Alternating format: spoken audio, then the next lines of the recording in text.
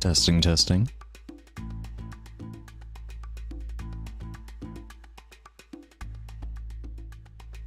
Okay. Hello, everybody, and welcome back to the stream. I do apologize. I meant to stream earlier this week, but things came up and we never got around to it. So this time we are going to be doing a bit of a mishmash of all these different games. Starting off, let's go ahead and step into Bloons TD6. We have the Odyssey of currently going on, and I believe this is the last stage, and I just kind of wanted to try and finish this up before we moved on to something else. It may take a little while, but I figured I might as well stream it because it does feel like a decent challenge, and I feel like I'm generally getting the hang of it. But the last map actually took us quite a while, and this map may take us a little bit as well, because it is a very difficult map. Very much like to have this. Just placing all my towers just to see like what I want to do, what I can afford. Alrighty. Just double check, because I would like all my mages. They're probably the best thing to be able to deal with most things outside of purple balloons, which in that case we may throw down a ninja monkey behind it. Going to round 100, so I may want to have the banana farm somewhere. I have it right here. Would like to upgrade it. And if I'm going for pure greed, probably going to have to do a banana research facility or an IMF loan. Because we don't have access to merchantmen. Let's go ahead and upgrade these guys. Let's get the walls of fire going. Now we want to make sure that we can actually earn income. Let's do an IMF loan, so that way we can get money right off the bat. Sada is, I believe the two heroes available for this event are Sada and the other melee monkey, and most of these maps were created for longer range towers in mind, meaning that Sada will not be seeing a lot of use here. I guess the question is, like, when we start, is this going to move somewhere? Like, if it moves to the right and leaves our left path completely open, that would be incredibly unfortunate. So going to just do this. I don't want Bloon Jitsu just yet. We're actually having a lot of success on the last map. With the ball lightning druid, blowing balloons away from the exit. I may want to do something similar, but we will see. I think this is like my second time ever playing on this map, so we'll have to just kind of play it by ear. We're starting on round 50. I'm not entirely sure what this round entails. We're probably going to want to go for long life spikes with white hot on both of these spike factories. And I'm probably going to want to get these ballistic missile monkey subs in here somewhere.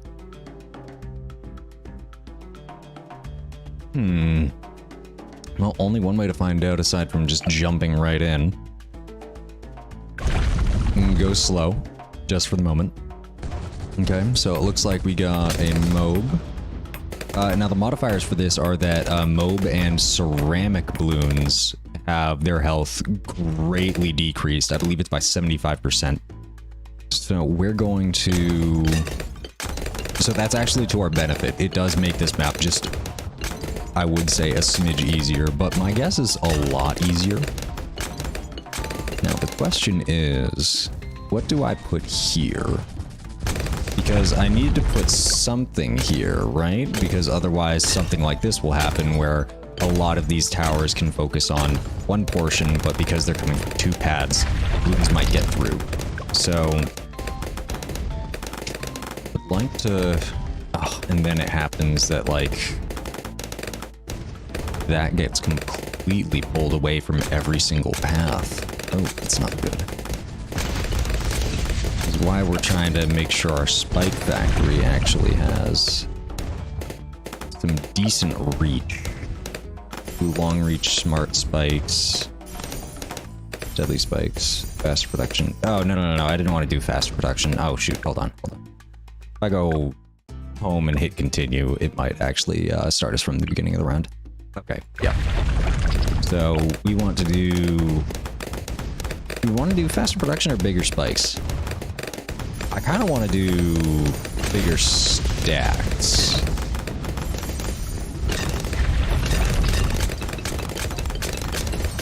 Because access to white hot spikes might pop some balloons, especially like lead balloons that might just squeeze right past this giant wall of fire here. Grab Jitsu and throw down caltrops just in case.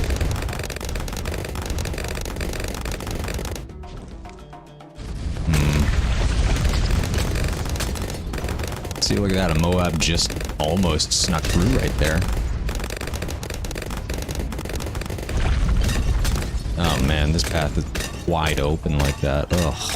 I hate to see that. Alright, let's think about what else to put down. Would like to put down some ice monkeys. Kind of far to the left on this platform as possible. Because I would like to go for the bottom tier 5 of Icicle Impale. It's just a question of...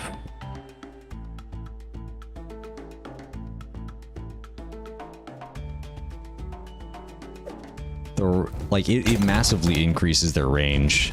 So I'm probably going to go for a 205. Oh my. 205 set on strong.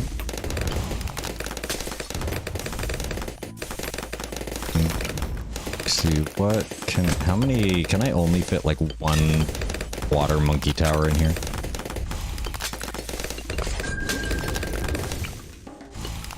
Yeah, that's probably good.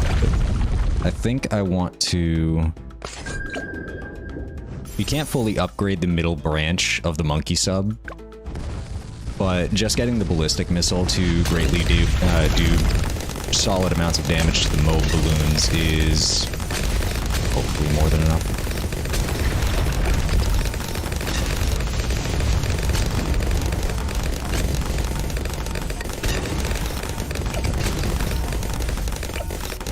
How much money do you have? You're almost full, so I'm going to collect that.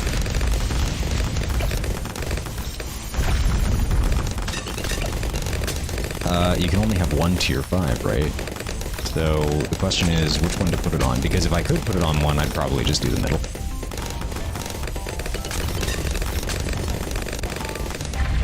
Look at that, they're sneaking past already.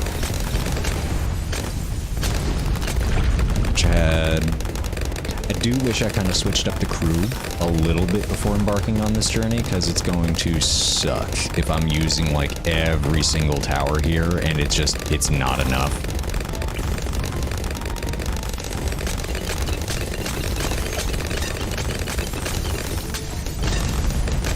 Set this on strong as well.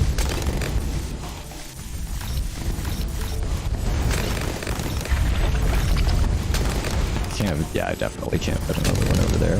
This tower is too big, but I mean, I have a feeling that we're going to need it.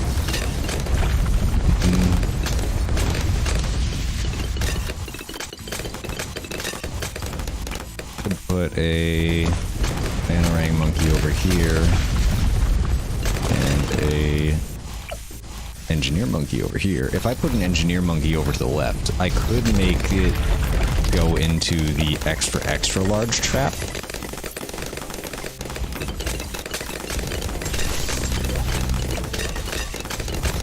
question is, what do I want here? Do I want Moab Press? No, Moab Domination is gone. So I could do Glaive. I do want the extra range. And it's close enough to the track that I'm pretty comfortable with the fact that it might actually get the glaives floating around and doing some damage. I haven't actually used the IMF loan yet. I don't think there's a massive need to. Not yet, at least. 27, 54, 28. Let's get a little bit of extra money for that. Seems like the left side is... Oh, that was probably just because, probably just because of the way that this was shifted.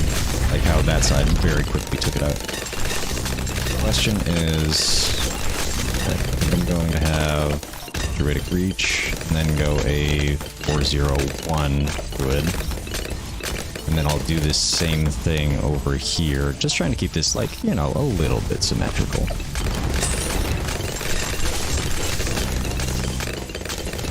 But being able to push things back to the start of the map is really good.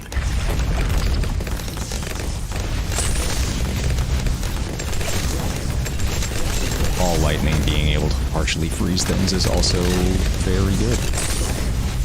Alright, we got ball lightning. Gosh, everything is away from the center.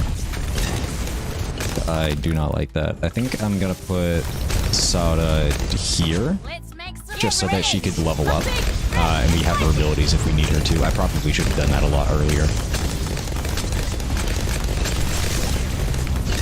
Thank goodness we have these spike factories. Question is, what do we go for? I think we do go for the extra large trap, right?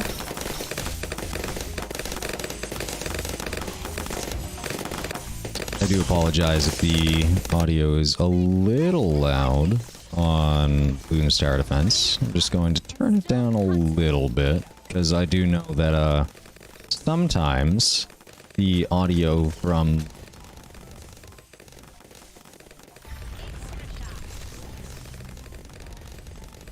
Yeah, sometimes the audio from Bloons Tower Defense can be a little repetitive, annoying, however you choose to put it. So.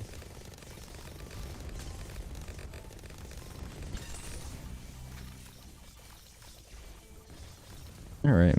But overall, the stream's looking great. We are at round 80, which is excellent. Still have a ways to go before we can get to the XXL trap. Oh, that's not good. Okay. Ooh, that was close. Maybe we have to go for an Icicle Impale first.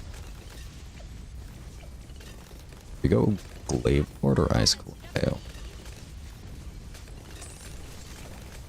We'll do Icicle Impale. We're set to strong, which is ideal.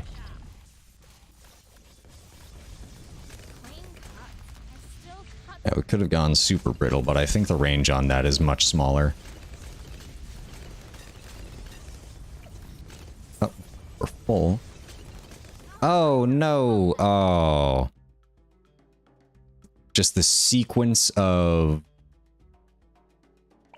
That was really close. Okay.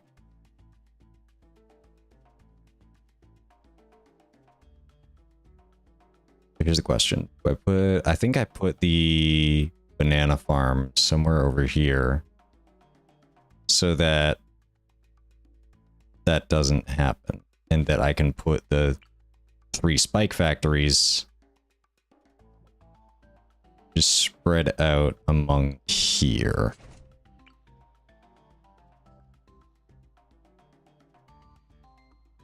Yeah, I think I like that idea better.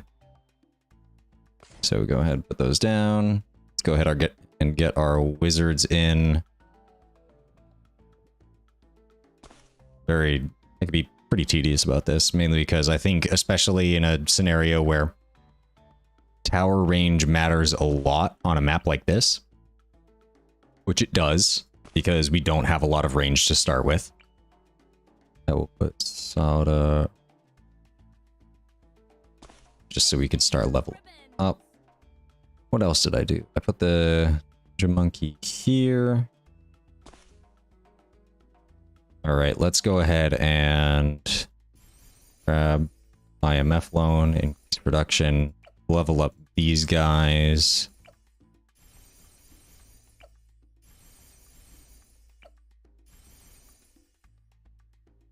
And grab this.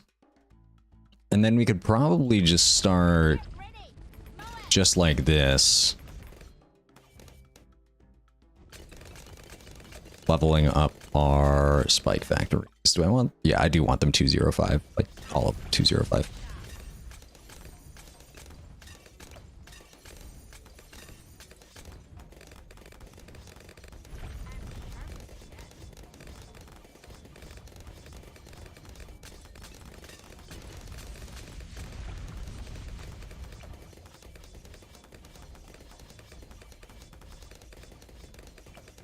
I don't think I want to grab the IMF loan just yet.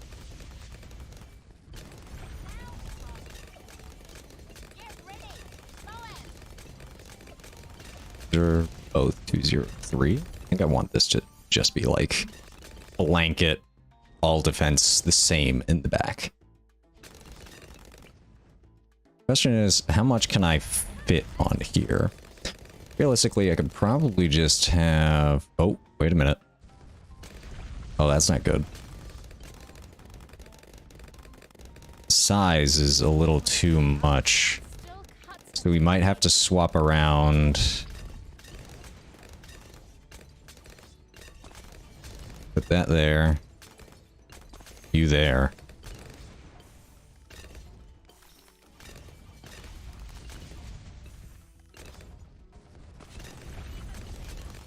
Just placing a bunch of towers and not upgrading them because I want to know what a good final picture of this would look like. Big, red, and slicey. Okay. Let's go ahead and slow this down just for a moment. That way, deadly spikes all around.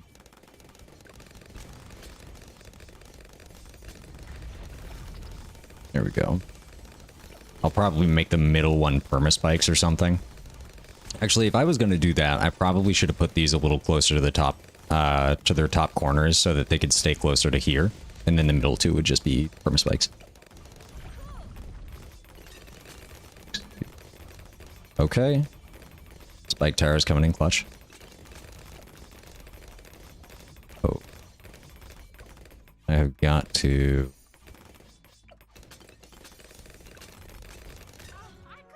Oh, dang, that was a lot of balloons leaked. Wow, what happened compared to last time? Whoops. Alright. This is attempt number 3. Let's see if we can... No, I guess the monkey engineer's base size is just a little too big. Oh. Dang, hold on, we must not have placed this right. This monkey farm is definitely probably the biggest roadblock we're gonna have. Okay.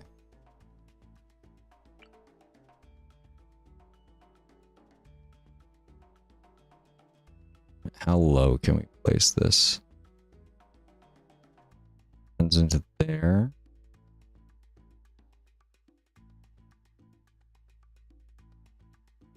We're getting it to like almost pixel perfect. And then there is not enough room. So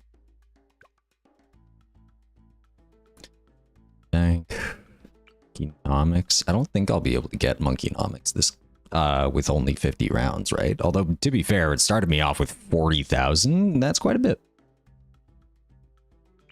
Let's put Soda here. Start leveling her up. I'm going to put these in the top corners so that way they can focus on that. And then this one's just gonna kind of be towards the top middle. And then we're gonna try and get this one to permaspikes as fast as possible. Now we have you.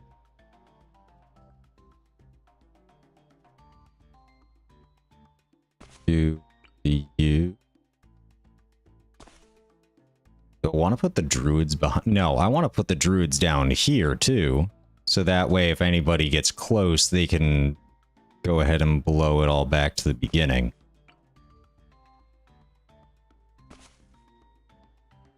Okay. The ninja over here. Put you here. Unfortunately, the tack shooters don't really see a lot of use in this, which is really unfortunate because they're quite good.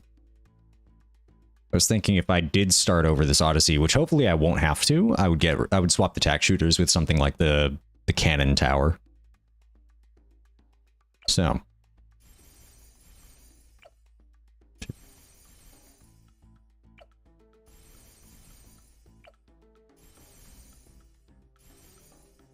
And then could do shuriken, longer smart spikes. I should probably do the longer reach smart spikes for each and every spike factory. So all the wizards are upgraded. All right, let's go ahead and start this out. Then we're going to want these set on strong. And we want the ballistic missile ASAP. Go. Go. We don't necessarily need to actually grab the twin guns. Probably better if we don't. Or especially like the airburst darts, because that's money that we can invest elsewhere.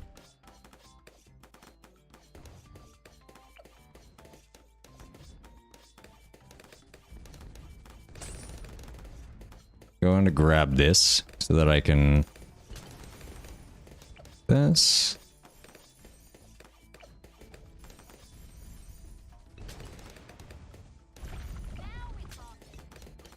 Oh, I managed to grab deadly spikes on that.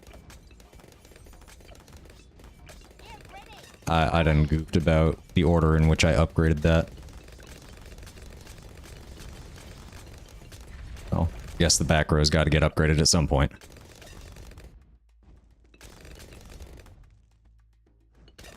Question is when to upgrade the druids. So I do want to make sure that our front row is in a really good spot.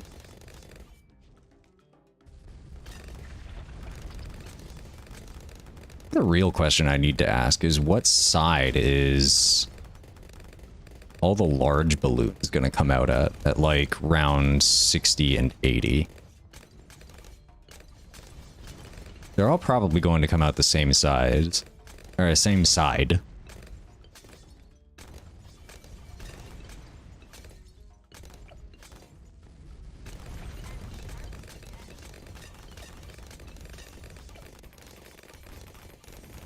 Okay, so we got deadly spikes for our entire back row, which is excellent. I think I'm going to upgrade the... Okay, so it's coming out the left.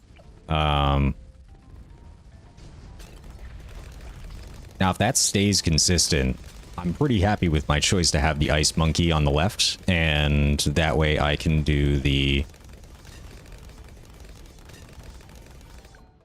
icicle impale.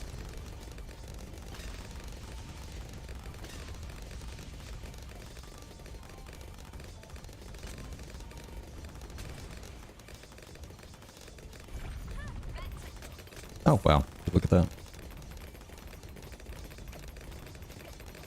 Ooh, I could try and... Oh, my. I don't know if I should greet it out for the perma spikes right now.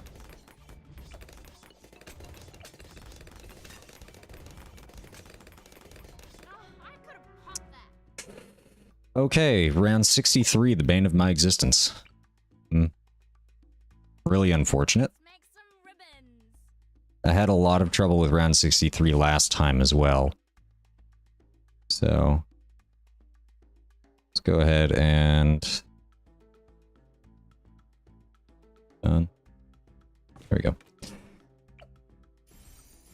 Back to IMF loan, increase production. Alright, try it again.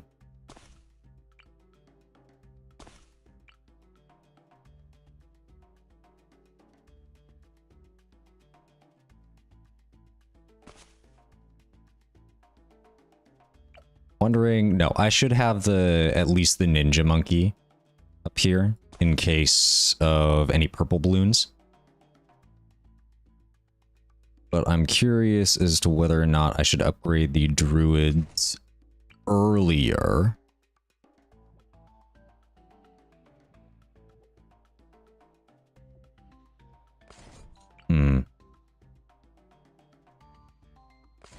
That there. Plant some druids over here.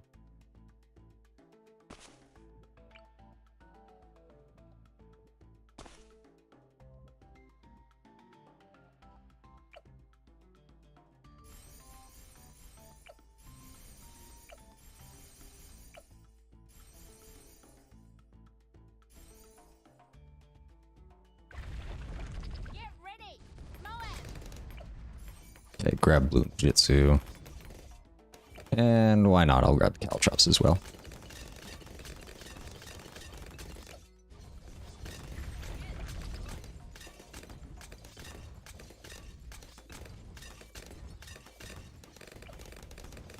Also debating whether or not, like, it's actually worth it to get the perma-spikes over something like the spiked mines.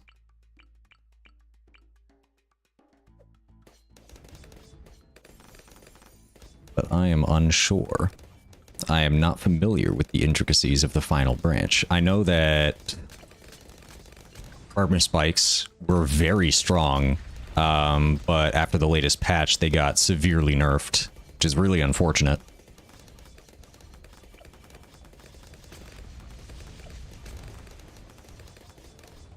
So, I think what we're going to do is we're just going to upgrade our spike factories as much as possible, and then instead of going for the monkey subs and the ice monkey, we are going to go for the druids.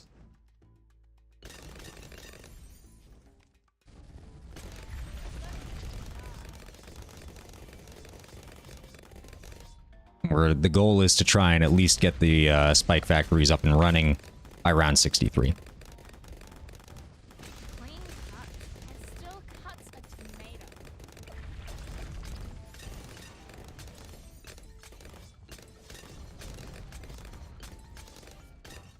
I think I want to set these all on smart, right? Yeah.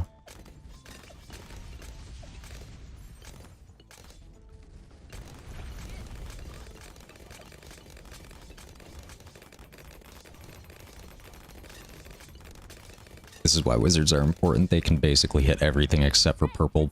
Like, we just had a bunch of camo metal, or camo lead balloons come through. And did not have wizards for that. We would have been in trouble. Right, there we go. Now let's go ahead and just upgrade our druidic reach on all these guys.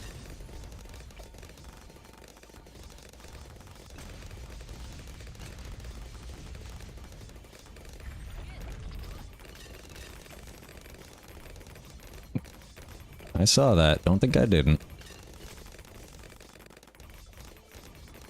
Wow, okay. Round 63, we lost 13 lives, but I think we should be okay.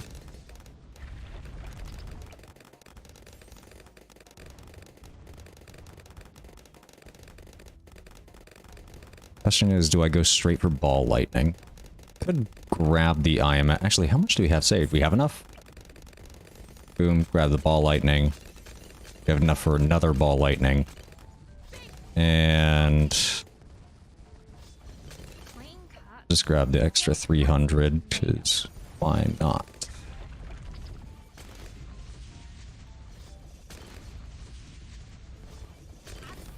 This is definitely the final... Well, I mean, it's the final map of the Odyssey, so... It's... If I'm going to lose a few lives here and there, that's a worthy sacrifice if it means that, like, my last few towers actually get buffed from it. Wish I saw, like, a little icon above them with the multiplier telling me, like, just how much they're buffed by. Instead of me just having to assume. Okay. Now, I think next we want to upgrade our Ice Monkey to Cryo Cannon. Which doesn't. Okay. Making progress.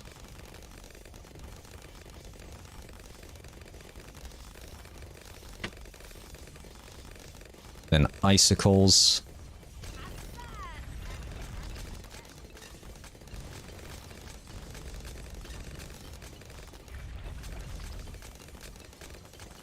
Boom, got it to icicles. Now icicle Impale. That's what we're gonna try and save for. Which, with a full bank and an IMF loan, we could almost afford immediately. Still cuts a tomato.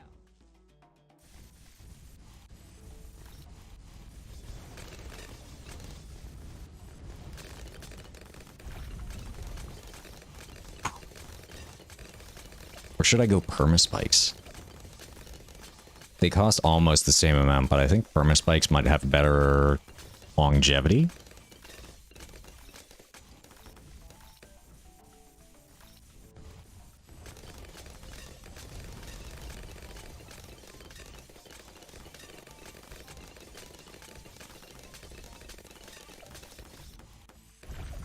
It's set towards strong. Oh no. Okay. That could be a problem. Ooh, wow, the spike factories. Whoa. 76 was fast round. Alright, I'll do this. IMF loan. Upgrade to Icicle Impale. So that way, left side is in a really good spot. Then on the right side, I still want to stick with the plan to grab an extra large balloon trap.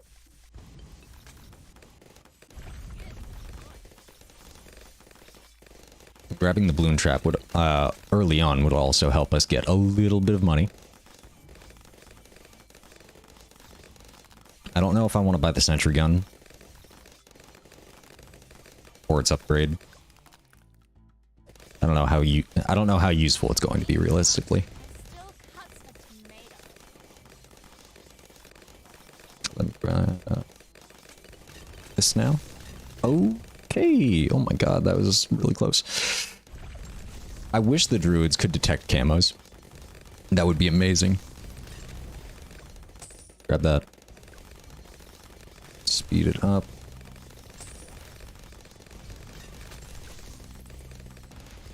Okay, I think this is around the time that I gotta start thinking about what other towers I need to get.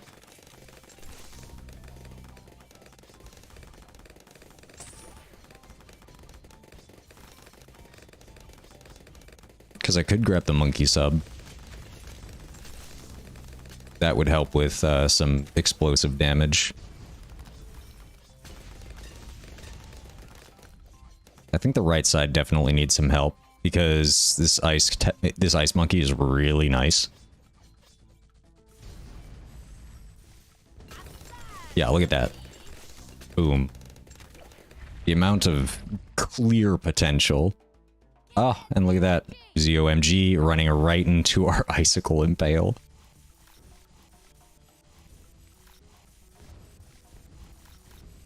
Dude got absolutely smoked. Yeah. Wow. Awesome. Alright, yeah, we do need to focus on the right side now. Because it seems that the left side can very clearly handle itself for the most part. I am seeing some ceramic balloons get through. And because it's not focusing on first, it's focusing on strong, they're just kind of slipping on through. This hasn't Oh my gosh, how does that not have like any money?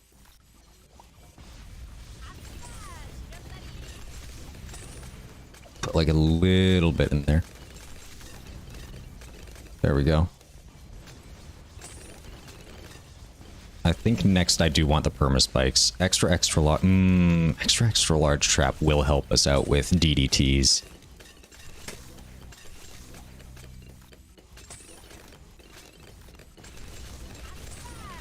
I don't think yeah, we might want to get but I don't think I have a solution for DDTs right now.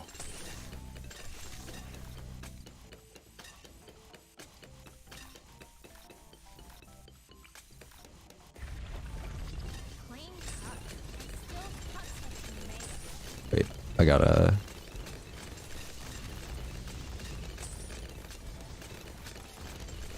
We have a lot of money.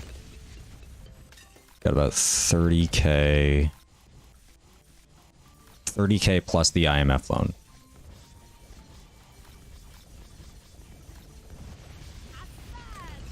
Oop, don't like that.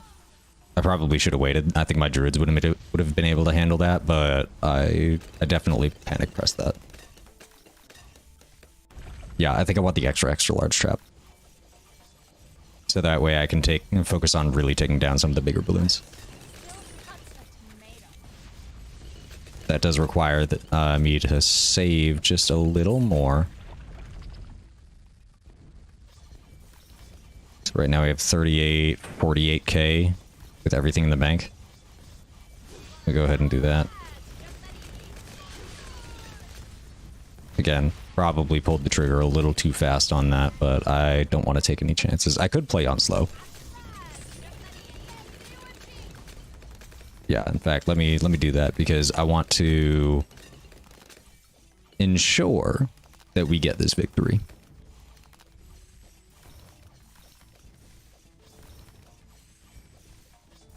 So we got about 7. I think we should get there, right? Go ahead and do that. Just blow all those balloons back to the start. Collect this. Grab the IMF loan. And boom, we have the extra large trap. And just because, let's just throw in a couple sentries, why not? For this, I think I want glaive board, maybe? That would be generally close. We only have enough space for these two guys. And I definitely want to make them a... I could make them a 2-4 instead. Of a 0-2-4 instead of a 0-3-2. Which is probably the smarter decision.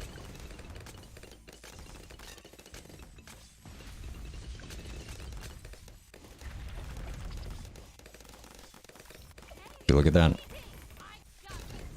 I just saw a DDT. That almost slipped through.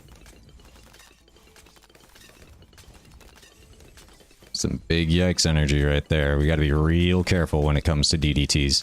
Because this is not a great kit to deal with them.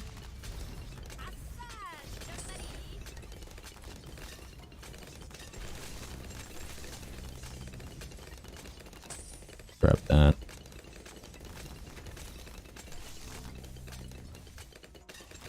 Extra large trap. I'll deposit this so that we can really earn some interest on it. I think 92 is where we're going to run into a handful of DDTs. And I would rather not die on this round.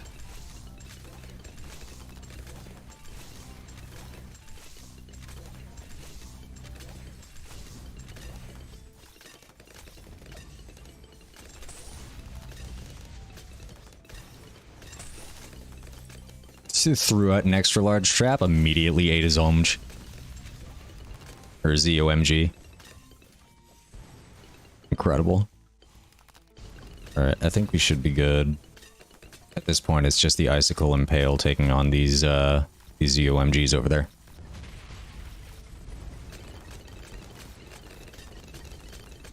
And there we go. Alright. Grab that. Oh, there are the DDTs.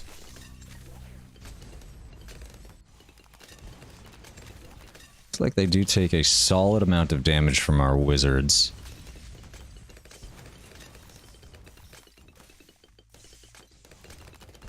Alright, we got the ceramic balloons getting blown back. Nice. Those are fortified ceramic too. Lovely. Grab that. Tell you what, I will grab the Moab press. Focus on strong, so that the right side has like... can basically just farm out the extra large trap. This side... shoot. I did not mean to do that. I'm going to sell that.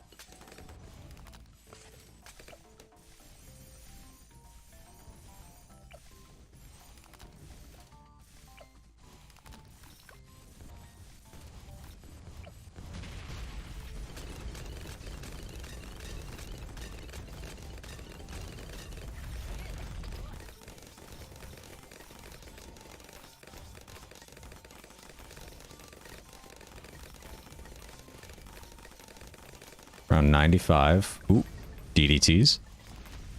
I am like hovering above the abilities button.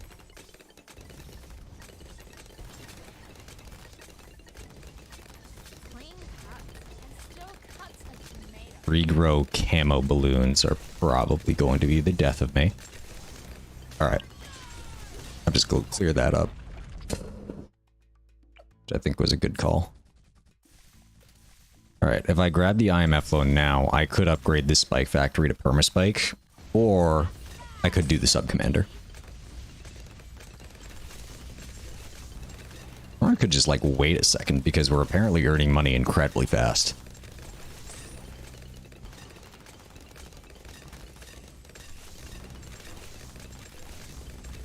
That subcommander it is.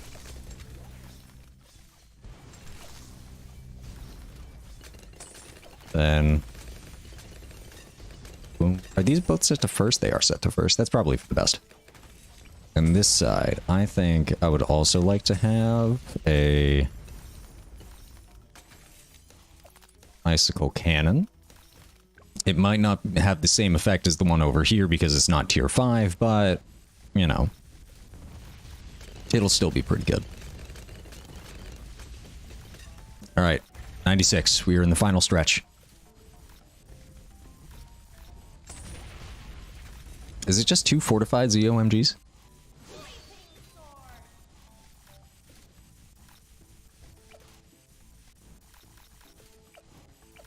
The monkey MVP here is definitely going to be the ice monkey. Oof, there we go. Alright, round 98 can be pretty gnarly, so I'm going to play this slow.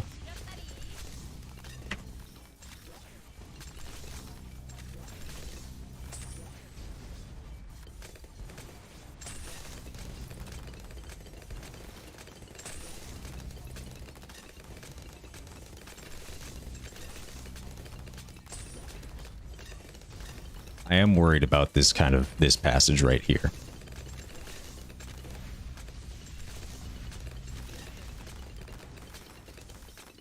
Seems that there are more than a few balloons that have managed to squeeze past.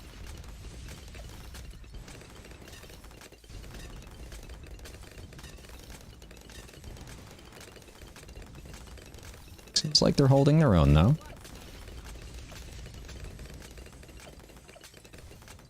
We're basically on max upgrades outside of the permaspike factory.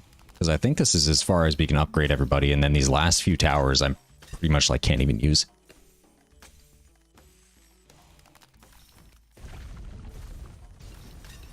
Alright, round 99. I am like hovering over this ability because this can be pretty gnarly. Yeah, I'm just going to do that. And I believe that's the end of the round, right? It's a fast round, but it's incredibly deadly because of those fortified DDTs.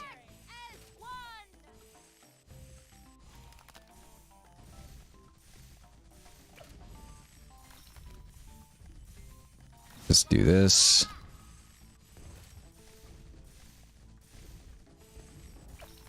Collect, sell. Oh, you know what? Probably should have gotten the, oh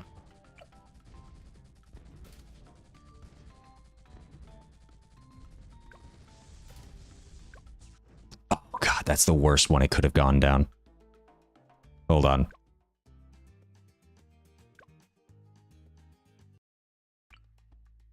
Starting on round 100. I'll hit play, moving slow. Get this, collect my money, sell. And now you're on permaspikes. And I'm going to go ahead and drop this, this. Actually, unless it like doesn't even matter, huh? I haven't like, I'm just like spamming all these powers.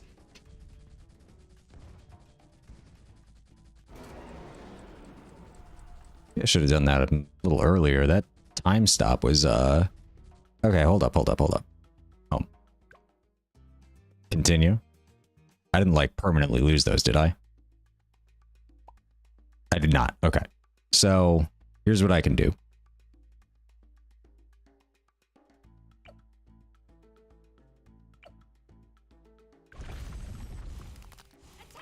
Collect, sell. Permaspike. And what I'm going to do is, when it's in the range of everybody, that's when I hit that. Just going to drop a bunch of these.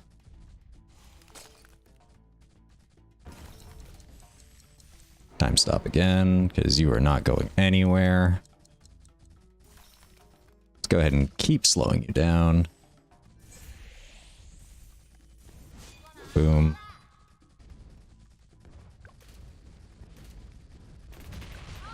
Oh no! Oh, I shouldn't have fast forwarded. Because I fast forwarded, it was like, oh, hey, you want to do this? Oh, God, why? Just why? Yeah, I see the DDT down there. That was a good strategy, though. I'm curious if, like, I try no. I can't just focus everything on that center platform, because then that'll leave like aspects of the left and the right open, because if that shifts to the left or the right, then that would be a problem. So we still have the monkey powers available. I think I don't want the icicle impale in the middle, do I? I think I definitely want to upgrade this to the permaspikes earlier than I did. So that way, like, in that scenario when, you know, this path is like, this is it. Like, this is the path that kills us. This is the path that always kills us.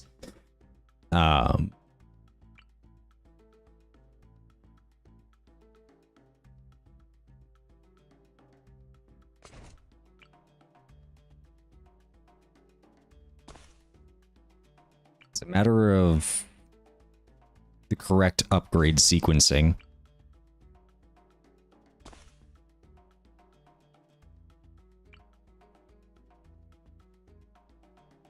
This here. All right.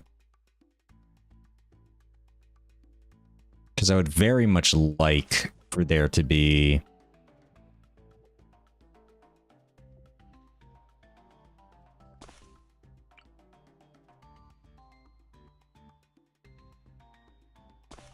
would have been nice if I could get like a tier 5. You are a tier 5. Sells a crush. Maybe I could afford a couple of base monkeys. the front. This just kind of depends. So, right, I want to put this down first. Then this.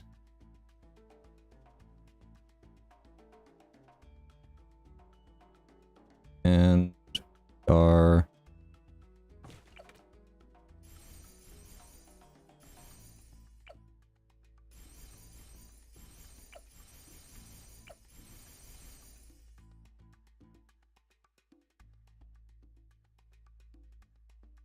save down.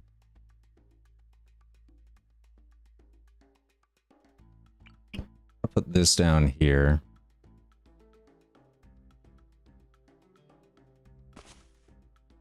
I wonder if I put... oh, you can't fit anything over there. I wonder if I sell the monkey bank earlier.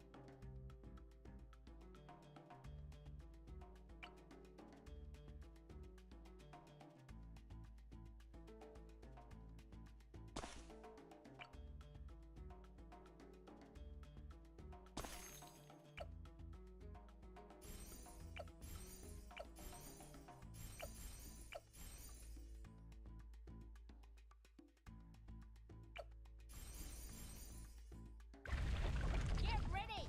Moab. Yeah, I wonder if I sell the bank earlier. And that way I can, like...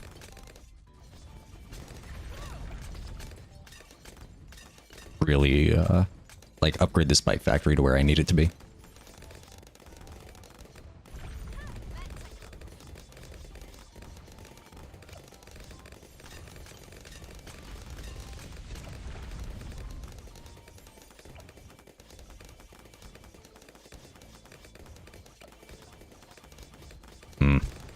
Darn shame we lost on the last round, but I think I definitely could have done better. Get ready. Moab. Especially considering that we were just like spamming abilities at the end.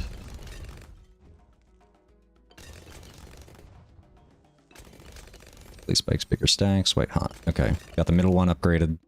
Let's get the other ones upgraded.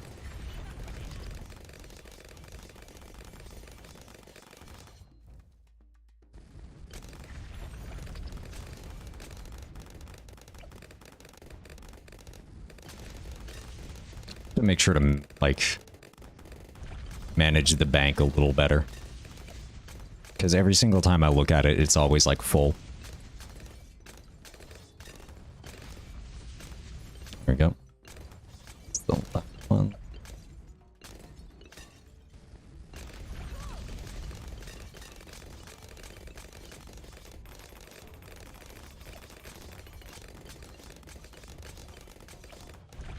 Big, red, and slicey.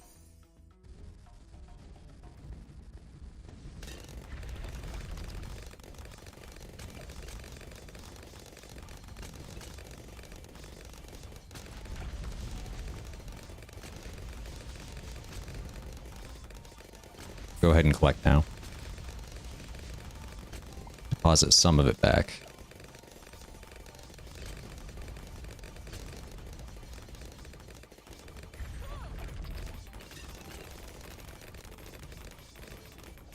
That was close. Oh my. Right, it's 63. The round that always kills us. Did I upgrade my druids next, or did I go for Ice Monkey? I think I upgraded my druids. No. No. I went for Ice Monkey. Oh my god, oh, whoa. I didn't even notice that. I wish you could, like, restart from current round. I see a couple people who have it, but odds are that's, like, a mod or something. It's not like my strategy's gonna change.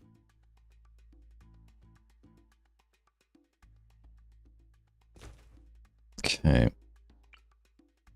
Alright, continuing where we left off. Because we managed to make it to round 100. It was just a matter of, like, just slightly sequencing something different. Like, instead of purchasing that second Ice Monkey tower, or like even the Boomerang Monkey, I could have gotten the Permaspikes upgrade.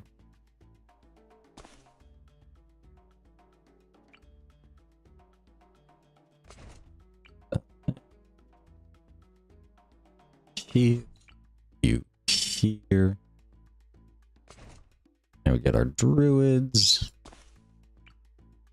Took me a very long time to realize in Odyssey mode, if you sell any towers, you can't get them back.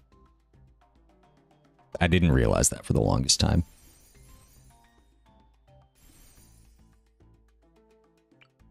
Sada so that she can level up. We will upgrade our main trio. We will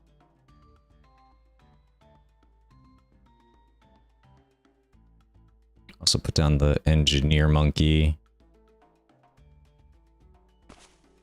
Then we will also grab...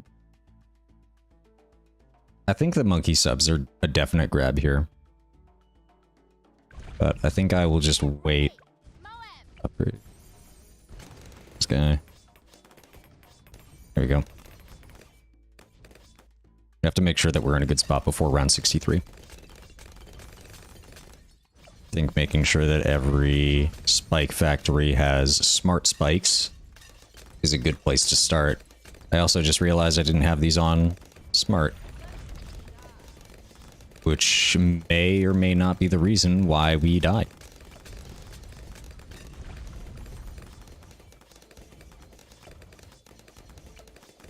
Who knows? I'm not keeping count. Except I am. Oh, we gotta level up.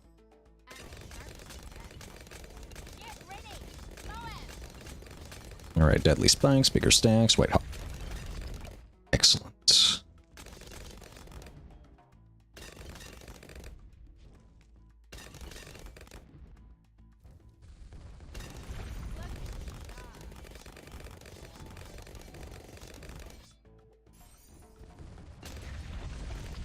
Come on. Come in.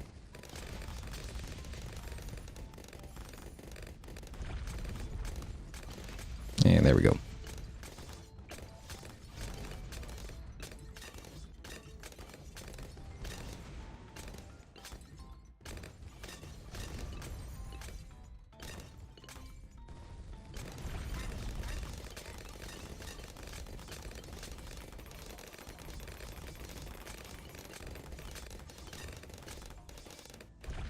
Big, red, and slicey.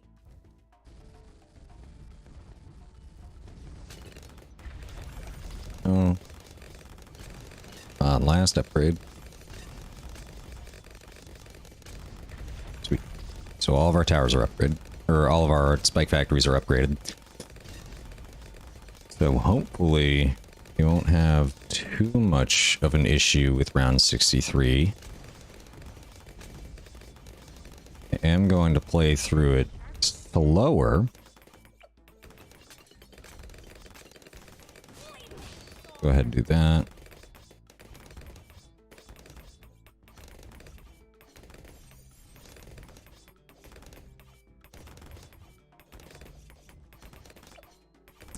Shoot.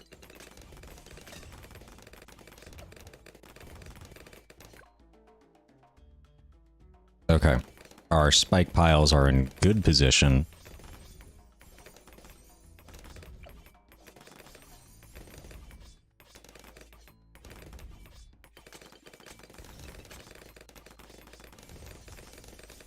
Ah, again. I have to use Sada's ability twice during then, don't I?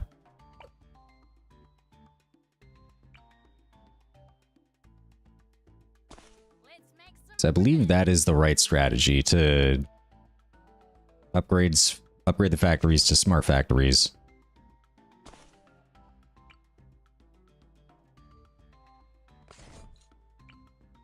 And then upgrade the druids as fast as possible. But I think I messed up in not grabbing the money in time. And then I believe what I did was that I IMF loaned so that I can upgrade all the druids at once.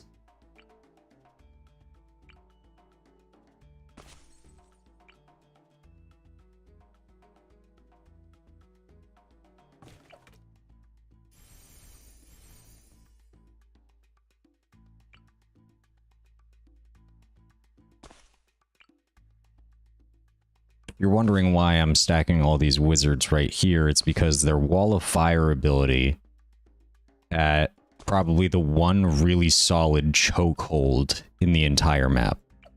That's why. I want basically every single Bloon going through this map to be touching 3 walls of fire.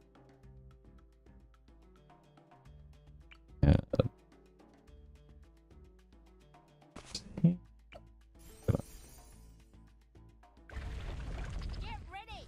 Moab.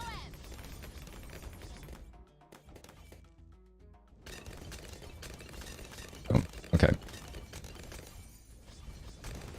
Set on smart.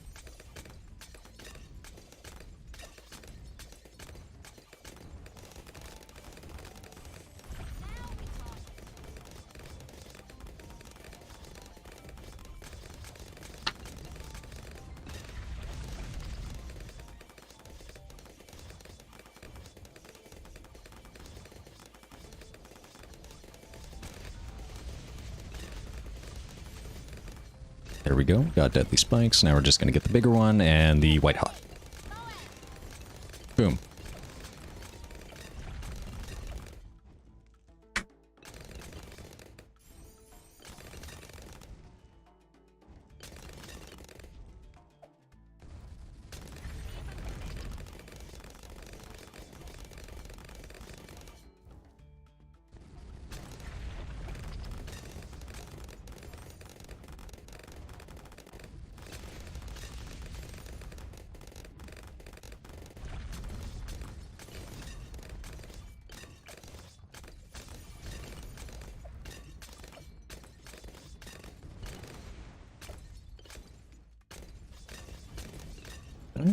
Okay, it's 204.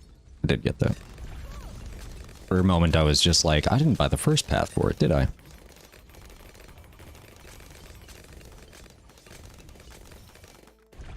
Big, red, and spicy. You are almost there. I think by round 62, there should be enough.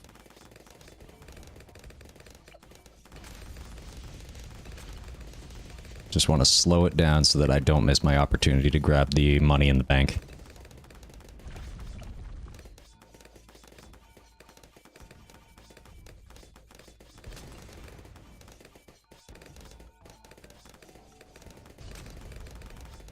I will grab that. Do that. 3.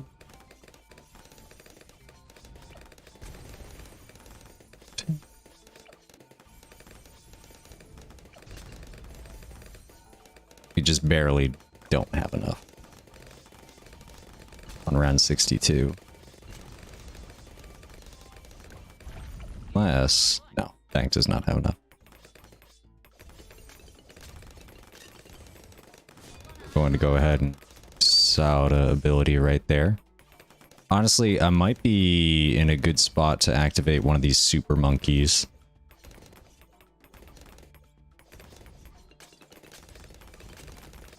Let's just see how it goes. Okay.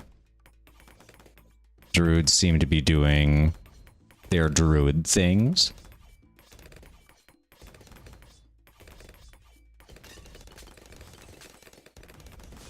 I'm gonna activate the Sauda ability right there.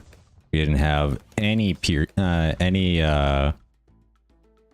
holes in our Spike Factory defenses, which is excellent. And now all of our druids are 402.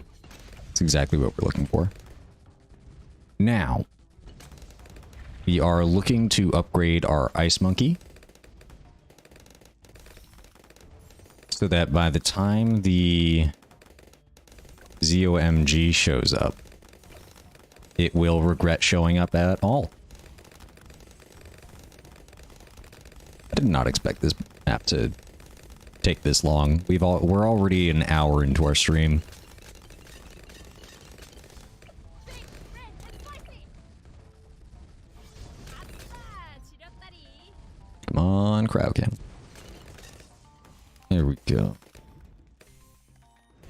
I say as I am still almost 1,000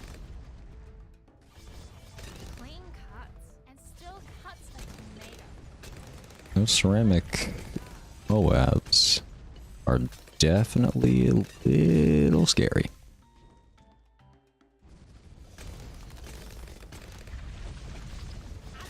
How are we doing? Still on our way. I'll set this to strong.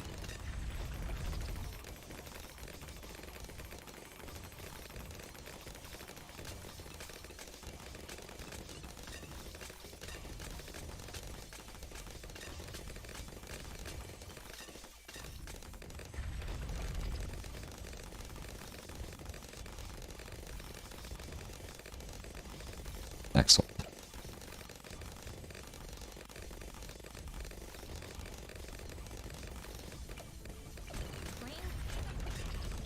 Question is, do I grab the perma spikes before I grab the icicle impale? Or do I grab the icicle impale first? Because I think the icicle impale was... We got that just as the ZOMG showed up, and that definitely made it a lot easier.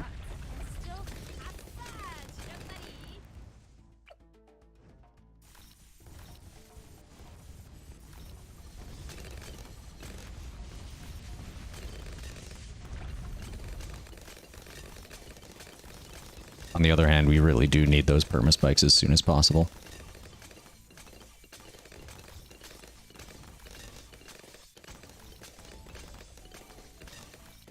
So this is gonna jump up to... Okay, I'm gonna collect now, deposit.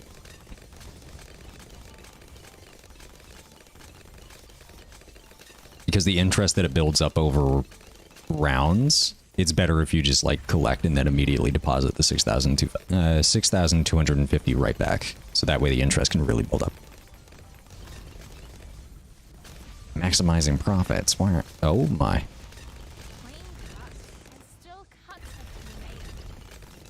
Ooh. Do not remember round 77 being this dangerous.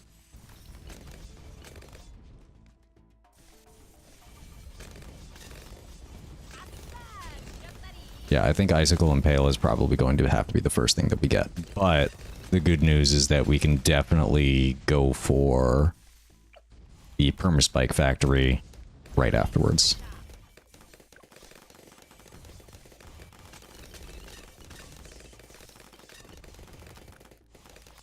Okay. Select deposit.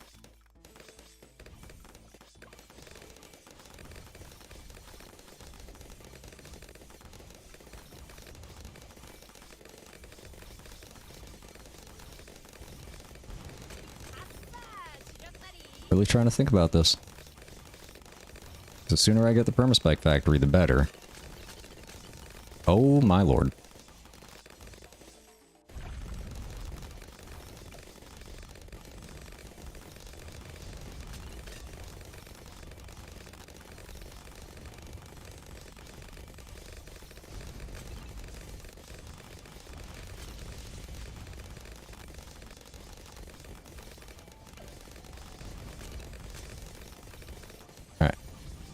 I will grab Icicle Impale. And there were a couple things that we did get before the Permaspike Factory, which if we decide to hold off on, we'll definitely be able to get it before...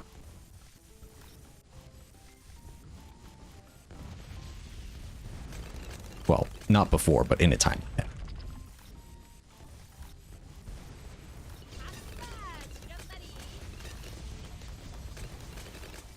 There's also the question of the extra large bloom trap. When I should grab that.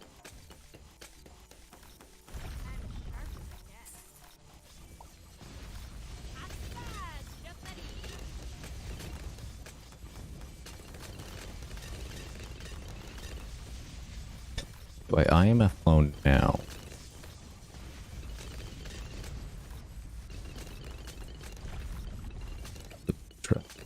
Or do I just take everything to the banana farm?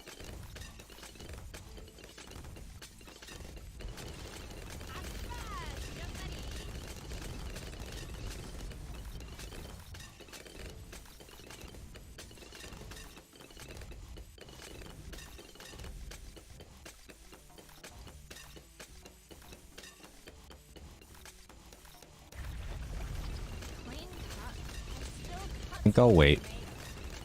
Leave the banana farm as it is. Grab the permaspike now.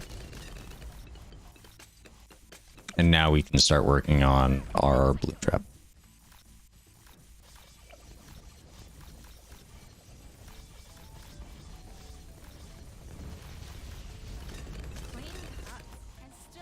Nice.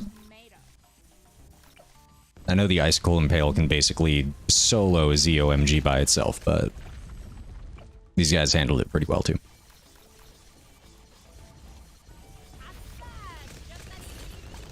Just going to collect the deposit. Nice, send it back to the start. Let's get that Bloon trap income coming.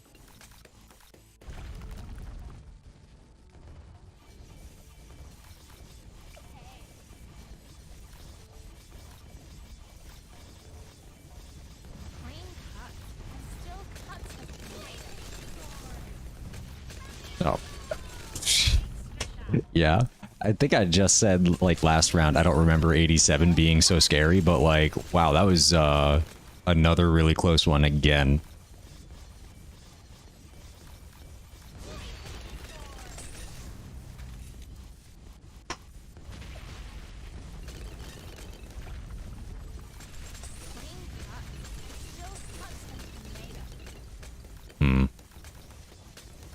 Need 54,000.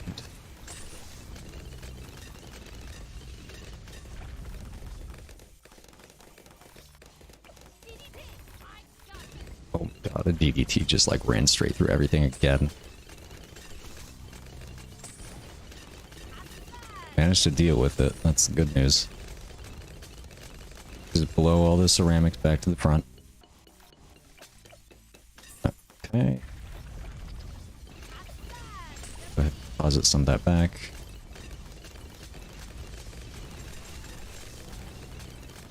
I'm gonna slow things down here just for a moment, because I am a little nervous. I think this is around the time last attempt where things got a little sketchy.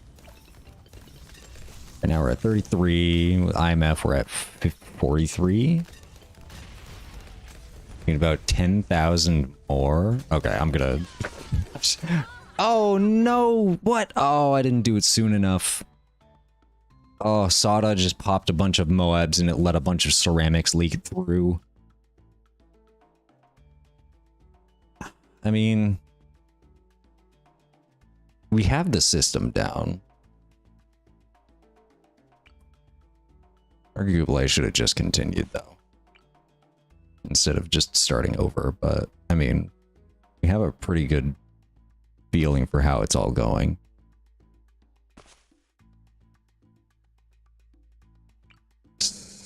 This is me, pop star. Yeah.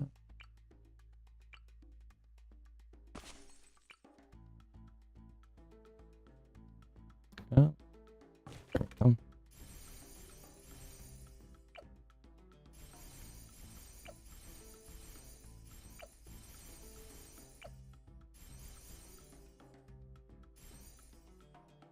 Wait, I don't think I was supposed to do that. It'll probably be fine. I think it's just like a matter of being able to put the engineer down early or something.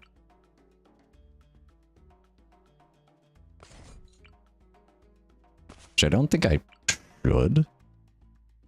Probably not. Okay. Am I missing? Yeah, am I missing the engineer? Or what, did I have everything on smart spikes and that was it? Too smart. Then... oh, and then I just saved up for Bloon Jitsu. Okay. Get ready, Moab.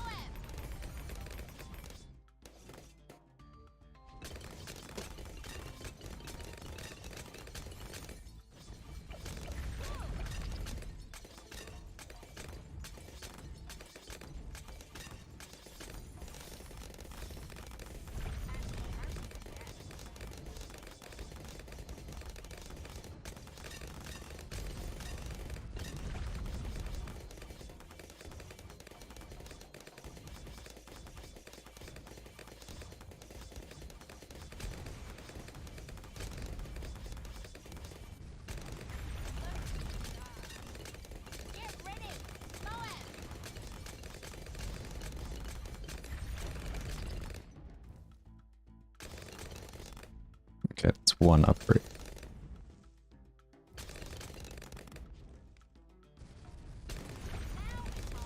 Believe around 62 is when our bank maxes out typically, so we don't need to constantly check it.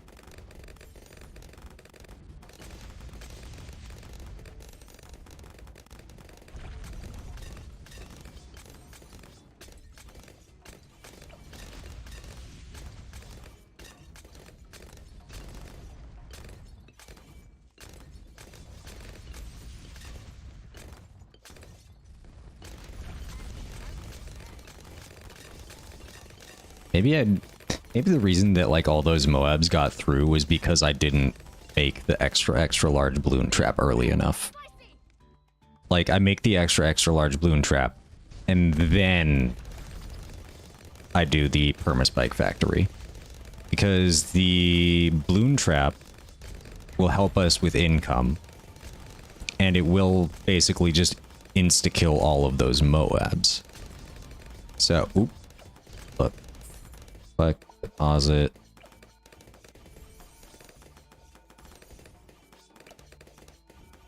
Actually, did I want to collect all that?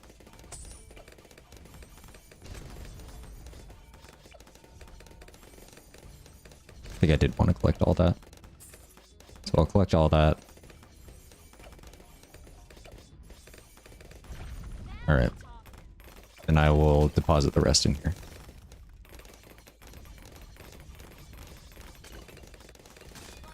I see you. Yeah, dang ceramic balloons sneaking on through.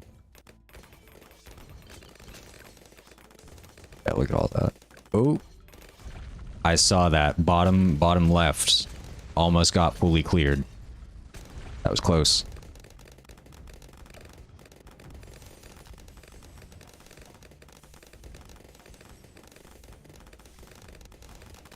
I'm gonna try something real fast. I'm going to put down the balloon trap, and I'm gonna put down the engineer monkey. Get the balloon trap before I get icicle impale, and that may assist with a little bit of damage here and there, but also assist with income. With being able to just trap the balloons and then get a little bit of extra cap. We will see how it goes. I know it seems like a little late to be trying new strategies, but we are also trying to get a new strategy to get the permaspike factory as soon as possible. We're not going to get the sentry guns, because we don't need it. At least I hope so. How are we doing on... Banana Farm is looking great in terms of income right now.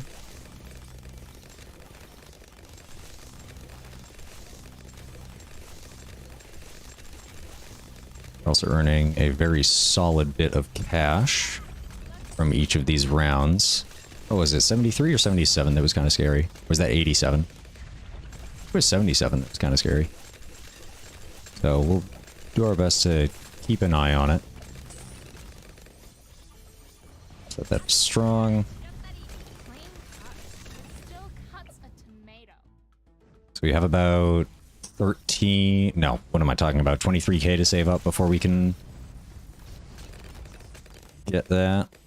And we're actually much closer than I'd give us credit for, if we count the IMF loan too.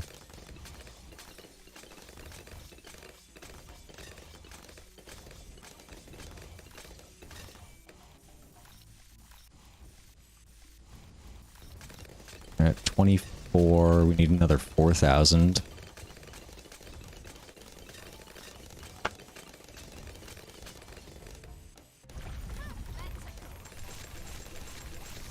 $18, $28. Okay, we should be good now to get it.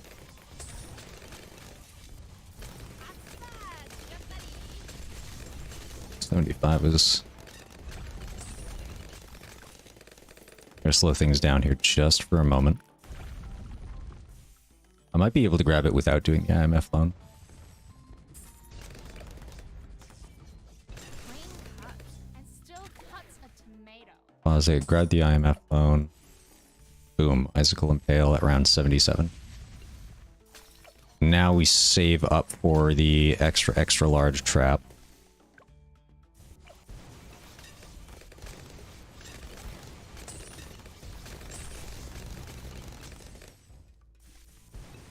And then once we get the extra large trap, we can go into a permaspike factory. And then from there, we can just kind of build whatever. I'm sorry, do you not? You don't have ball lightning? Wait, when did that happen? I thought I upgraded them all. Okay, hold on. Do we pivot and get this guy ball lightning? Or do we just keep focusing on the trap?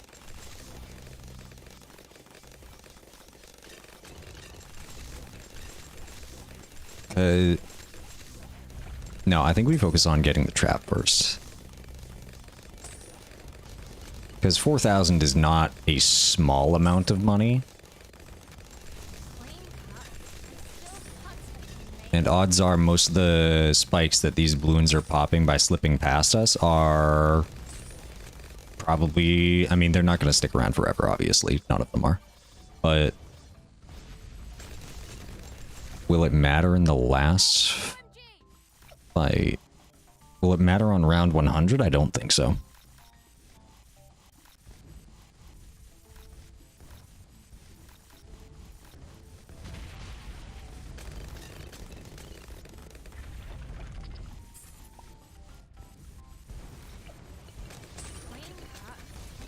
We're at 24.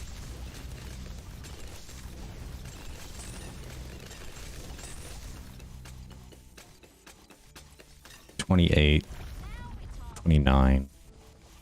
I'm counting all of this with the IMF loan in mind because that is an instant 10k that we can just kind of get.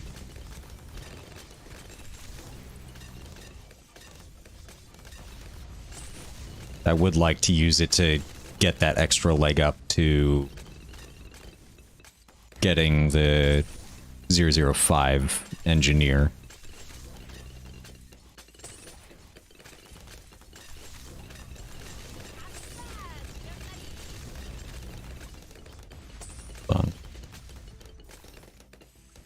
Okay. Sorry, that was looking just a smidge sketchy.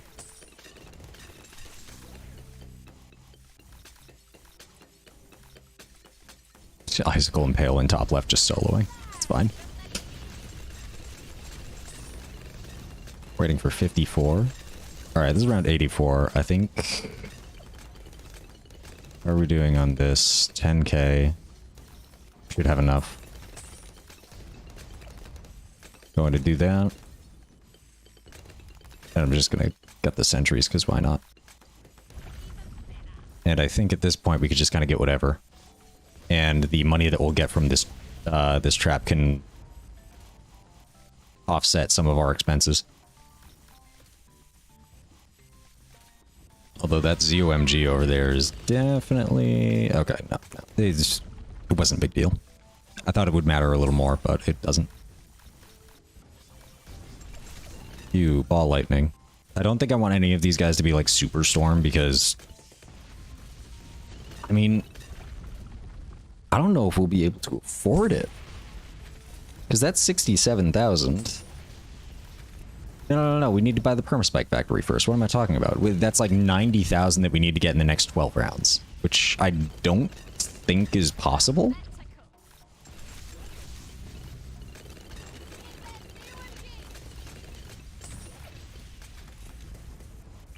Go ahead and deposit this. So that way we can start earning some real good interest.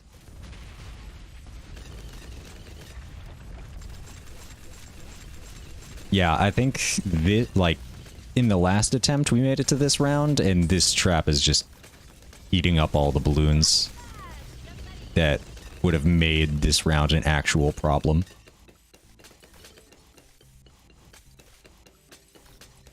So first we get the permaspike factory, and then Maybe we get the Superstorm. No, the Superstorm wouldn't even be in range of this track. Come final round, right? Because if the way that these shift is all the same, and it's not randomized, then we know that this last island here is going to be over on the left side, leaving this pathway right open. And that's, like, therefore upgrading it isn't going to do anything unless it also upgrades the range. Which I don't think it does.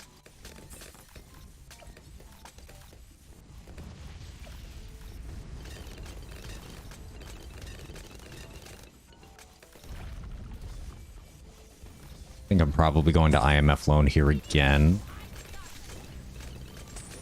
In order to be able to get the Permaspike Factory. And ensure that the spikes that we're putting down are at least a degree stronger than what they currently are right now.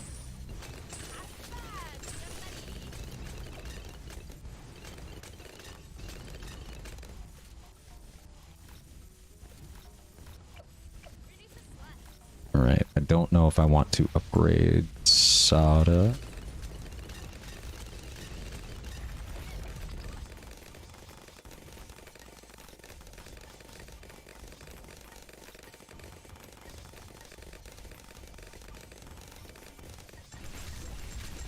Slow things down.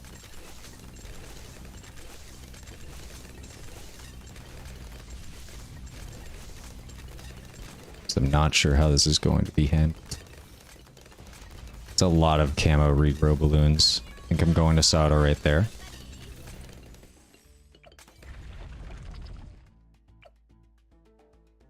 Which I think was a good call. Definitely saved some of the other spikes. From getting depleted a little too early.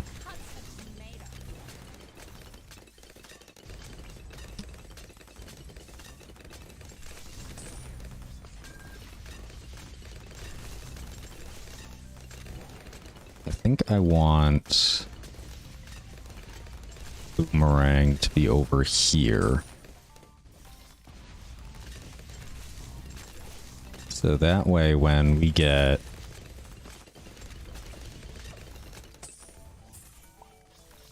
to the final stage, we can Moab press. Question is, do I want ballistic missile? Do I want the armor and sub commander? I think I might want to take sub commander. But first I want this Master Throne. And from here,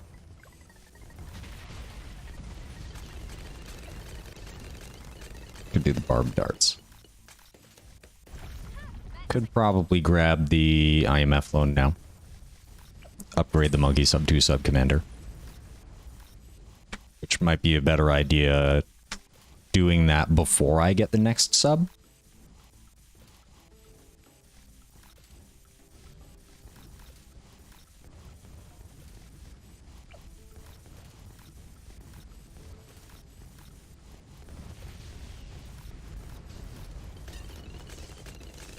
Nice.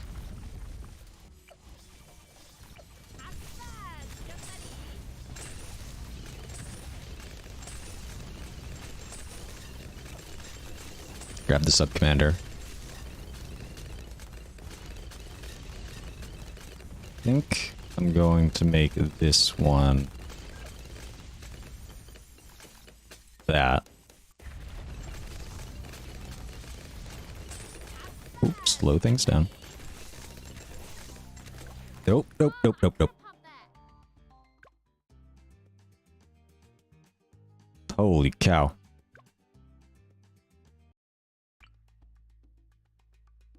No, I did lose. Oh, no. That DDT snuck through right there. That feels bad. That feels real bad. I paused and then I unpaused and then I lost. Like, I was genuinely so close. Like, we have the formula down. And then I just did one thing out of order. I probably should have utilized one of my abilities, and I didn't. Go ahead, upgrade these all to 2. Turn them to smart. Drop soda. There. This, and then this. I do this. And then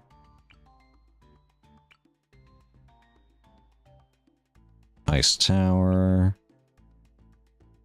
banana farm,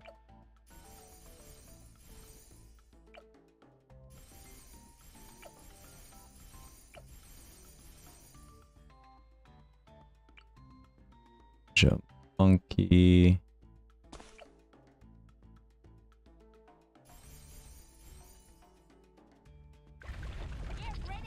Okay, there we go. I wonder if we could even grab the balloon trap engineer sooner than we've been getting it. But I don't think I want to... No, I think we've been getting it at a pretty good time, actually, because we keep getting it before round 80.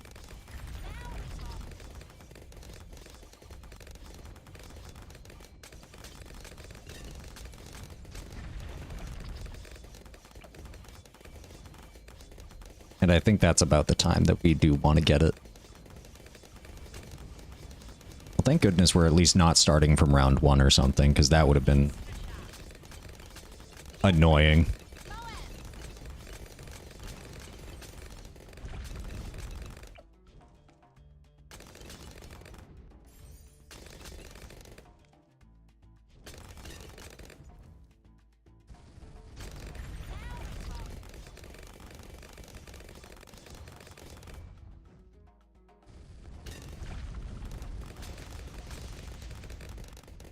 There we go.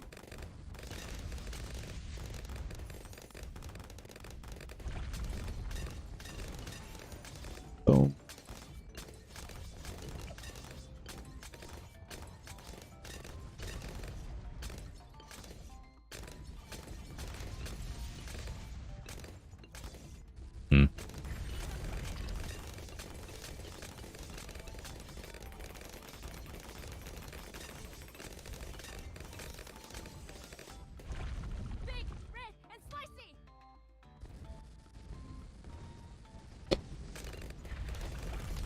There we go. We're almost on round 62. Which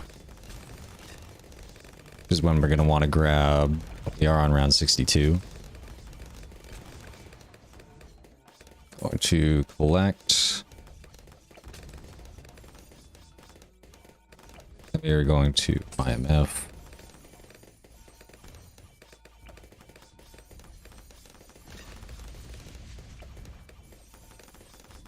Oh, come on. We're so close.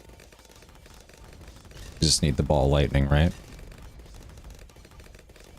Ball lightning. Critic reach. This is where things get a little sketchy.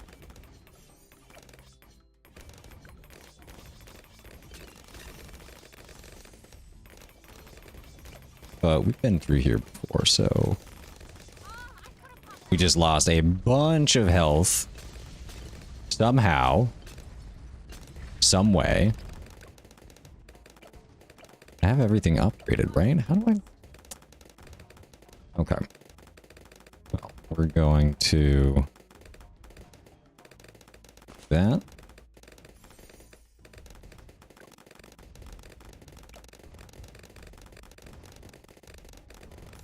Double gun.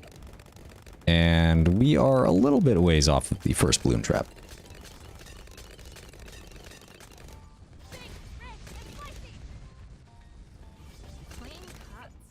I not have these all set on smart. These guys are all set on first, as they should be.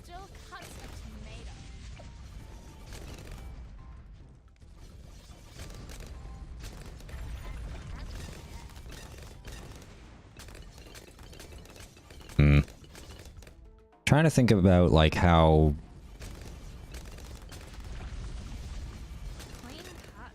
did I lose those 5 lives?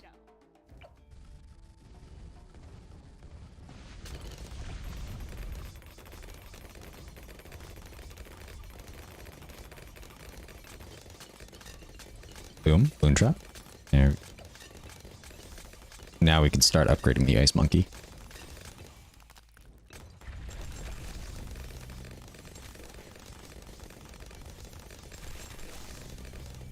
Cannon.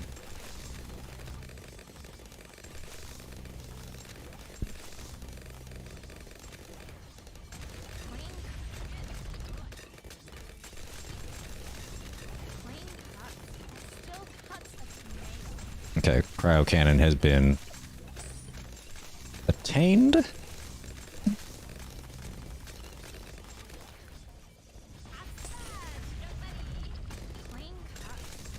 Keeping an eye on the money that we get. Because we'll be able to collect that and then almost immediately get the IMF loan too.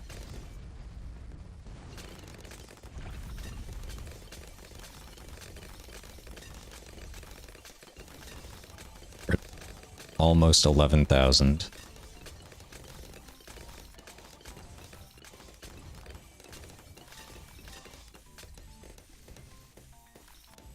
I think I could probably collect deposit.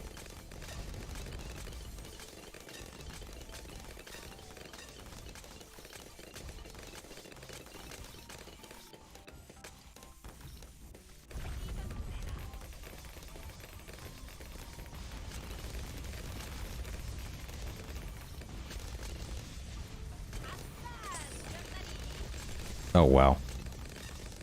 Oh, come on. Don't let them through like that. Ooh. 77, you are giving me wrinkles. Stressing me out.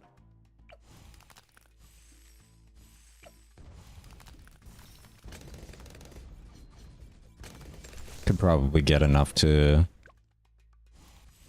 get the Icicle Impale. Don't know how. Okay. Going to... No, I think we'll be okay to not get the Icicle Impale just yet. Oh, collect deposit.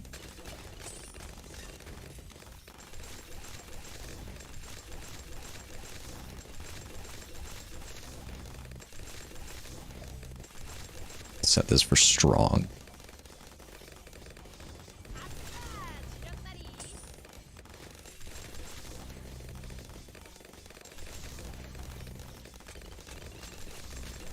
Yeah, oh my god, those camo balloons scared me.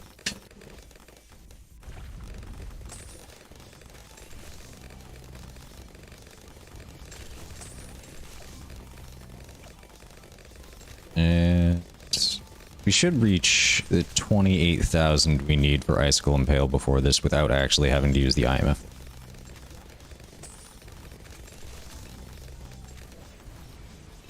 Come on, there we go. Excellent. Now is the part where we get the extra large trap.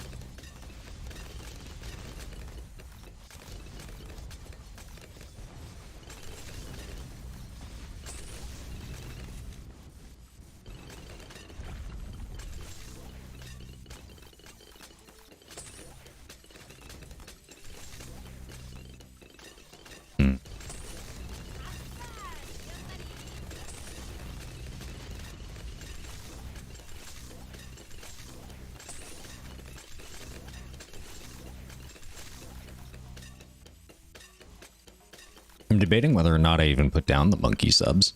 Because I think they're like so frequently, they're just barely out of reach for most of their attacks. But I guess... depends. I could go into free play mode and test something out. Instead of just wondering or trying or using the in-game money to actually attempt.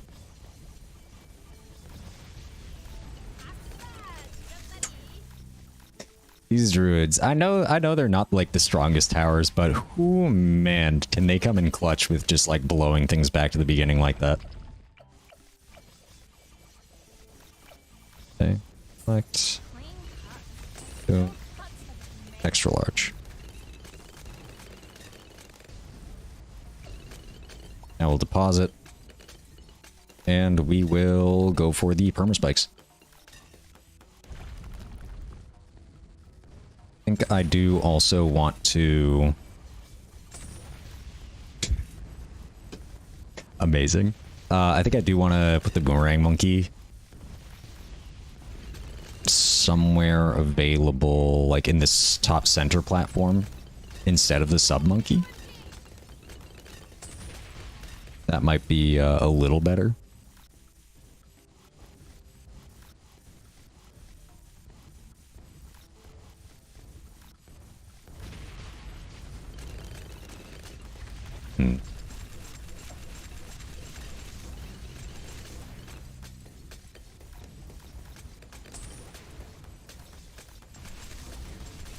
Yeah, if you're watching this and you are attempting to do the Odyssey, or you're thinking about it, get rid of these attack sprayers among your crew, because they are not worth it. They're just not good. Like tax sprayers, great towers, but the maps that are in this Odyssey are not... Let's just say the tax sprayers are not your best pick. Like, the bomb towers could have easily been significantly more useful had I actually brought those instead.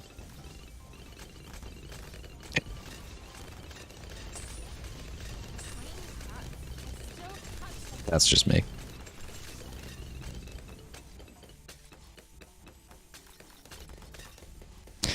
That's just my opinion. You don't need to listen. If you can find a way to use tax sprayers on this, and, you know, make them actually do anything, more power to you. Okay, we gotta slow things down here. Because DDTs are showing up, and it is not a good thing. What was I gonna upgrade next? Right, you.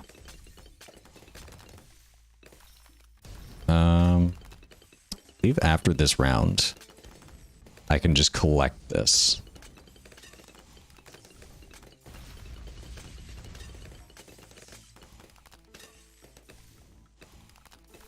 Yeah, after this round, if I collect this, it should be good.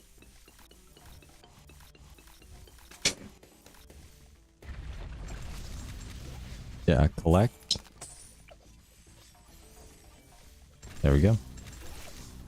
And I'll go ahead and deposit that. Now I have to think about...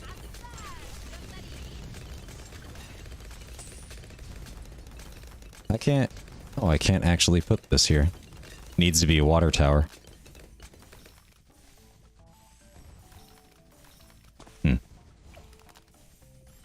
Well, at the very least, we get some pretty solid range from the boomerang monkey.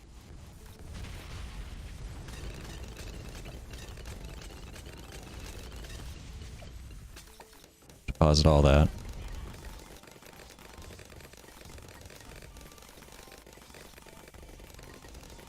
It was around 96, 97 that we died. No, whoa. I'm slowing down here. It might have been around 95. It might have been this round.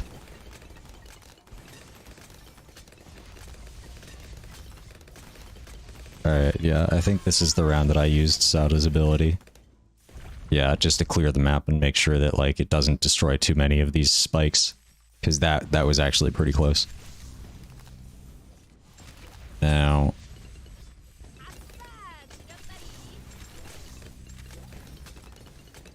go ahead and do this. Come on, like just there. It was a little too far over to the right. We're at 7,000. I'm still really trying to decide. No, I think the air burst and triple. I think this is better because the darts go past the range of the monkey sub and continue to mess things up. For the balloons, not me.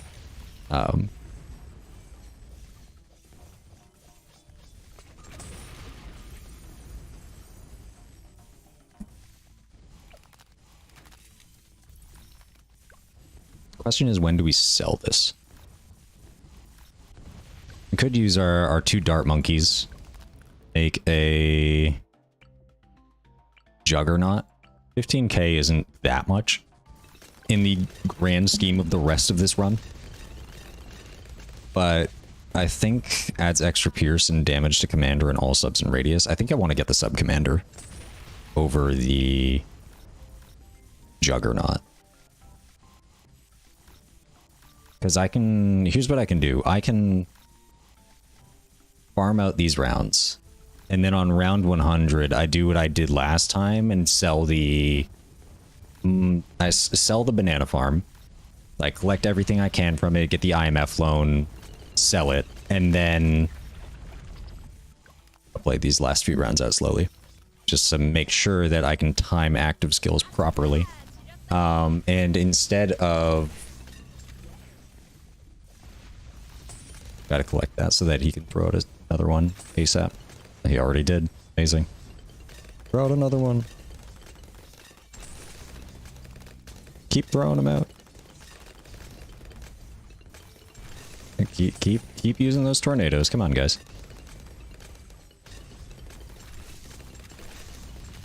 Okay. Is that the right side clear? That is the right side clear. So now it's just the left side, and I think we are good on the left.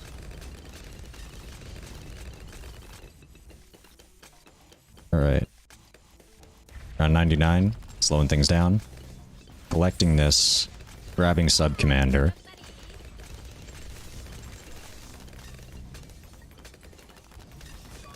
Just going to do that.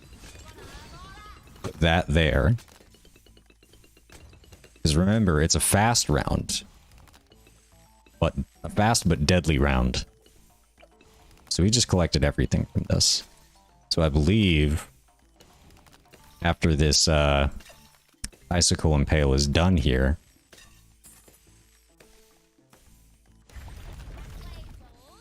I'll collect that. IMF loan. Sell.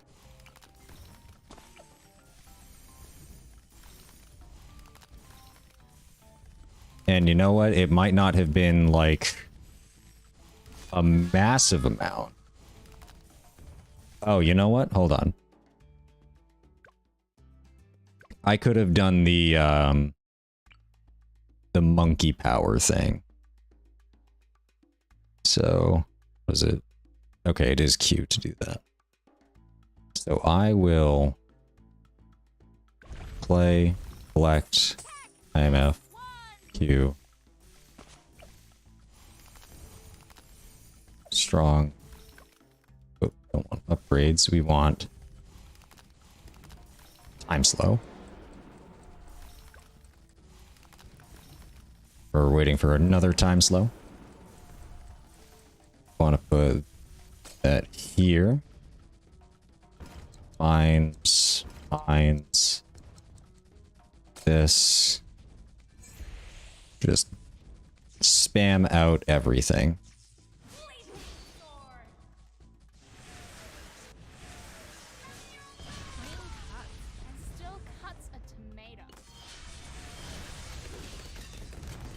Is that it? I think we just did it. Nice. There we go. Took like all the powers that we had and almost 2 hours, but we did it. We completed the Odyssey. Definitely could have been better. Wow, rewards. 400 Alchemist Monkey is actually pretty good. for an insta-monkey. But yeah, pretty cool. Collect a 003 Alchemist Monkey. Nice.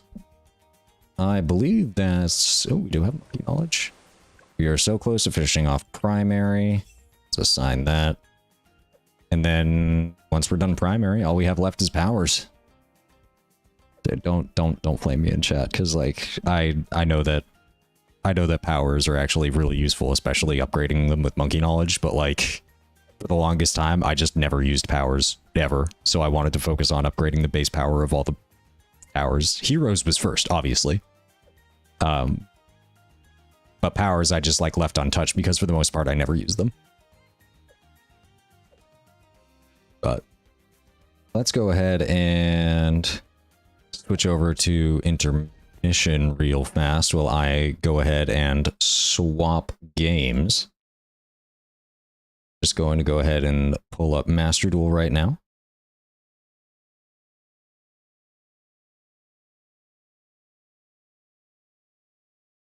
Oh, whoops.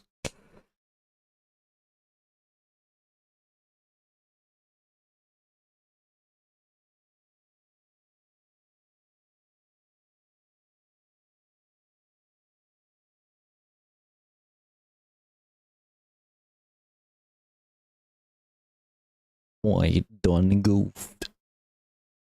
I accidentally opened up the wrong application, silly me.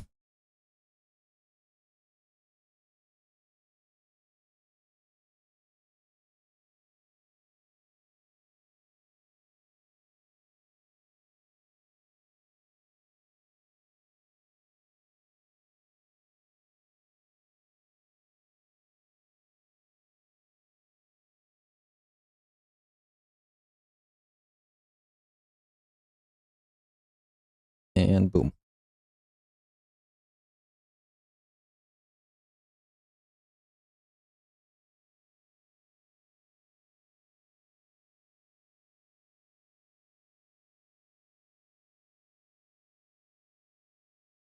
Why didn't it start? That's silly.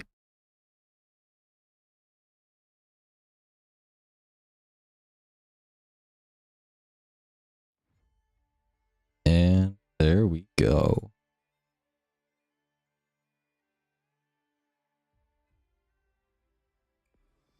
Right. We're just going to very quick... Oh, wait, we're downloading something? What are we downloading? I did not realize that there was an update to Master Duel. Perhaps it's getting ready for the new ban list. New... Oh, technically there is going to be a new selection pack in like... Wait, like 2 weeks though. Well, maybe there's something in the notifications section that'll actually shed some more light on the 80 megabyte download. Attribute 4 additional missions unlocked. Okay. Destroy a card in the festival, win a duel. So we got to win 10 duels and destroy cards. Issue with error screen after launching the Steam version. Interesting. That may have been the patch, or it may have like added something. Who knows? Let me check the website. Let me check a website. See if there's anything data mined from that.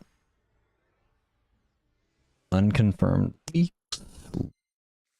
Oh, leaks a new solo mode. Subterror. You know, it's actually really funny because... Wait, hold on. New solo mode, Wicked Dragon of the Hidden City, Terrors in the Hidden City. Yeah, I'm pretty sure that's a Subterror solo mode, right? Or is it...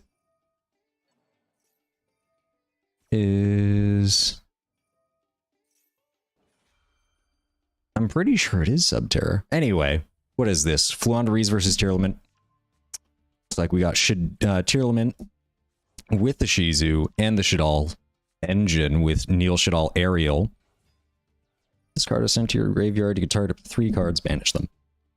I guess Neil Shadal Aerial is kind of like an Ishizu, right? But like reverse. Although it's not a quick effect. Oh, no. It's if this card is sent to the graveyard by a card effect. Yeah, so it does. It's not like something that lingers in the graveyard. Looks like we got a pretty decent up Dimensional Fisher. That might just be game. Does our Tearlament player have an out for Dimensional Fisher? Okay, he's using Keldo. I don't know why you would trigger Fluon Deriz in the Dreaming Town right off the bat.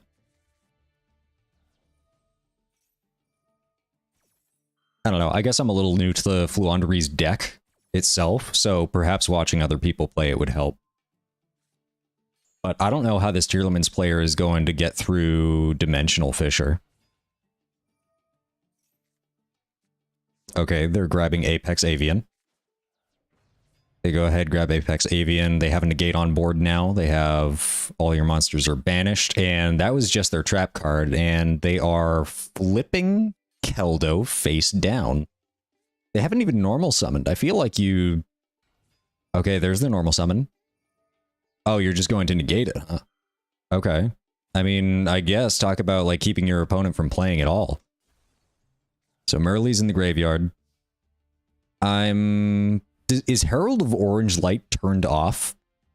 Yeah. Herald of Orange Light is turned off because of the Dimensional Fisher. So now we have a second M-Pen. He's going to summon second M-Pen. I have a feeling, I just realized we're not watching this in increased speed, which typically you should always do if you're ever watching any of these, because for the most part you can keep up. Anyway, we are going for what looks like... No. Not lethal. No, he does still have a normal summon, doesn't he? No, he just goes for battle phase. What the... You probably could have had lethal. A second Dimensional Fisher? Just feels like BM. Feel like you could have normal summoned again with map. Alright, well that was, I think Duelist A has given up. Because there is in no way a reason to normal summon Neil Shadal Ariel when Merle is in your hand. Oh, wait, nope, rank 4, Baguska. Okay, that's... You know what? That's pretty good. But that doesn't change the game state at all. Like, it just kind of buys him an extra 2 turns.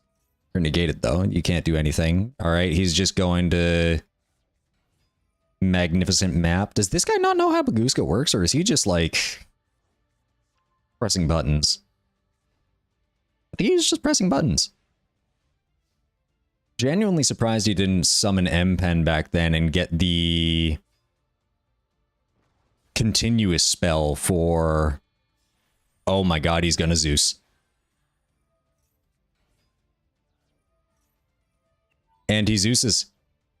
I don't know why he set evenly. Okay. A Shizu player might have a chance. He still has a second M-Pen in hand. He doesn't have the map, but he doesn't need the map. Oh, he can activate Trap in Graveyard. Yep, he activates Trap in Graveyard, flipping Zeus face down. Does he grab Ryza back? Does he have another Ryza? Oh my god, it's still the Tearlaments player turn. Does Tearlaments go off here? That's the real question. Okay, we get Kit Kalos, right? Yep, Kit Kalos. Do we go into Rue Kalos or Kaleido Heart?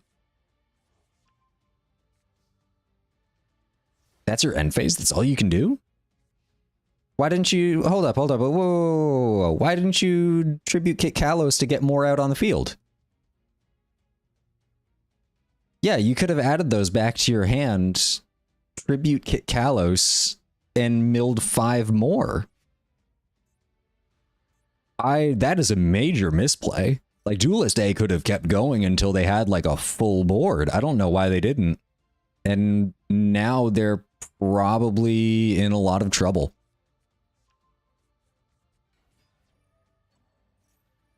Okay, so they're banishing their field spell. They could actually... Okay, wait, no, they chain link blocked. I think this Tearlaments player is in a lot of trouble.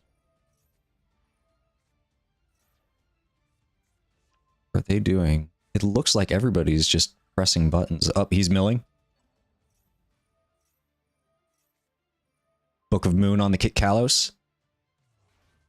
Can't use it as fusion material now. But he's adding a bunch of traps back to his hand. Oh my god, he did use it as fusion material. I didn't realize you could do that.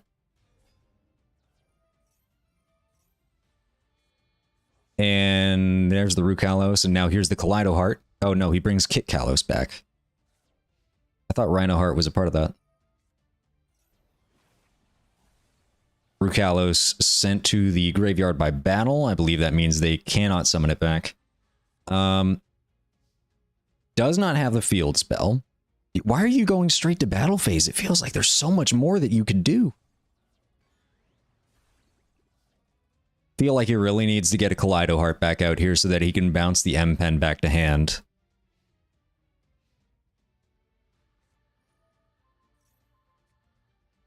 Sending Kit Kalos, milling 5. Now he gets the Kaleido Heart. Okay, bounce it back to hand. Gets the Kit Kalos too.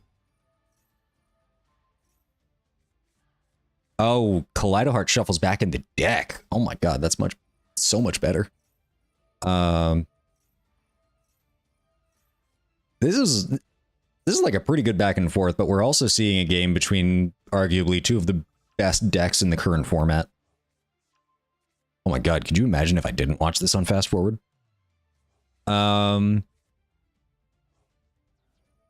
Yeah, getting rid of the Kaleido Heart is probably within the Kaleido Heart's best interest. He negated his own Kaleido Heart. He's throwing. There's no way Duelist A is throwing so hard. Holy crap. Yeah, tributed. Okay. Oh wait, he tributed the continuous trap. Wait, did he just shuffle 5 back?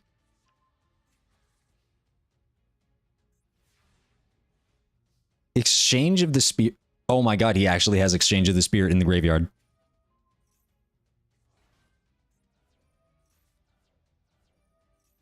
It's crazy because it feels like this tournament player could have gone into so many more potential end boards, and it feels like they're holding back, but they have to realize that because Fluandereeze doesn't have the trap card or the field spell, that's it.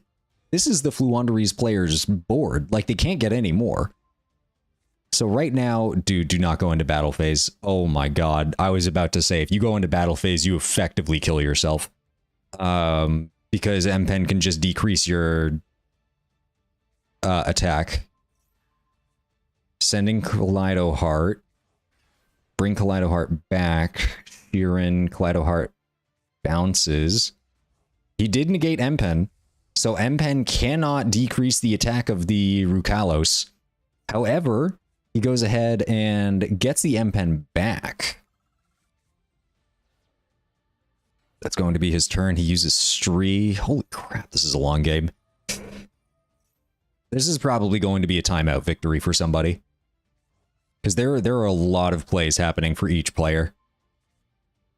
I wouldn't be surprised if the Fluandereeze player timed out.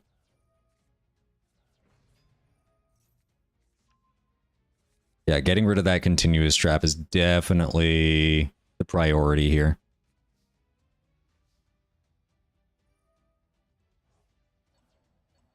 He's adding his shufflers, or his millers, and some of his spells back. Did he not realize that M-Pen was still negated? Oh, this tournament player, 700 HP in a dream. Or 700 life points in a dream.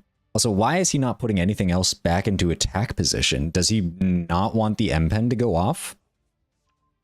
Hold on. Rukalos is a negate, right? When your opponent activates an effect that special summons, you negate the activation if you do destroy it.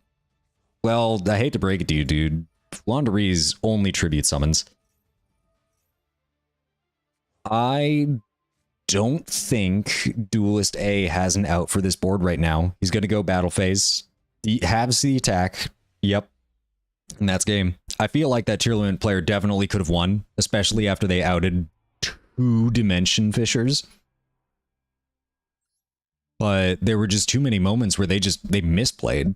They negated their own Kaleido Heart resummon with a Herald of Orange Light. That's bad. That's really bad.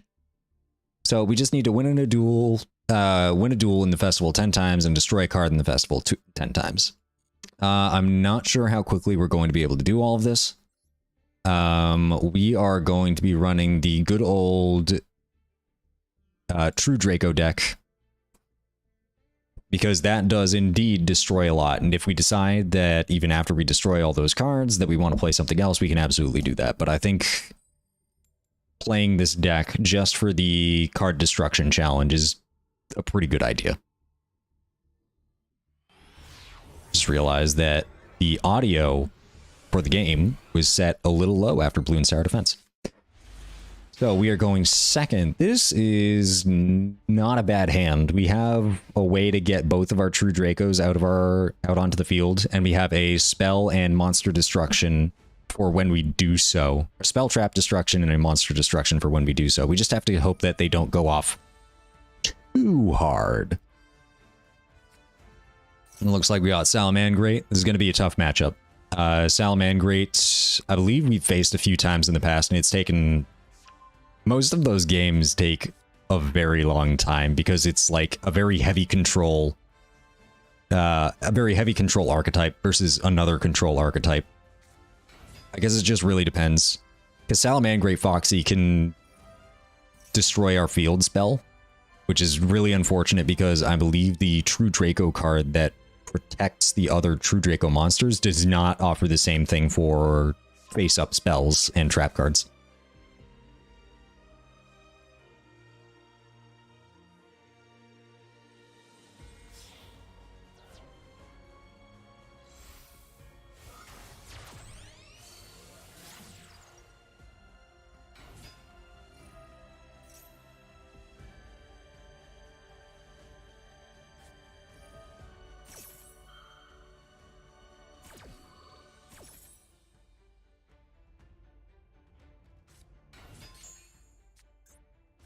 So we can probably destroy the field spell ASAP. Or do we want to destroy the back row card? Because if we destroy the back row trap card, then, I mean, he either has to negate it or that's it.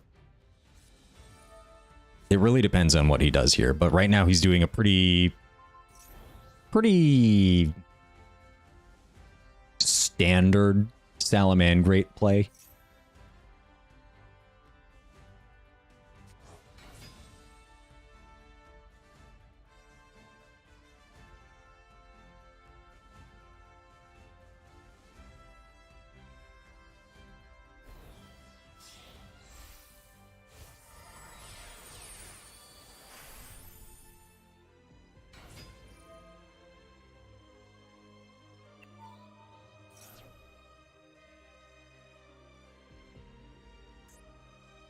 Got Salamangreat Mirage Stallion.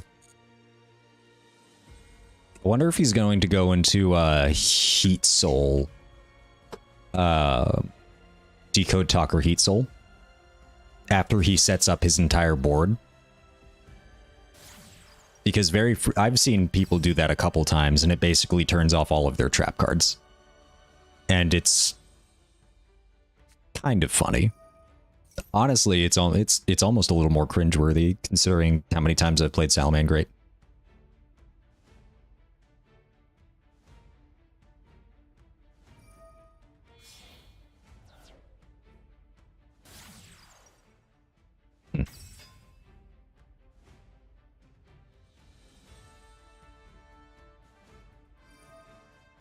So now he uses that to get the roar back.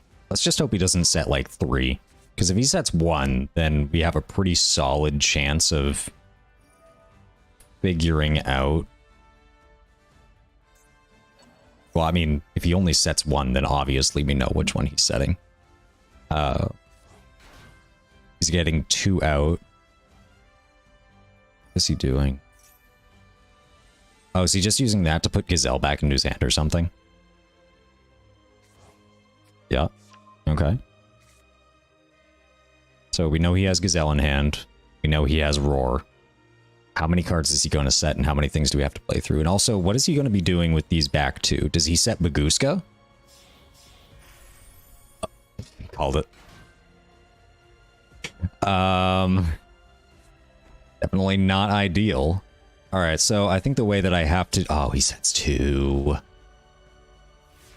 Okay, let's hope he doesn't have both Roar and Rage or something.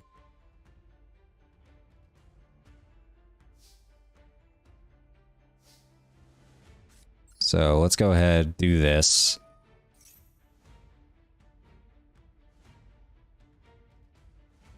All right, he doesn't negate that, which is good for us.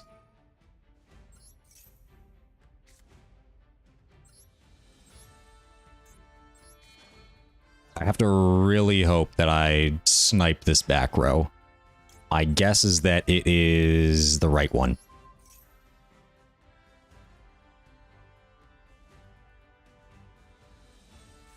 It's imperm. Oh, no.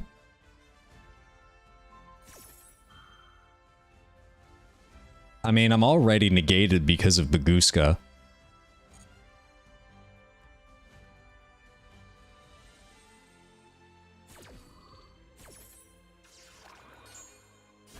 This is really unfortunate. Now I can summon this, attributing this. I don't want to summon in front of Sunlight Wolf, but if I activate this, I can pop Baguska. There we go. He opted not to destroy it.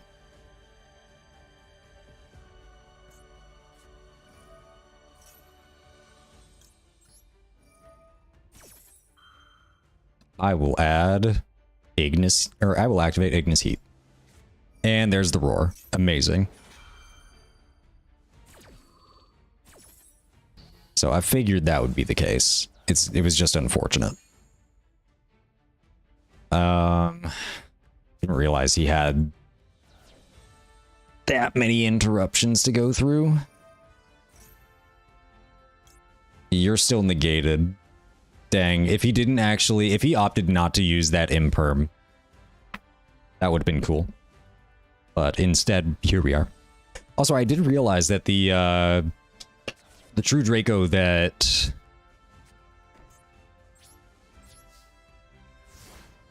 The True Draco that protects all of our other True Dracos. Does he have Balinks in the, does have Balinks in the graveyard.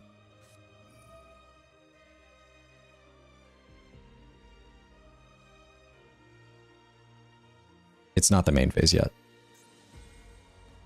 But I did want to activate that in the main phase, or in the draw phase, so that when it gets to the main phase, I can just like immediately do this.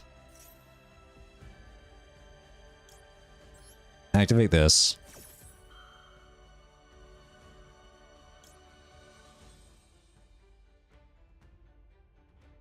And activate this.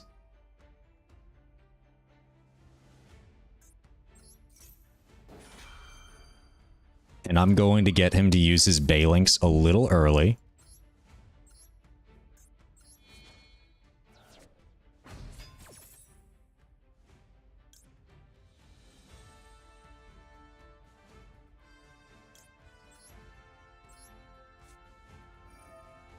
And I will activate the True Draco Apocalypse in the graveyard to pop Sunlight Wolf. And now he needs to protect it. There we go. That's one Balinks out of the way. No, I don't want to activate that card or effect. He's going to activate another card or effect. Dang, I really wish he didn't negate the Ignis Heat. Dynamite Knight would have been... Basically, I'm trying to say that, like, I wish I didn't have another or two Dynamite Knights on the board.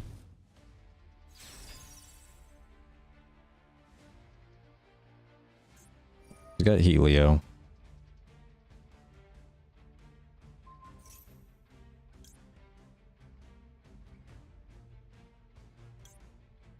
Okay. Shuffle it into the deck. The next time you activate something, I'll just bring it right back.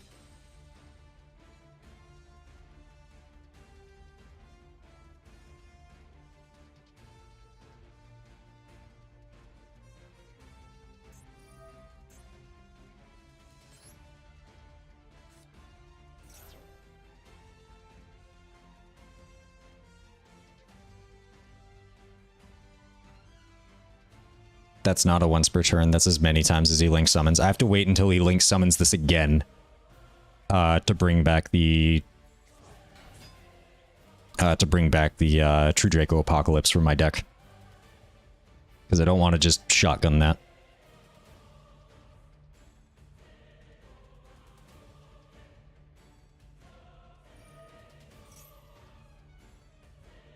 He's really trying to just get me to go for it.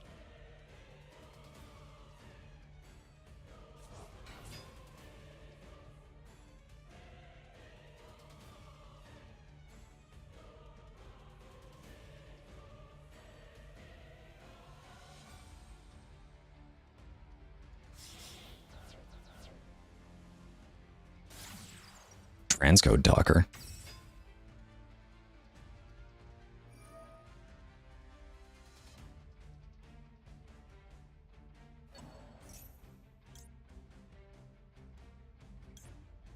He has not used his normal summon yet. Oh, maybe I should have used it. Because if this is quote-unquote his end board, then he could just attack over both of my Dynamite Knights. G-Golem Crystal Heart? Oh no. Oh, this is bad.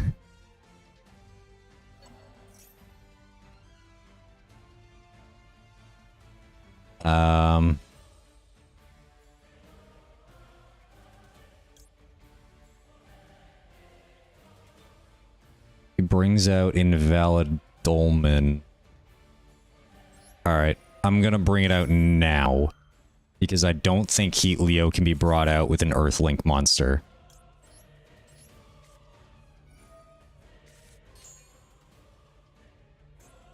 So he's bringing out Transcode Talker.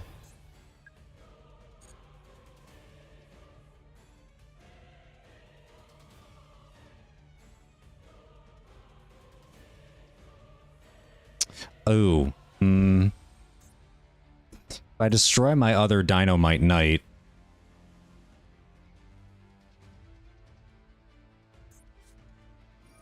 Will of the Salamangreat.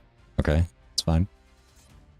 Is he bringing out Heat Leo? Because Heat Leo does not pop on...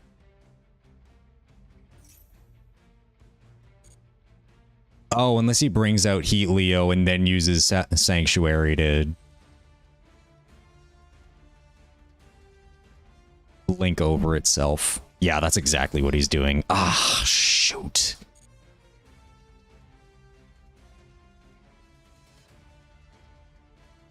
Well, if that is what he's doing, I can just activate the True Draco Apocalypse and pop Dynamite. Yeah, okay.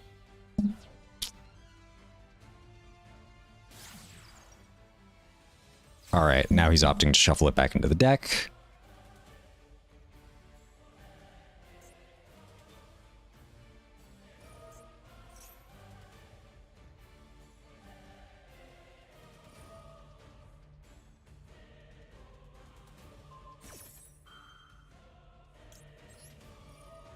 This is your end board. Prepare to have all of your monsters' attacks halved.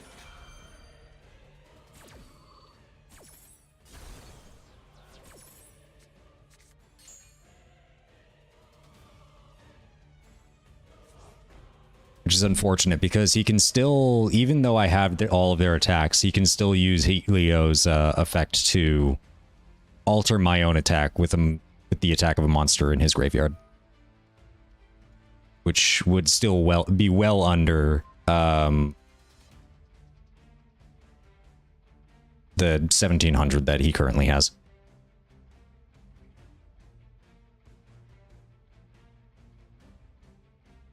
I think the only out possible I have is to draw my my protector and to put him in defense mode while I set up another board, because that can't be affected by roar. I don't believe roar is a negate, not just a destroy. Like, that's rage that just destroys. But this is not good. I need to be able to...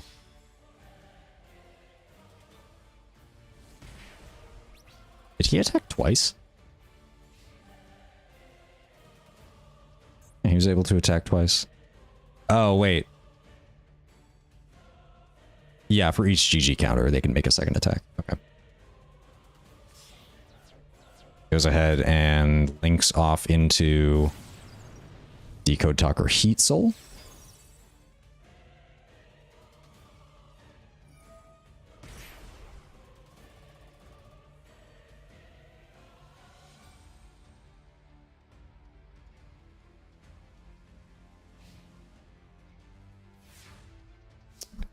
Well,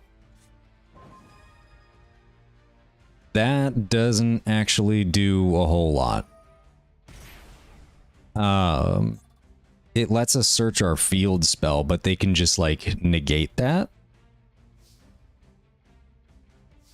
I think that's game. Like, I'm pretty sure if I activate Terraforming, they just negate it. If I survive another turn, then maybe I'll be able to figure out something, but I think that's game.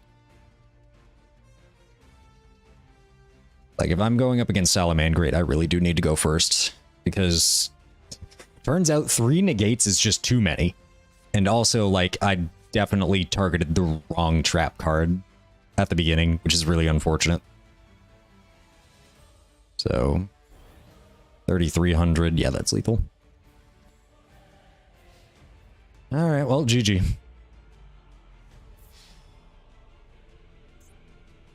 I don't know why I'm turning this off. I don't have anything to react to. Or they could warrant a reaction or a response.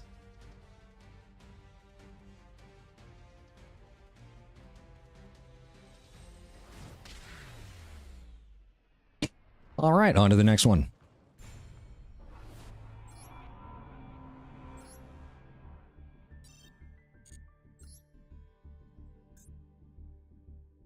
Kind of wish, like, the rewards just continued for, like, every 1,000 you get, like, just more legacy pack tickets or something. Just feels weird that it, like, ends. Losing the coin flip again. Any tears?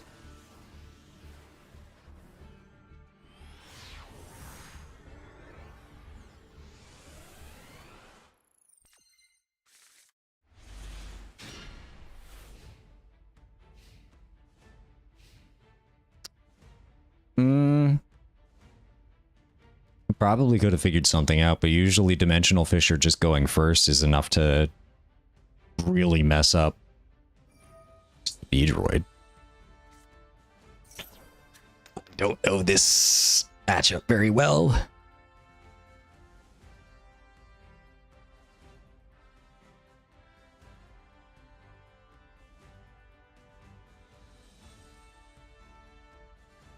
I could probably just, like...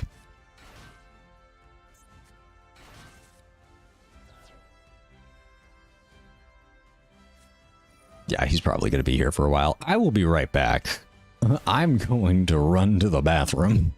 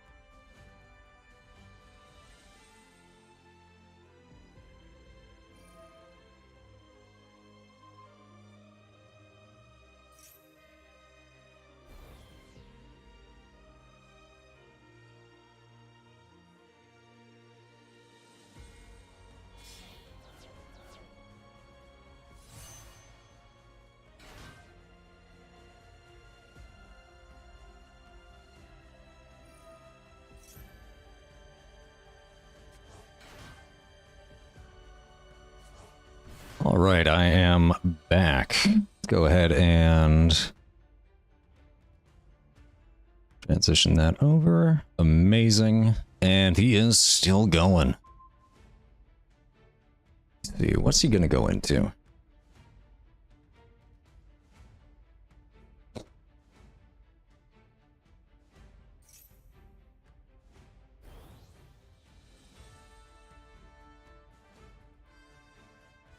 Speed droid level 7? Or rank 7?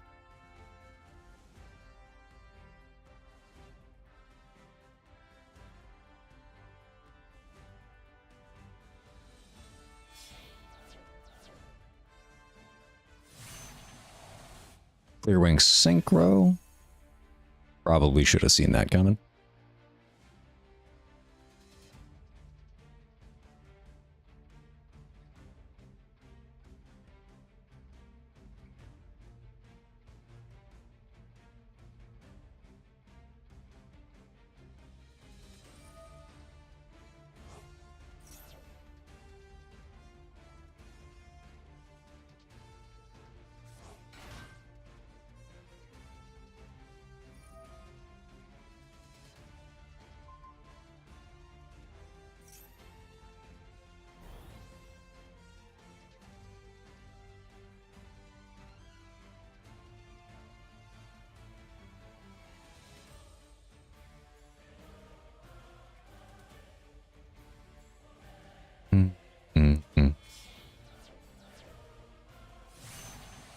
Oh my god, Baron to floor.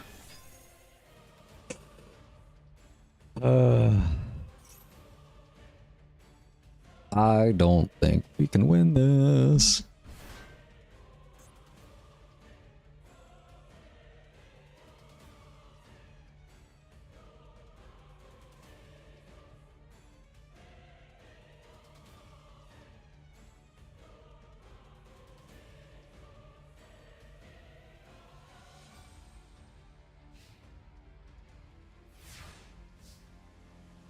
So we have to get through a Baron to floor.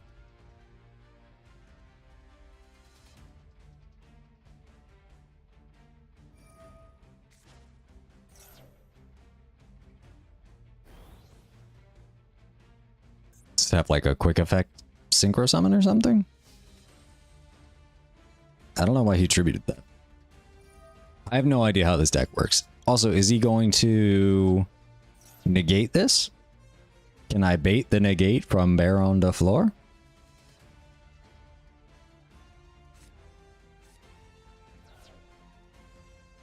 Okay.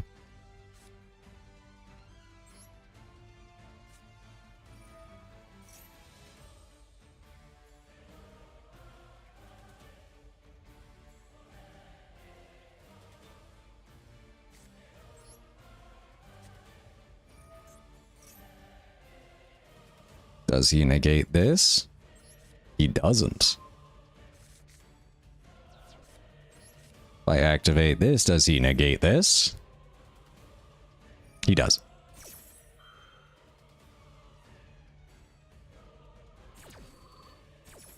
Darn. Yeah, that's actually pretty bad.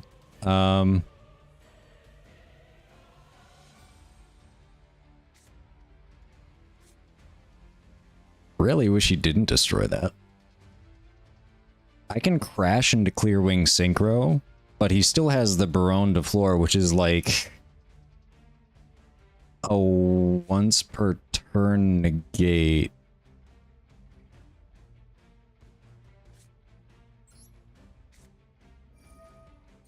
And darn.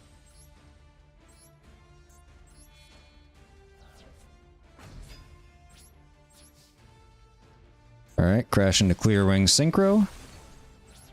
And yeah, that'll be that. Because I really needed the field spell to search.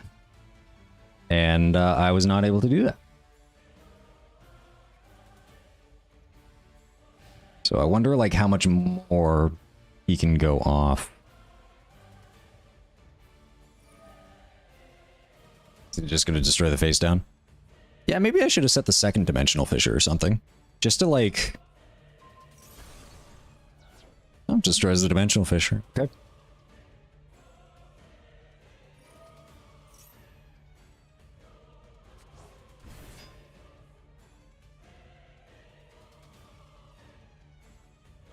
Can go into rank 6, can go into rank 3.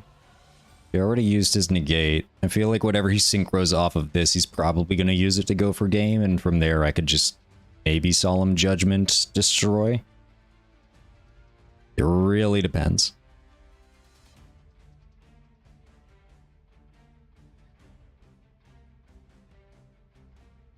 But we will see.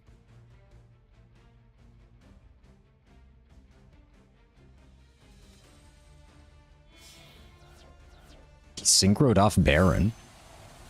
Oh yeah, I'm pretty sure I want to get rid of the Clear Wing Rider.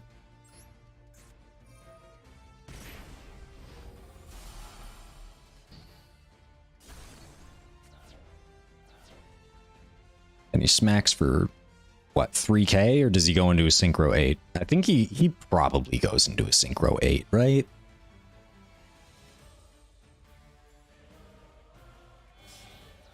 Synchro 8 into what?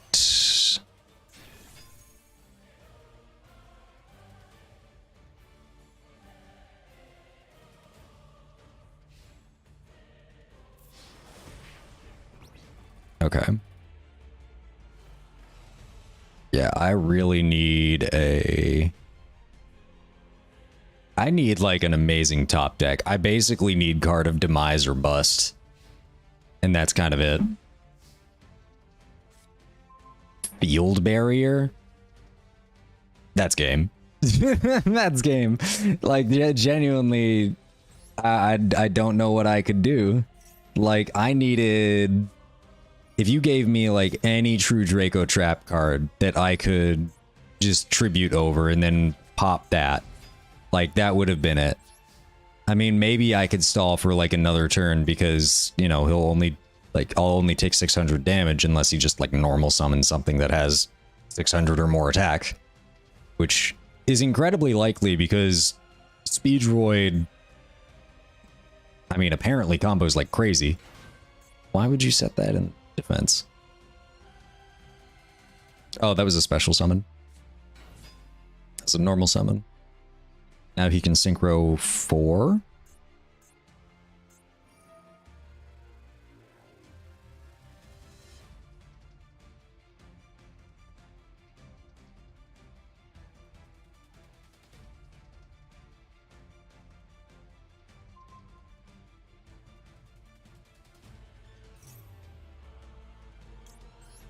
Yeah, sure, let's activate this.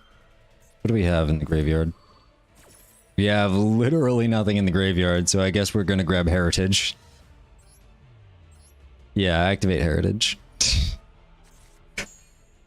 Heritage doesn't do anything.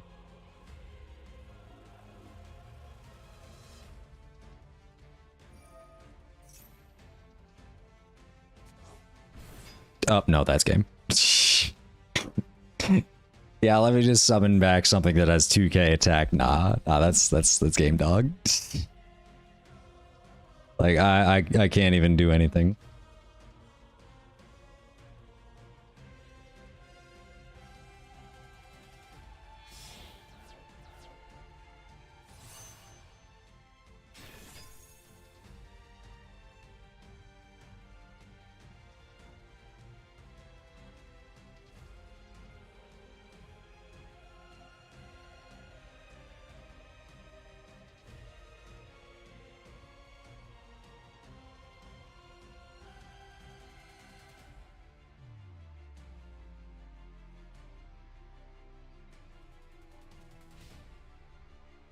Battle phase? Yeah, that's game.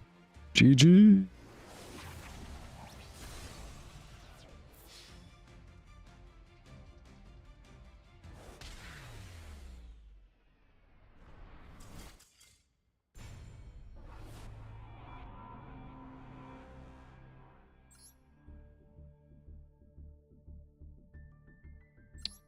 Dang, 2 losses in a row.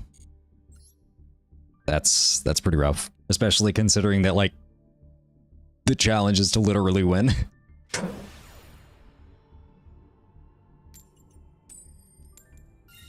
Oh my god, we get to go first, finally.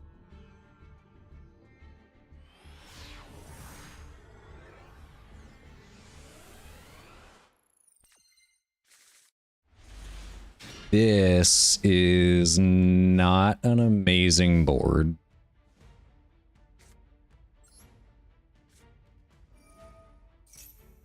I could do Field Barrier, and I will just tribute over Disciples of the True Draco Phoenix. And then, yeah, I'll just tribute over it.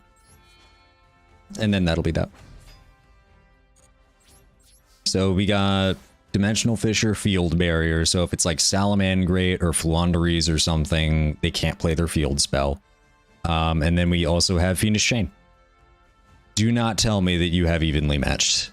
Why does everybody have evenly matched in their opening hand? Okay. Well, I guess I will activate this to add a spell to my hand. The question is... I will add... you. No. I will add it to my hand. I'd rather not banish that. The question is, what do I banish? I guess, like, everything except for Dimensional Fissure, because that might still be enough to, like, really mess up their plays. Unless it's Flaunderies, in which case I'm just gonna fit and move on. It's Salamangreat. Okay.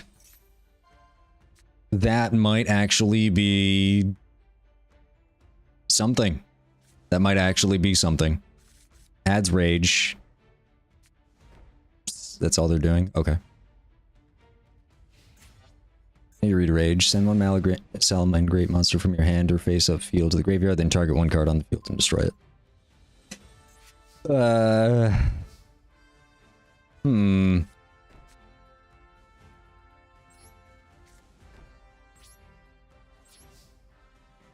I will set these two.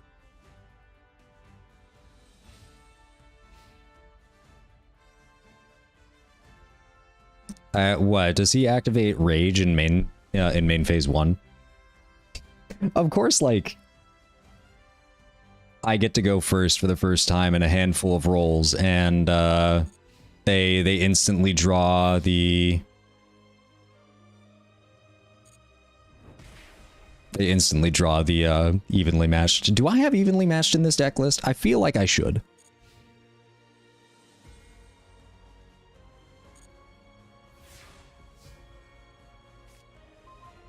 Oh, hey, Fiendish Chain.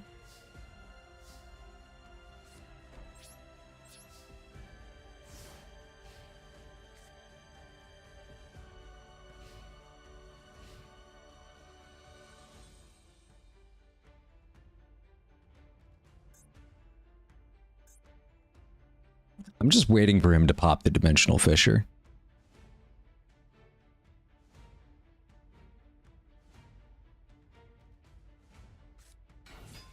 There's the Flame Buffalo.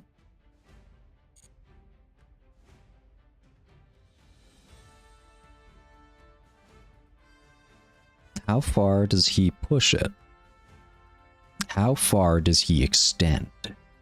That's the real question here.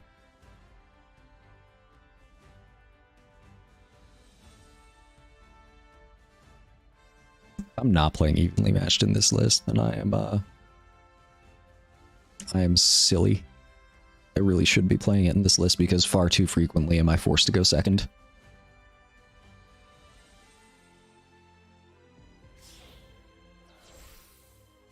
Link 1 Phalanx.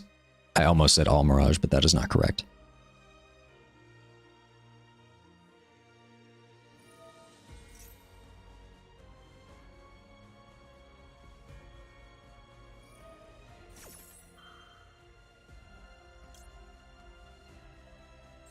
I'd rather you not get your field spell, thank you.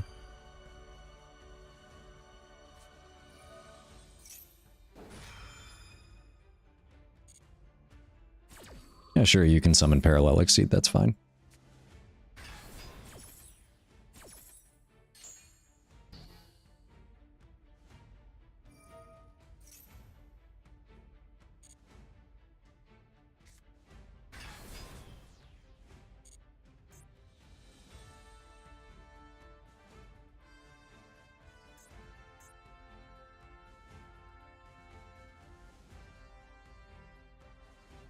Gotta take 3,500. Well, he can't keep taking that much. Another Balinx. I mean, you already used your ability to search, so you can't search again.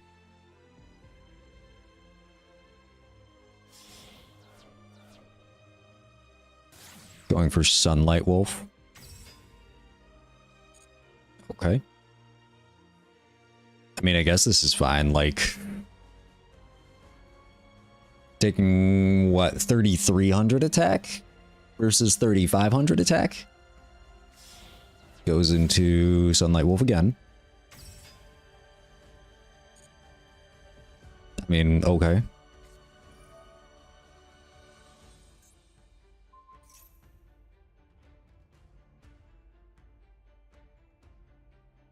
See, what sucks about this is that, like, I don't know what he's going to destroy, you know? Tell you what, I'll link this. Or chain link 2. Activate this.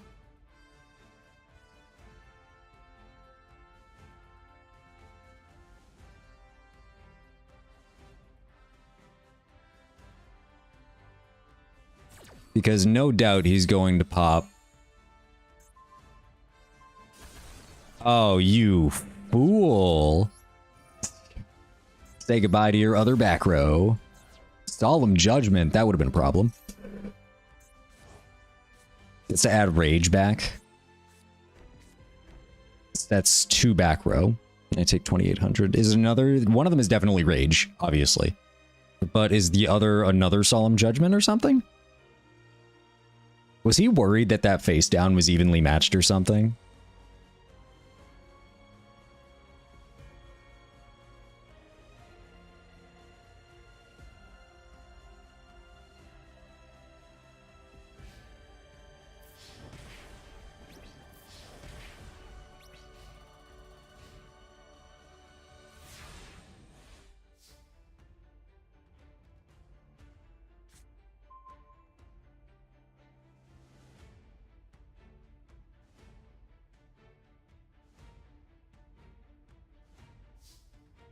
Well, we got Ignis Heat.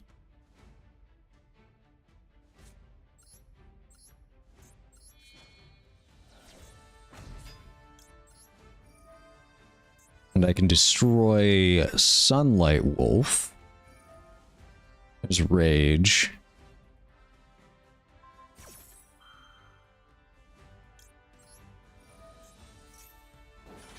Go ahead and activate that.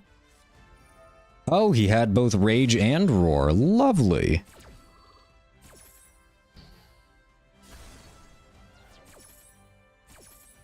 Let me see. Okay, so now all he has on the field is a Parallel Exceed, and I have legitimately nothing. Excellent.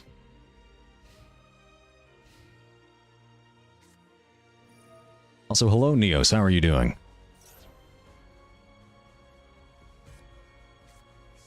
Got Gazelle. He's still got normal. Oh no, his turn just started. So like, of course he has his normal summon. What is that? Beat Bison. I don't think I've ever seen anybody actually run this. Oh my lord.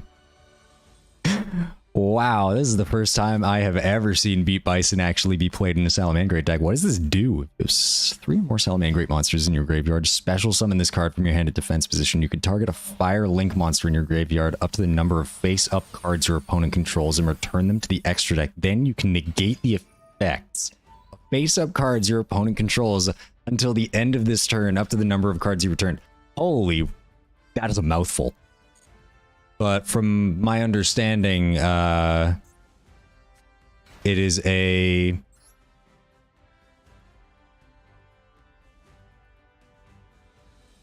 Wow. Yeah, this is just like a blanket board negate. Honestly, that's not that bad.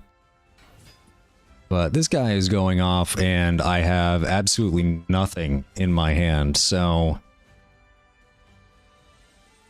That is really unfortunate. Just goes to show evenly matched wins games, people. Especially if you are going second.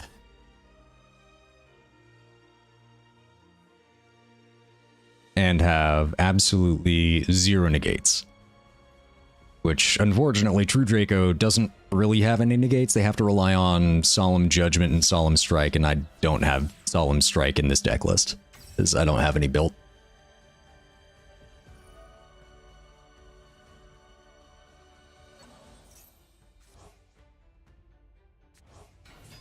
Oh, that's lethal. Yep.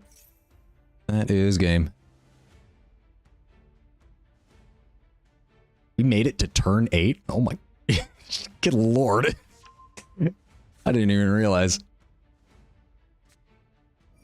Oh, there's the field spell after 8 turns.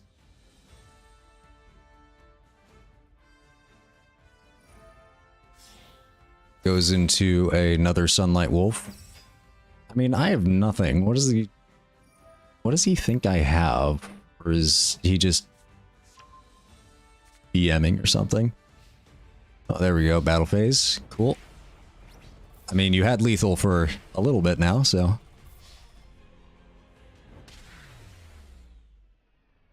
Alright, well, on to the next one.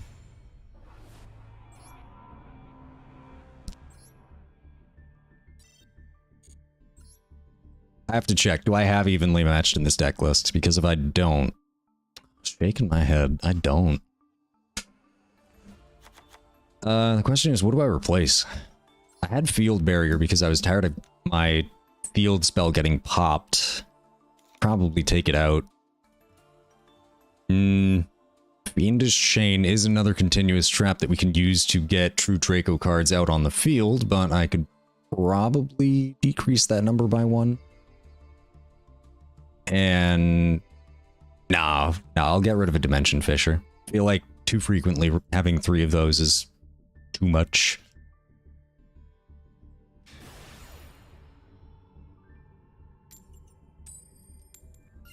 Amazing. You have to go first again. It's kind of wild to think that I think we have like 8, no, like 7 or 8 cards that can draw cards in our deck. Oh, there's 2 cards of Demise. And I feel like we don't run into them as often as we would like to. Alright, let's get Disciple of the True Dracos out. We have Solemn Judgment for evenly matched. We have True King's Return. We're going to set this card of Demise, and we are going to activate this one. And hopefully it does not get ashed. It did not get ashed. Let's Pot of Duel. Oh, and that's forfeit. Okay. Well, I suppose we take those. Those do count towards the new challenges. Back into it, I suppose. Yami Yoshi. Alright, let's see who goes first. And they are going first. Very well. I say that, but like, the coin flip lets you decide between going first and going second, but so frequently people just want to go first that if you lose the coin flip, I assume I'm going second. Which is a darn shame, because this is a pretty decent going first hand. Well, I mean, with a little bit of card draw, it could have been better, but this isn't that bad. We do have the field spell. We got our main source of control. Against Mayakashi? Ugh. I think we are in trouble. We do not have a great matchup against Mayakashi. Well, actually, if they're running the Mayakashi trap that prevents us from special summoning and, like, they're banking on that, then I think we'll be okay. Because we don't special summon at all. We only tribute summon. And we can tribute True Draco Apocalypse to pop stuff. But what would be a real issue is the Synchro 9 that my Akashi has that lets them pop stuff on the field because they'll immediately go for my field spell. Because my field spell is unfortunately limited to 1, and it is very good for our True Draco deck.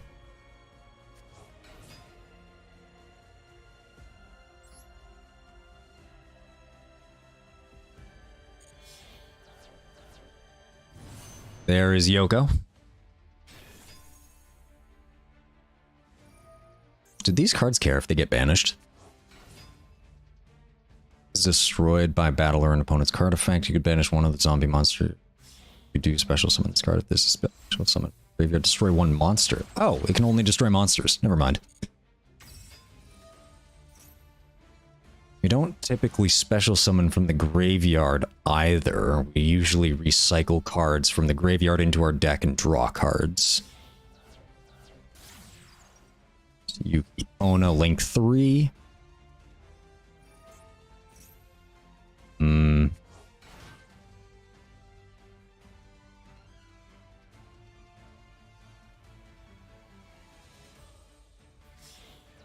And there is the Yuki Onna Link 4. A monster is special summon from the graveyard. You can target once. Any activated effect of your opponent's banished monster. Is it a monster is special summoned from the graveyard, or a monster effect is activated in the graveyard? You can target one other face-up monster on the field and change its attack to 0. You can use this effect twice per turn. That's not ideal.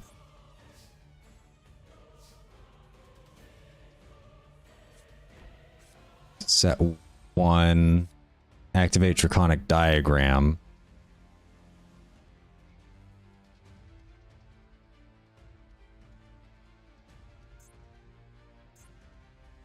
I don't want to tribute over it with Dynamite Knight just yet because of the Synchro 9. Because if I tribute over True Draco Apocalypse, and oh, does he have Ash? If he has Ash, that's a problem. Please don't have Ash.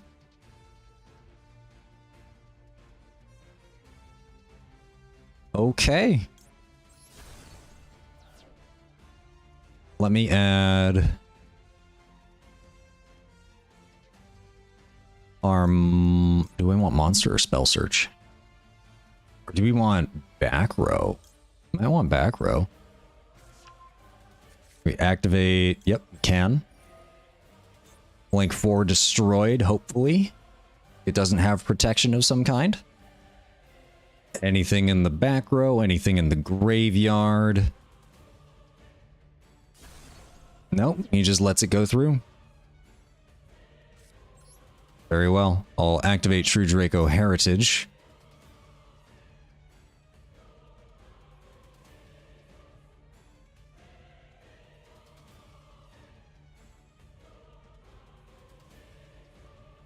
What could be his back row, I want?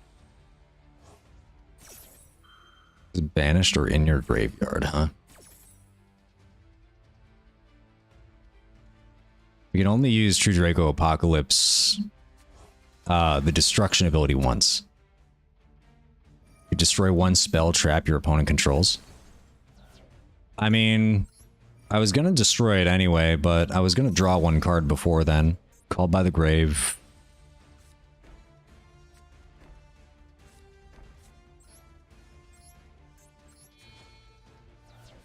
Hello. Moving over to battle phase.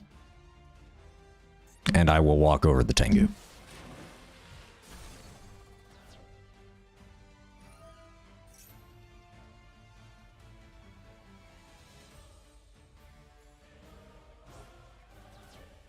Banish the 2. Oh, okay. Interesting how they just kind of rank down.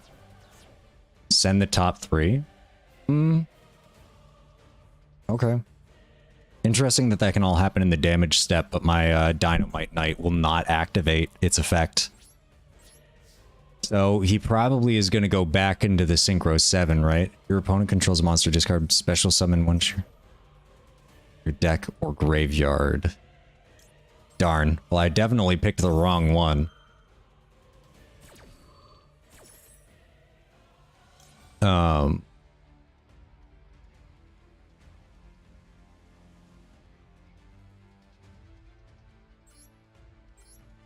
Yeah, I will activate that.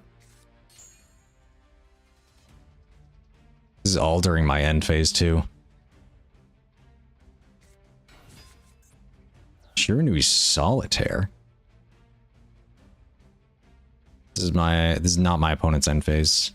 Target one true Draco. I don't think I get punished if I special summon from the graveyard. So let me go ahead and do that. I will bring out Maiden, and even though she does not gain her effect, it is another body on the field that... Wait. Each tribute summoned. Okay, so it can get destroyed in one attack. But if my opponent doesn't read, you might not know that. He can go straight into the Synchro 11 here, right? Is that what he's going to do? Yami Yoshi, are you going to get greedy and go immediately into the Synchro 11?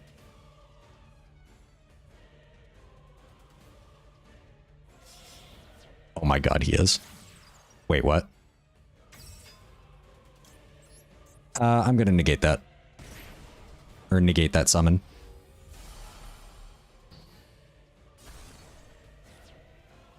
It's probably going to activate a handful of things in his graveyard.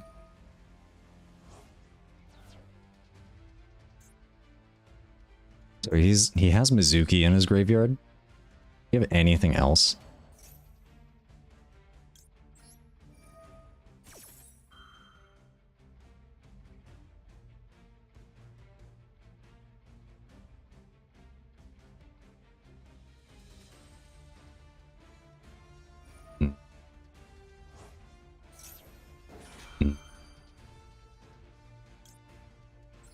I'm going to special summon Ignis Heat back real fast.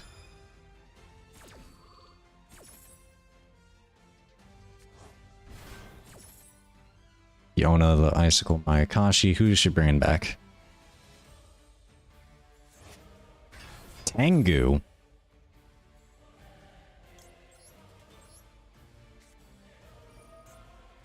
Tengu is a spell trap destruction. And this is a monster destruction.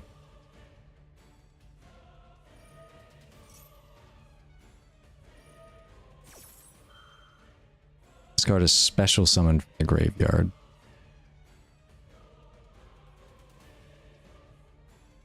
I don't know what he's going to destroy, though. That's the real question. Is he going to destroy my face down, my field spell? Is he going to be a fool and destroy one of the two face-up trap cards?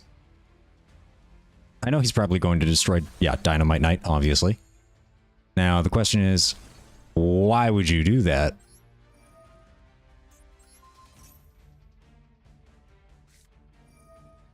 Oh, he has Al Ghul Mazera. Okay. Al Ghul Mazera is pretty good protection. Wait, he decreases. Does he have a rank 7 Xyz? Oh, but he has Daki. So he has Daki.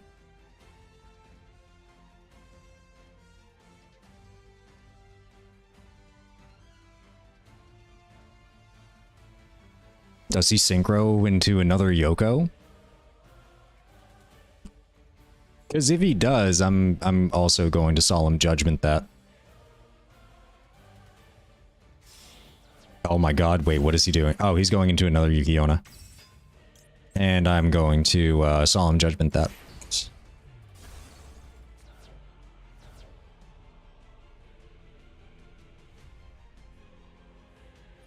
Double Solemn Judgment. If this card is in your graveyard, you can target one non-tuner zombie monster in your graveyard, banish both it and this card, and if you do, special summon one zombie synchro from your extra deck.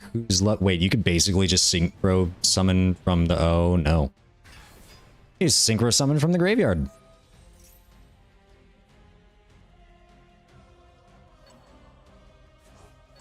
Oh, bro, please. Oh, no, if he returns 4... Yeah, he's just going to... He's destroying everything except for the True King's Return. Well, that's, unfortunate. Wow. Yeah, my Akashi can extend. That's for certain.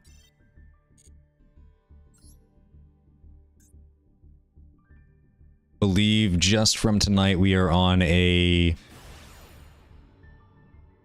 3 losses out of 4 games, and the only game that we did win, somebody forfeited before we even had a chance to actually go into it, so... Most unfortunate.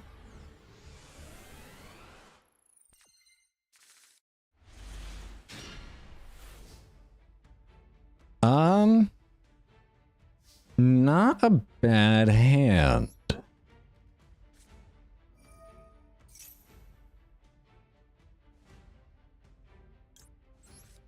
They don't have Ash. They're on a 49 card deck.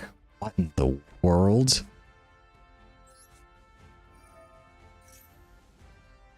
I can destroy the evenly matched.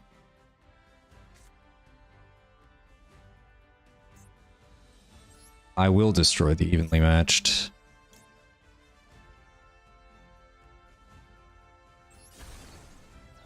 And I will add...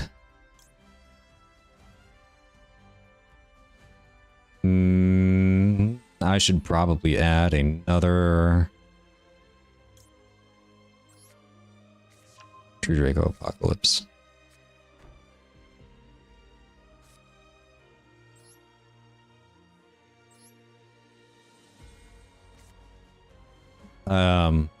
Yeah, this just protects monsters. I'll summon Dynamite Knight or...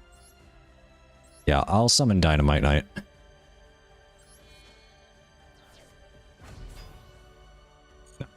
And then that will be my turn. Not the strongest opening board. But then again, let's see what we get. Or let's see what we're up against, really. Is this Ancient Gears? They're running the Ancient Gears card sleeve. It's the only... but they have the Danger Field.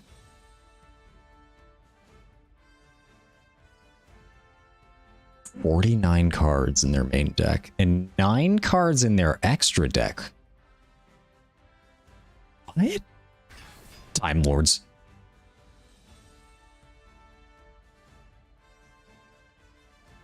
Cannot be summoned, special summoned. Cannot be destroyed by battle or card effects. You take no battle. Shuffle as many cards as your opponent controls as possible into the deck, then they draw cards equal to the number shuffled into their main. That's just a board breaker. Oh, that's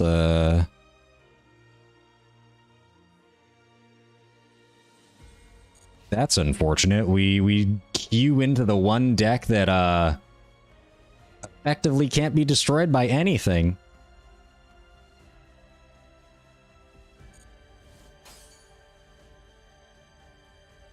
So he's just gonna shuffle. Well, I will at least add a card to my hand. So that way he doesn't, like, shuffle it back into the deck.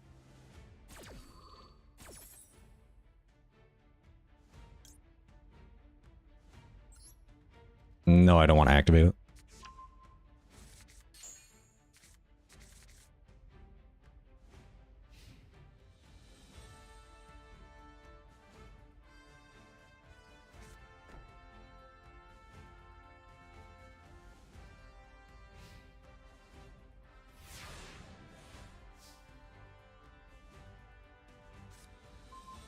Pot of Duality, huh? me see if I can get a pot of extravagance.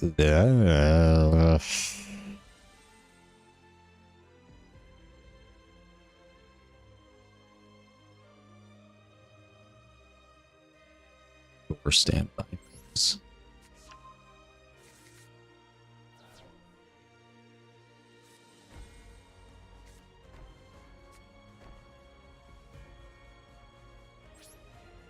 I think my best bet is to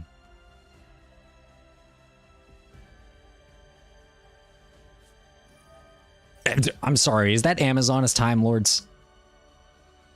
Is he just using Gabrion, the Time Lord, as a board breaker?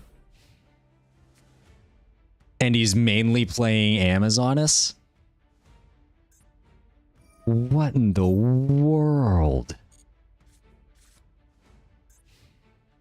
What is this? God, it always feels like even when I go first, I'm really going second because my boards just get broken so easily. And I think that really falls on True Draco and stuff, but everybody draws the out, man. That's all it is. And I thought I was gonna get to Raft tonight. I might not actually be able to.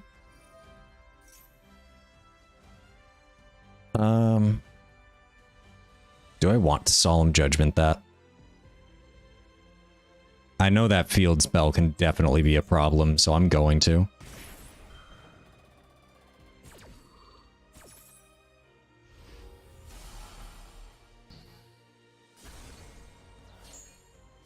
It seems a little wasteful, but at the same time, like, that field spell can actually be a bit of a problem before the end of the main phase.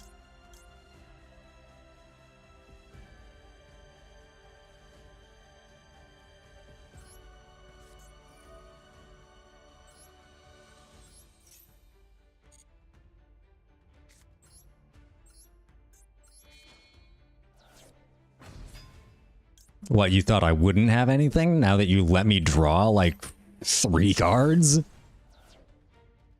What else you got? You still have a normal summon. Raigeki. Really?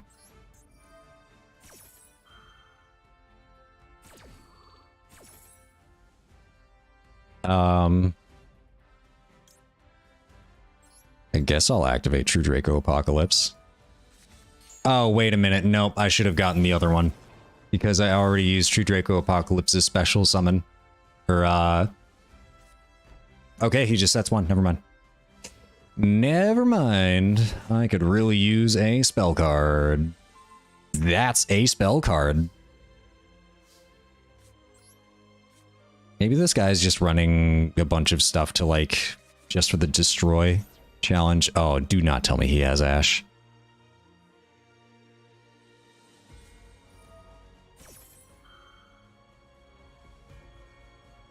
Yeah, what?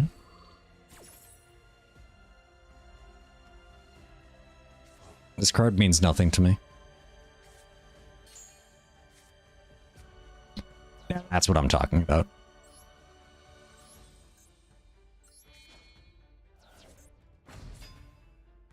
No, I would not like to activate that.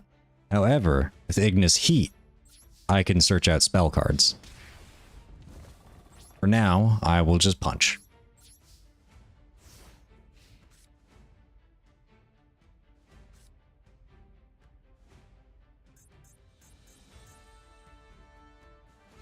So I think what I do is that Ignis Heat can... I will activate this so that I can get my...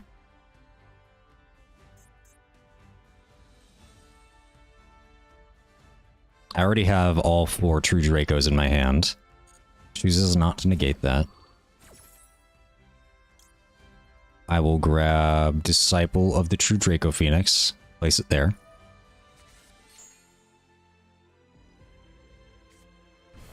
Summons that.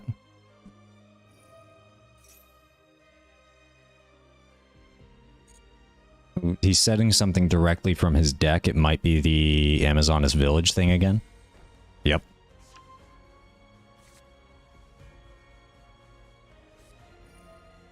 I'm going to activate this. Summoning Dynamite Knight.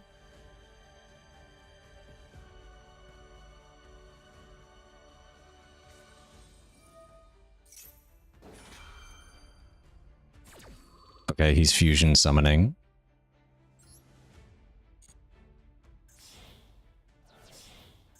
You had 2 War Chiefs.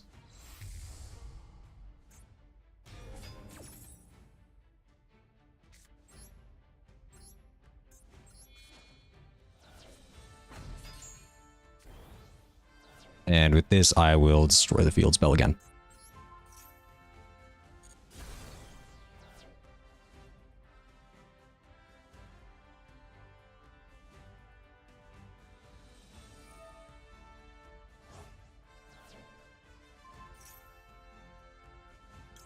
Oh, wow. You're letting me activate all my True Draco cards. All right. Activate True King's Return. Is before the end of the main phase.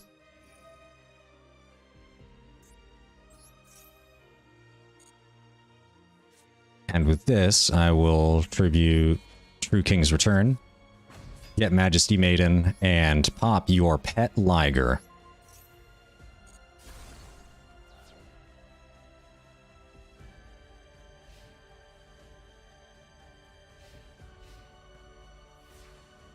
If he doesn't do anything, I guess that's game.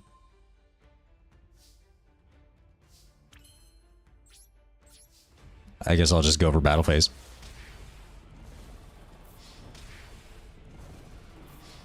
And that's game. There we go.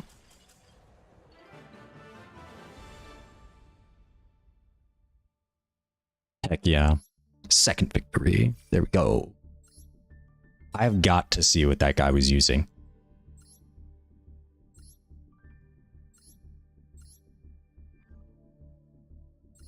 So this really is Amazonas with just Gabrion the Time Lord as a board breaker. This is a deck. This is a deck.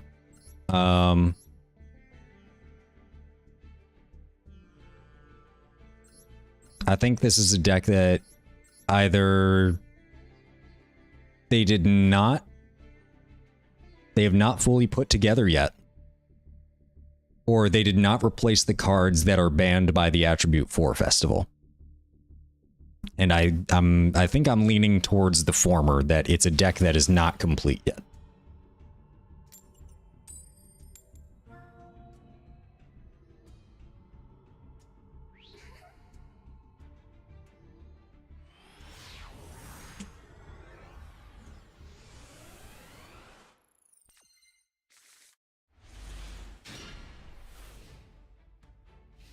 You might be able to draw 2 and get an evenly matched depending on the board they get. You're on 41 and 15, and we are on 40 and 15 as usual. Oh my god, it's the mirror. It's the mirror. Okay. Let's see. What do they have? Ignis Heat. Why would you activate that? Okay.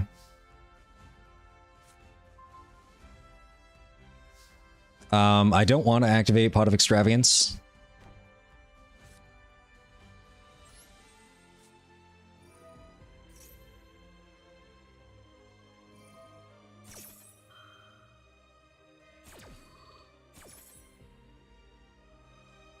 I mean,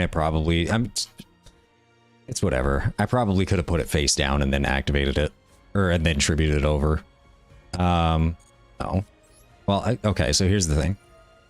I will activate this effect to tribute summon Dynamite Knight. Do that. I will not activate its effect because he would just pop one of my cards. And then I will activate this to draw a single card. Another Dynamite Knight, okay. And then I will just move to battle phase. The best tip that I can give you in the mirror is to just only pop their monsters.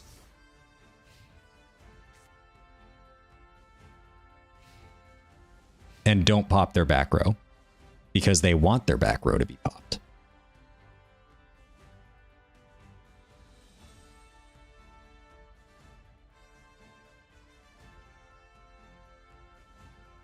Like, for instance, if he pops my back row, then I can just pop his back row, but then he can, like, pop mine. So it's whatever. What is he going to target?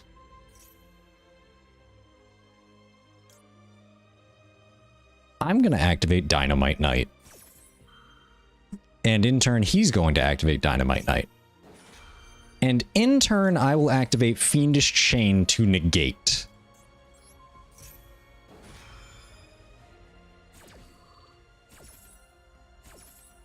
He is negated. I am not. And that's how you play the mirror. That is how you play the mirror. You just gotta bait out all of their stuff by only activating when they activate. Because if you only activate when they activate, then you're responding to everything instead of being proactive. And True Draco is a very reactive deck.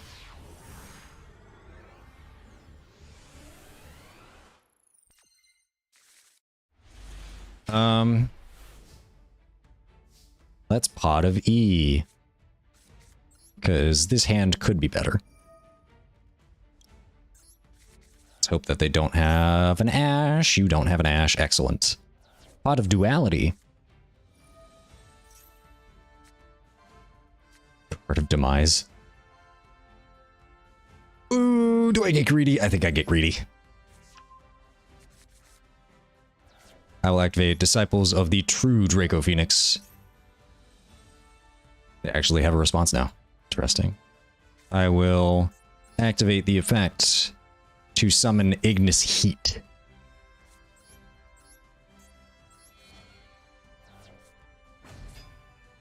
I will not pop anything. I will activate True Draco Heritage to draw one.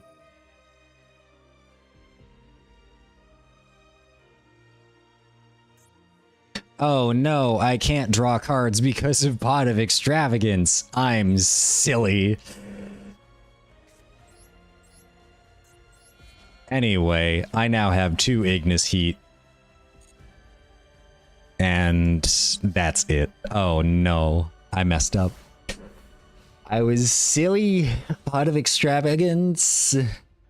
Well, I guess even if I took Terraforming, I wouldn't be able to activate. So Card of Demise is actually probably better to grab in the long run. Melfi.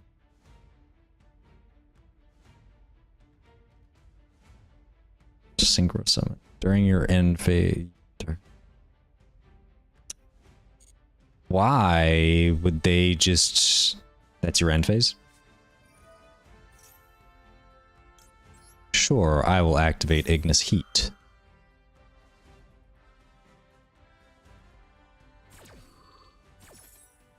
I will activate Disciples of the True Draco Phoenix. Summon defense mode. I'll activate this.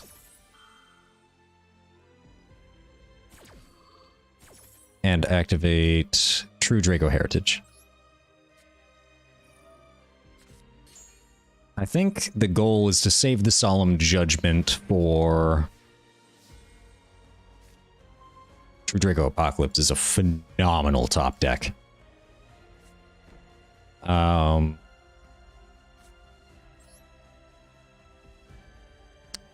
do I activate Card of Demise in the Imperm column? Is that what I just did? Okay, I didn't. Let me do this. Tribute that. Activate this to pop the back row.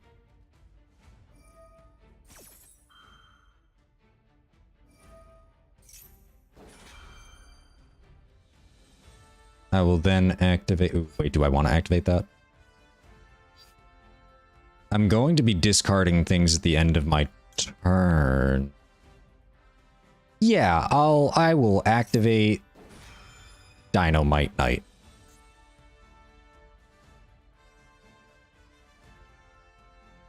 Like, if I Solemn Judgment something here, then I will activate True King's Return.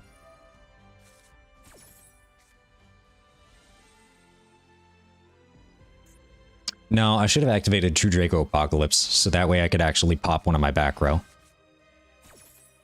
Fluffy Pony, return to the... Oh, it was called by the grave. Okay. I will activate this to put 3 back and draw 1. I get Pot of E. That is kind of useless. If I do this, I fill up my back row.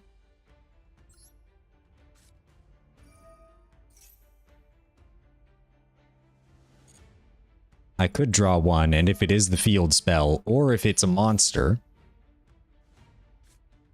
evenly matched. I don't care about discarding it. That's fine. Wait, why did I do it? Oh, no. No. I should have gone battle phase. Oh, shoot. I had battle phase. It's not turn 1 anymore. I am a silly Billy. Alpha. Wait.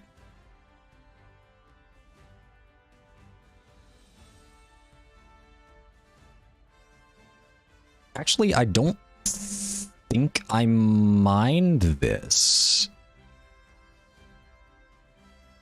You can target any... Hold on. You target any number of beasts when... return them to hand, then return face-up monsters your opponent controls equal to the number. Okay, yeah, sure. Like, that is perfectly acceptable. Oh, okay, never mind. He's tributing my stuff for kaijus.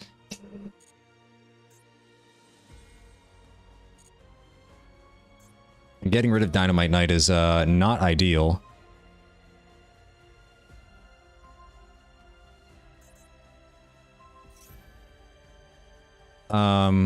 First off, I'm going to activate this. Second off, I'm going to activate this. No, I will not activate the effect now. Because he's already bouncing his alpha back to hand. I needed to destroy that when it was summoned. I will add this to hand.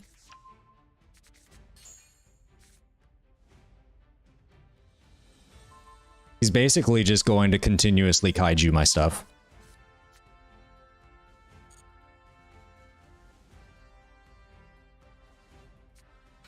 Which is frustrating at best.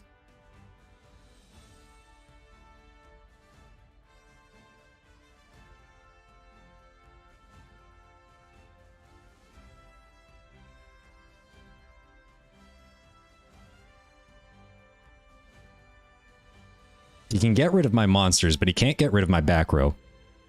Especially with Alpha and the kaijus. Sorry, what is that? Detach 1 XE, special summon a token. Summoned, its attack becomes equal to the current attack monster. Its attack, choice of tide. Well, you control another beast type monster. This card cannot be destroyed by battle or card effects.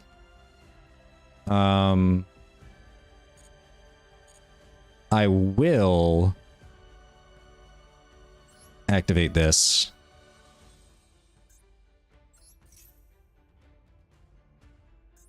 This isn't a quick effect. He shouldn't be able to activate it. I will summon this back. Attributing this. Oh, I don't want to Solemn Judgment my own thing. And I will pop that.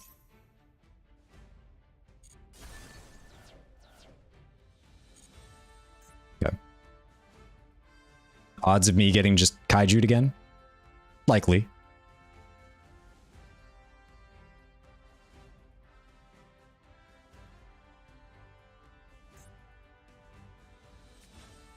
Well, now I have 3 True Draco things in my graveyard. Basically, the next time he summons Alpha, I'm just going to Solemn Judgment that, because I can't have him constantly just like... See, well, like, my deck recurs pretty well. His deck bounces everything to the hand and gets solemned.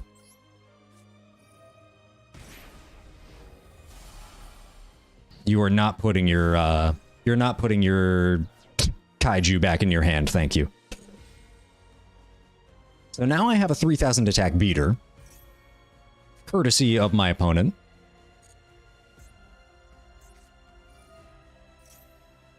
I probably could have just activated True Draco Apocalypse, and just popped Alpha.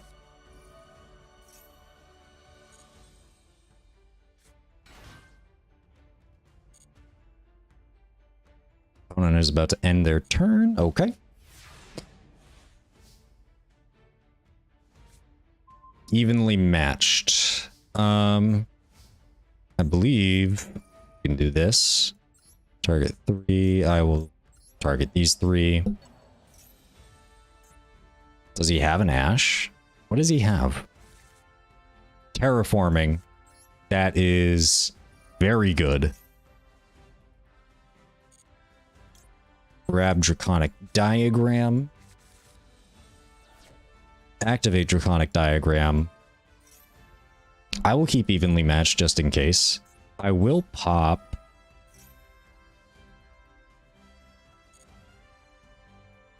this in the hand to add a Dynamite Knight. And then I will go ahead and...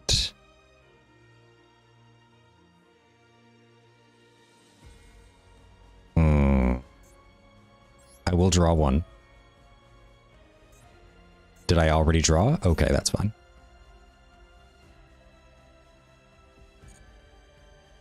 I will summon Dynamite Knight by attributing this.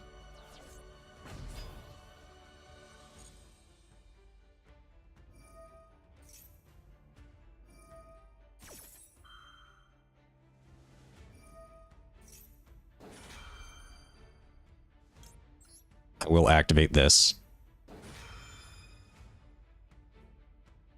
And I'm going to go grab the True King's Return. I will activate it.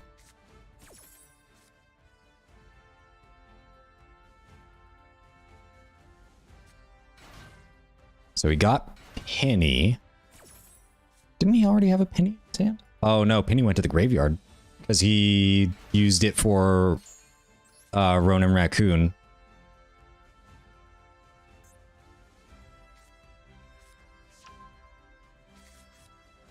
I think he...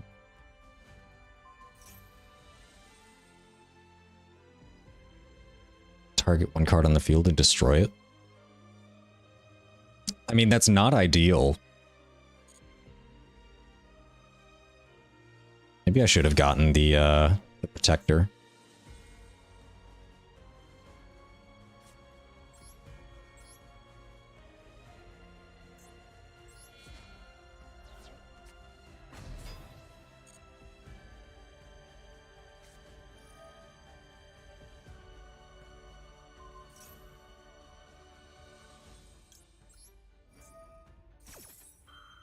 God, this is only turn 5.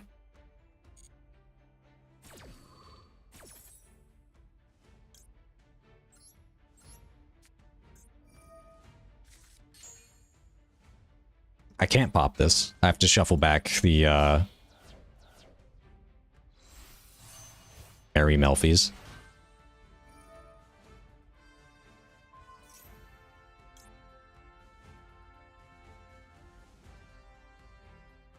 That's really unfortunate.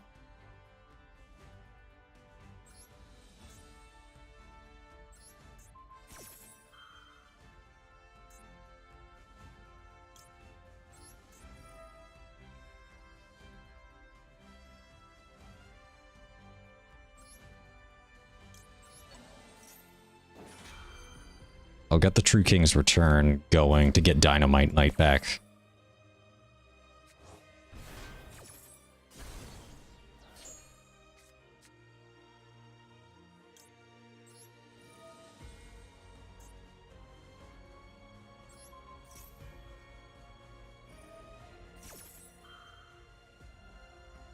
Oh, you're joking.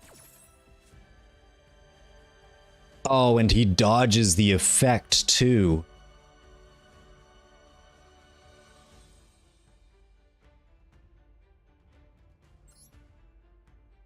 Wait, hold on. Your opponent normal or special summons, or if an opponent monster is target, you could return this card to the extra deck. Oh, amazing.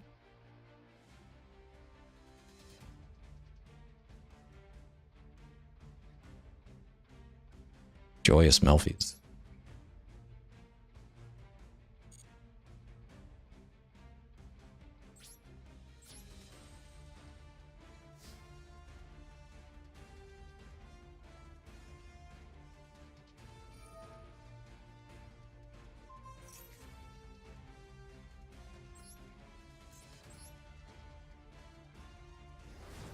Always destroy the penny.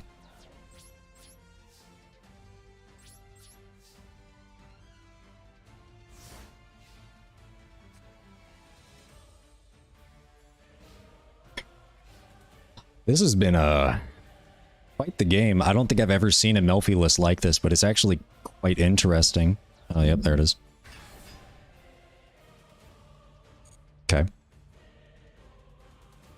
So I have the... I have to remember, I can't destroy that. I can't destroy the spell. I can destroy Dynamite Knight. But if I destroy this spell, or if the spell gets destroyed, then a lot of my recursion just disappears. Is he actually normal summoning Max C? What are you doing? Don't tell me he gets out Gigantic Sprite.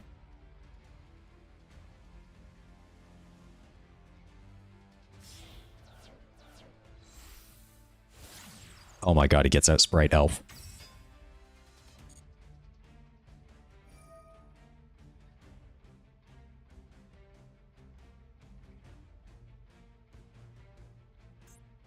This is Melfi with a Sprite engine. But also with a Alpha Kaiju engine. I definitely don't think I've been playing this correctly. It's before the end of the main phase. End phase? Dude. You done goofed. I am literally about to get so much recursion right now.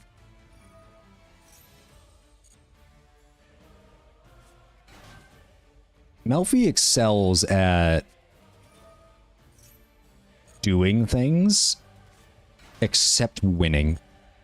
Every time I've fought, like, I battled or dueled against a Melfi deck, I feel like... Well, first off, I've never lost. Second off... I will grab you too. You don't have the Ash now. Oh, he's just using Sprite Elf. Okay, that's fine.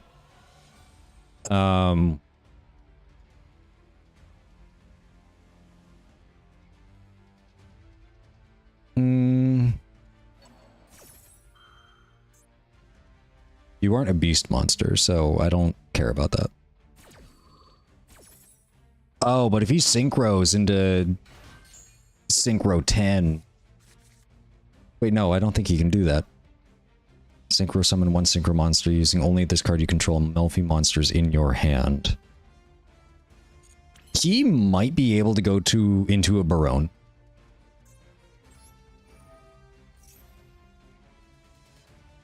You actually have something? What did he use to bounce the Kaiju last time?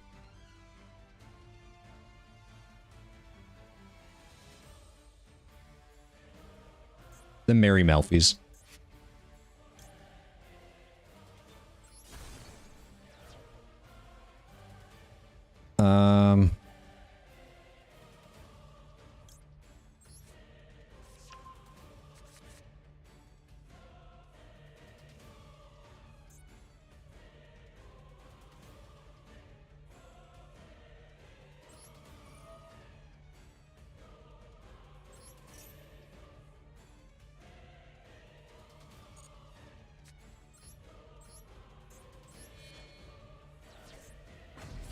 I need to be able to search out my monsters. There you go. The moment that I summon this thing, he starts activating, and I can use Majesty Maiden to search out more of my monsters.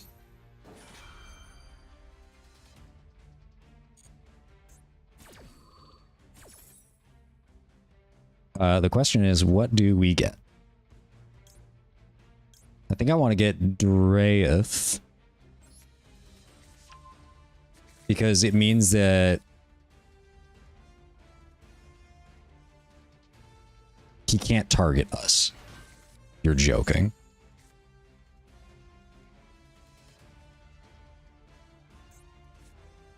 Wait, actually, hold on. So he utilizes that. I'm going to activate this. Oh, this is during my opponent's main phase. Oh, shoot.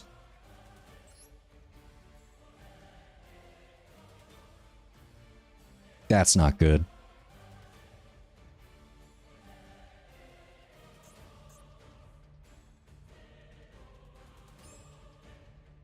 Fuck, I really wish he didn't do that. Kalantosa, huh? Well, might as well. I'm going to...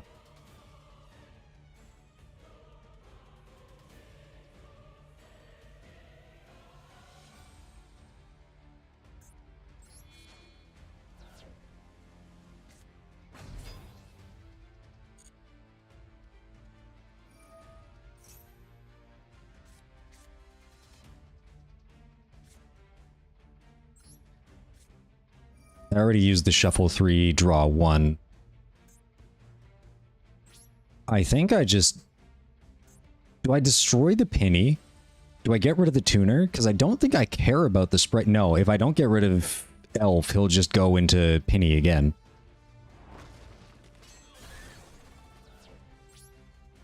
So... yeah.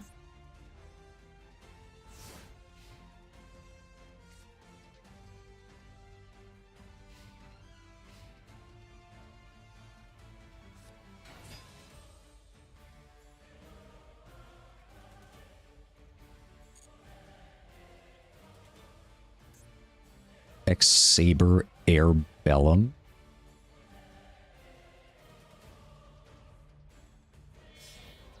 Synchroing into Naturia Beast.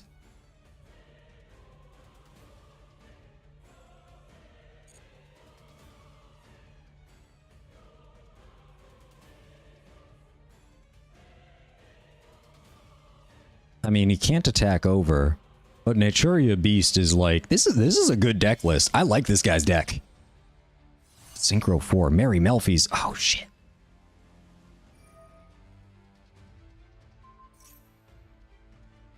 Return it to the hand. I mean, I take 3,700 damage. Naturia Beast is definitely an issue. I think I let him return it to the hand.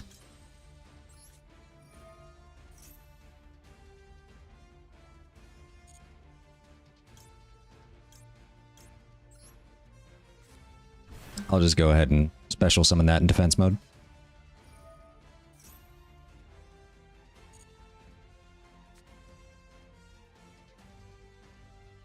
I don't think he has another way to bounce.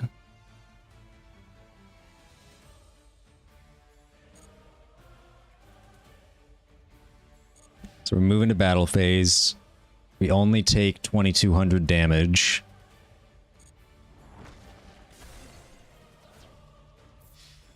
That's fine. Naturia Beast is definitely a problem for our deck.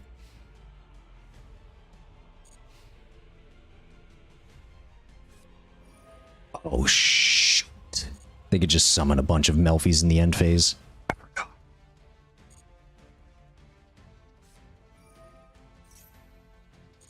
Yeah, that's fine.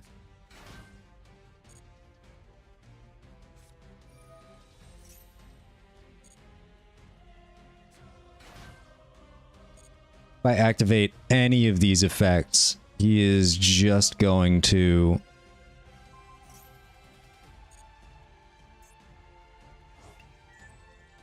This is probably the best Melfi deck list I've encountered. It's quite good.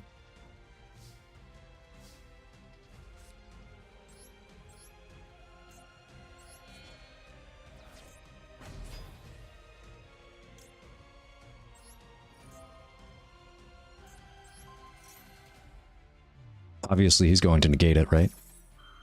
He doesn't negate it. Oh my god, he gives up his Naturia Beast. The fact that he didn't activate Naturia Beast means that we can, like, basically full combo into everything else. Yeah, sure, go ahead. Wally, Puppy, Catty, whatever.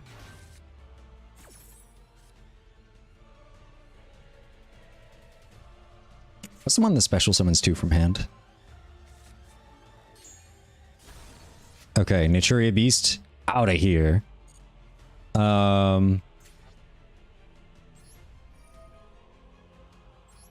Target 3 True Dracos. Give me this shit.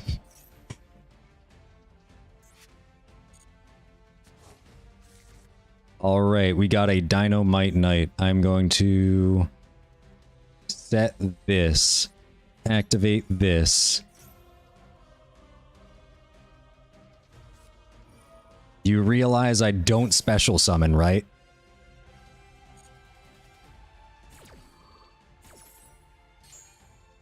I'm going to pop the Evenly Matched because my board is constantly cycling through. I'm going to grab the Majesty Maiden.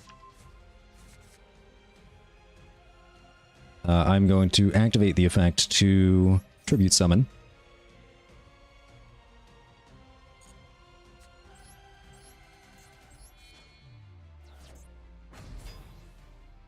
No, don't activate. I am... Oh, did I already use... I did already use it.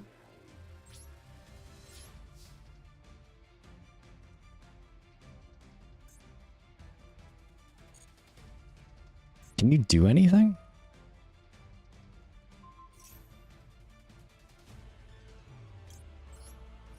Sure, I will add Ignis Heat to my hand.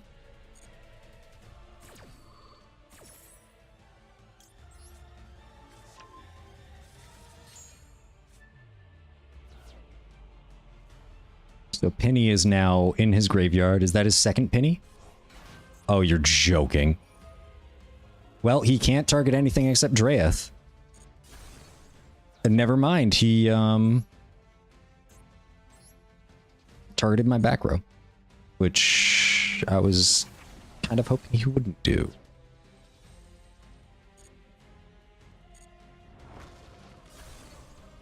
Stuff in the graveyard. Okay, so during his turn, I can utilize True Draco Apocalypse to summon out Dynamite Knight, and then use Dynamite Knight's effect to bring out another trap card. I'm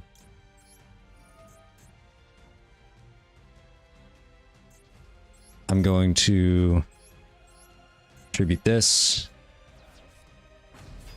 and then activate this to destroy Rescue Cat.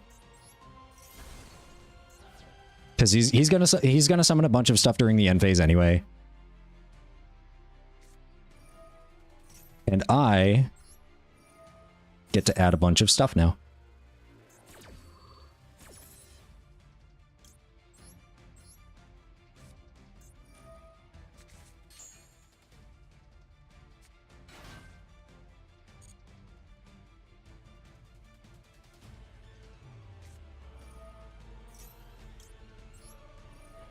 Activate this to add... on another Ignis Heat or another Dynamite Knight. I think I want Dynamite Knight.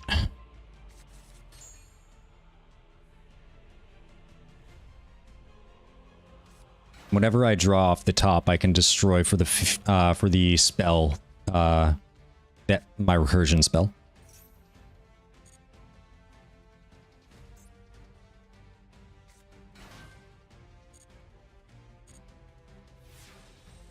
Okay. Recursion spell. Another Dynamite Knight. Okay, I don't need this. So I can destroy this. Add this. Activate this. I want to cycle back you, and you.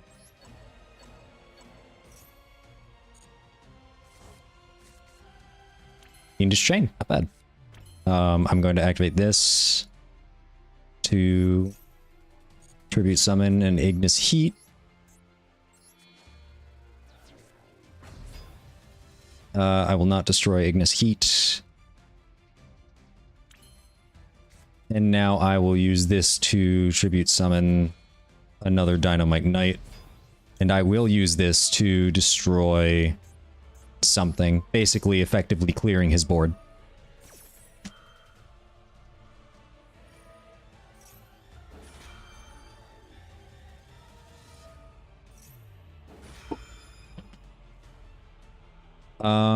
Wow, lovely. I will absolutely activate this. I will also... I'll grab this. I will activate True King's Return in case he does something to destroy my Draeth.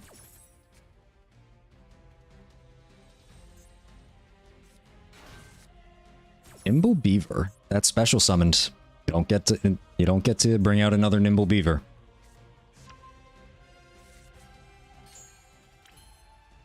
Alright, battle phase time. Let's end this. Woo! That was a tough game. Huge props to my opponent. I don't think I've ever seen anybody play Melfi like that. I'm definitely gonna try and save that deck list or something. That was an intense game. Like that, you got me running out the timer for that. Like, if I could give a GG, I would.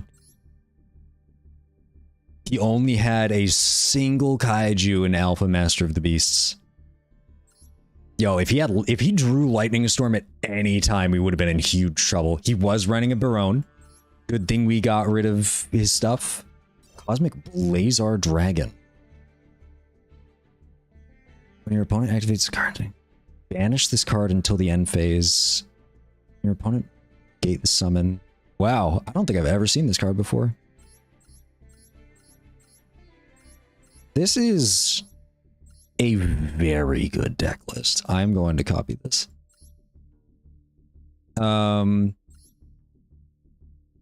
Personally, I'd probably cut the Nimble Beaver.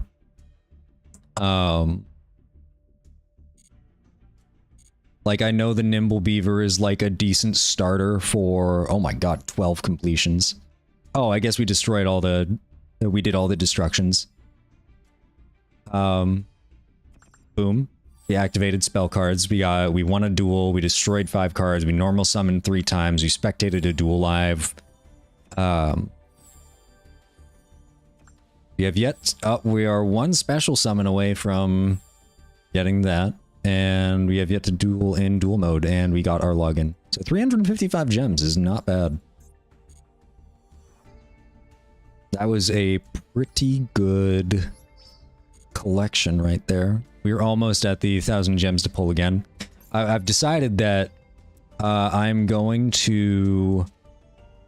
If I pull another 10-pack, and I get... 2 ultra rares that I don't need. I'm going to scrap those ultra rares, complete the battle pass, and then finish out our punk deck, because there's only 2 ultra rares left that I need to craft. And then once that's crafted and I have like my punk deck, I'm gonna start buying structure packs, because there are a couple of things in the structure packs that I would like, and I think getting that many cards at once for 500 gems is not a bad deal, especially when some of them you can't craft otherwise, and you'd also get ultra rares. I think the first one I'm probably going to purchase is the spellbook one. Of course, this does mean that I am going to be missing out on, you know, the majority of tier limits. But frankly speaking, I don't think I'm going to be able to build a tier limit deck before it gets hammered into the ground with ban lists. So I guess I'm just going to collect the cards, and if they all go to 1, then that just means I have a cheaper deck list to build.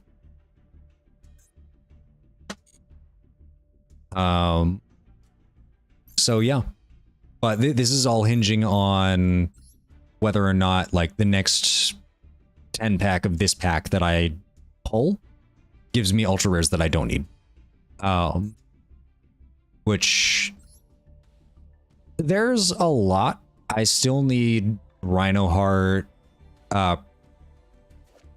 Perlerino, Cheerlement Scream, Shiren. I still need like a handful of those, and like even getting a Joyous Melfi's would be nice. So effectively, if we get Amazoness Augusta, Amazoness Princess, no material, Vernisylph of the Flourishing Hills, or Vera of the Vera the Vernisylph Goddess, we're just going to be dismantling that.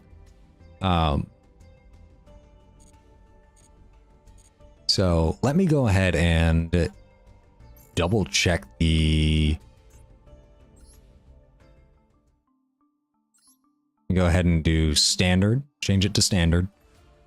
Obedient Schooled is definitely one of those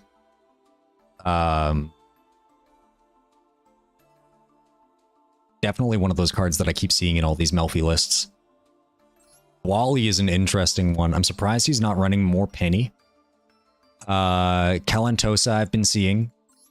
So if this was up to me, I'd probably cut Nightmare Phoenix, add Gigantic Sprite,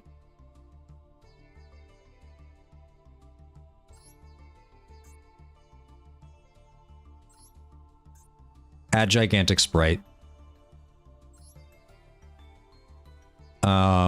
do have a Royal Melfi Mommy, so that's like the only reason I'm super interested in building the deck. Melfi Hide and Seek is pretty good. I'd be surprised if we don't want to run 3 of the Melfi Staring Contest. What is this? If you control the same number of monsters as your opponent, switch control of all of those monsters. Interesting.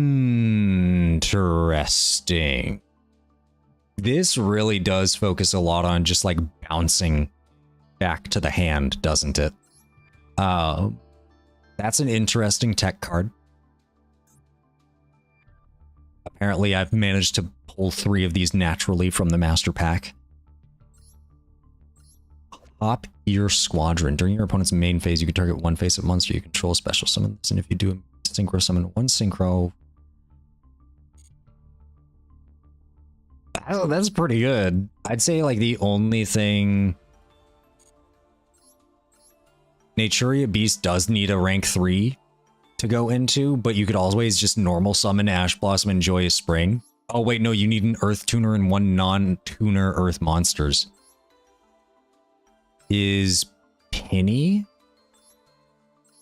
Penny is not a tuner, so X Saber Air Bellum is like an incredibly specific rank 3 tuner.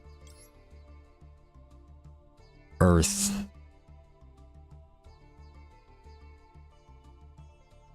Where's the tuner option? Did I miss it? Oh, no. Tuner, right here. You got a few punk options. There's Punk Xiamen. Add 1 punk monster from your deck to your hand. I don't think this says... Like, So... What I'm thinking here is that Naturia Beast is very good back row removal. Very good back row removal, and it's clear that this deck, like, if it gets access to back row removal, it would be somewhere. I'm, like, genuinely surprised that, like, he didn't negate Naturia Beast. Oh, it's a when a spell card is activated. That was a trap? Okay, now that makes sense. Naturia Barkion. That's one a trap card. You need Earth Tuner and one Earth Monster. Is there a rank 2 Earth Tuner in here? How does he make Barkion? Rank 4 Quandax. He's got to have like a rank 3 in here. He actually doesn't have a way to make Barkion, as far as I can see. Because of all the rank 2... hold on. So here are the tuners. You got Hop Ear Squadron, you got Melfi Penny, and you got Ash Blossom. And then you also have Crystron Quandax. The only Earth tuner that he has is X Saber Airbellum. And he doesn't have another rank 3 Earth monster. So he doesn't actually have a way to make Naturia Barkion in here. Not unless he's able to decrease a rank somehow.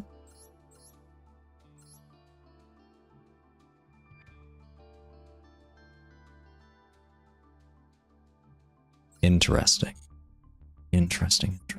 I'm so obsessed with this list because like that was a tough fight. And, you know, that might just speak to, like, the power level of... It might just speak to the power level of True Draco, but... Butterfly. Let's see, is there... a beast option? It's the only one.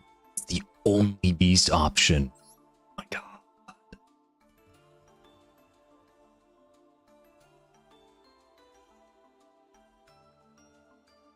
It's the best option. Okay, well, what about non-tuners? Okay, that's a lot. Like, the... Fusionist. I'd genuinely be surprised if, like... If you really, really wanted to make Naturia Barkion that bad, if you had instant fusion, you could probably pull out Fusionist, normal summon X Saber Airbellum, and then get Barkion out. But like... Oh! That might be a really interesting tech. Of Crusadia Leonis into Sprite Elf. But you'd still need to somehow have X Saber Airbellum in hand or on field, because I don't think you can... Unless one of them is...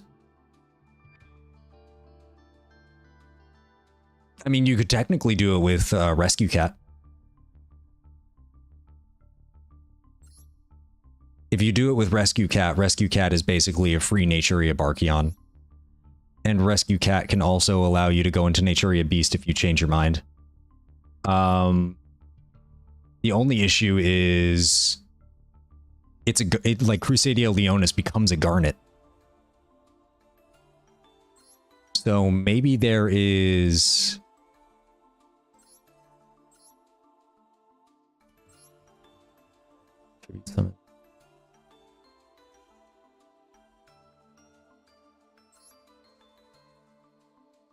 Monster you control.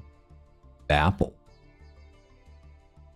Per turn, you can target one attack position with Dolce. That's too specific. That's a flip card. Amazement Ambassador. That's specific to attraction. There was like some way to shuffle cards back into the deck from hand, like Illusion of Chaos. That might be something. This card cannot be special summoned. Definitely not. Crusadia Leonis is a decent contender, so I'm going to add that to the list just for a moment.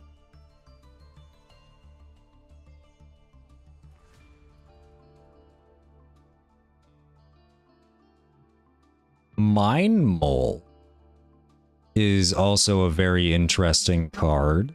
It's a rank 3. I think I'd prefer that over Leonis. Scareclaw Bloon. To your main monster zone, adjacent to a Scareclaw monster you control or in its column. This deck doesn't run Scareclaw, but might not have been a bad pick. That hamster looks so real. Normal summoned. This face-up card on the field is returned to its owner's hand during your end phase. Horrible. Hate that. When a monster you control is destroyed by battle and sent to the graveyard, you can special summon this card from your hand. Once per turn, when this defense position card on this chain, you can special summon one Nordic Beast. Send the top card of your deck to the graveyard. Then, if it was a monster, inflict damage to your opponent to its level times 200 and special summon this card. Otherwise, destroy this card. Gallus is a special summon. Oh, wait. So if you send a spell or trap, you destroy Gallus. Okay, never mind. No.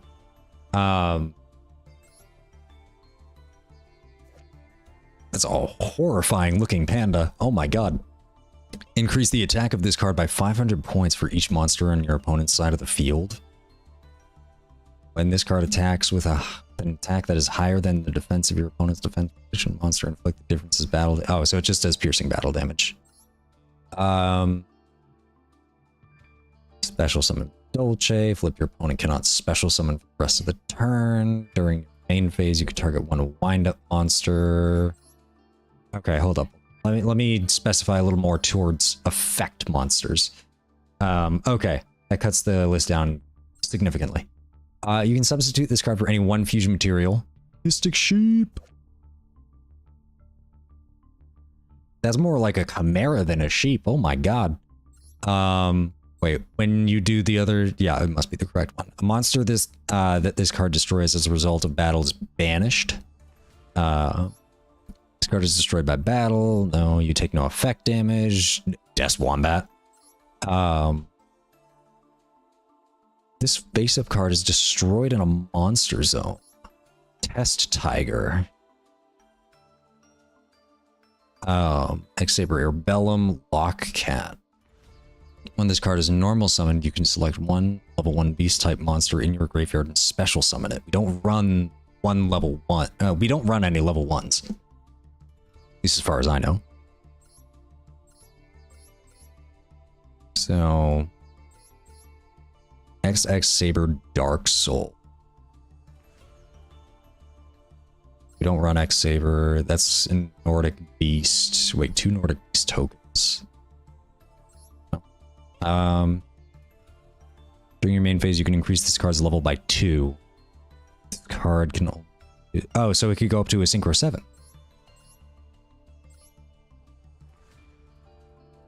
Wait, no, but if I summon it with Rescue Cat, its effects will be negated. So I'm looking for something with like a graveyard effect, or like when it is sent to the graveyard. Or like if it is sent to the graveyard. It's Madolce. Madolce. Madolce. This card is normal summoned. Special summon. Scareclaws. Monster Zone. Advanced Crystal Beast.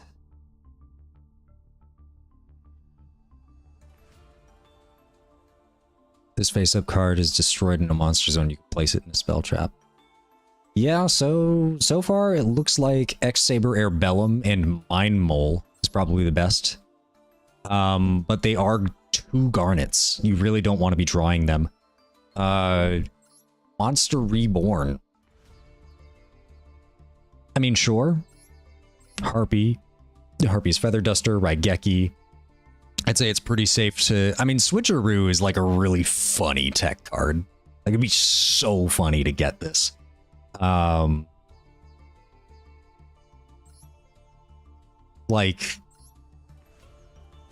Melfi Wall... Like, you give them like a Melfi Wally and your opponent accidentally activates it so it returns to your hand anyway. And they just start beating you up with your own monsters. How do you get Rescue Cat? Is Rescue Cat like a... it's Forest Friends. Let me see... Forest Friends. It's... I'm starting to... This is all Forest Friends. Oh, Denizens of the Sacred Tree. Is Naturia. Nope, I don't know. Yeah, that guy needed to get out Naturia Beast and Barkion.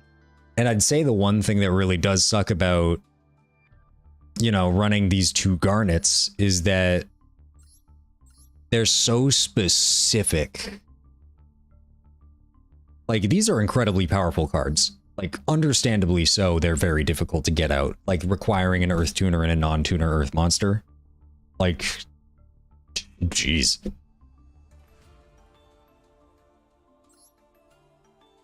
Obviously, this can be any kaiju. Don't need 3 switcheroos.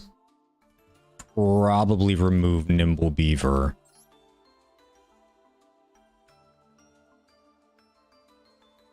Could probably add 2 more of these, another Penny. Penny is like the best card. I don't know why you wouldn't run 3 of them.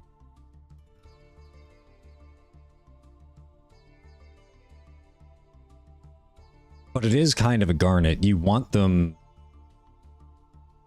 Like, you want them in your hand and they don't recur very well. Let's get rid of Lightning Storm, just for now.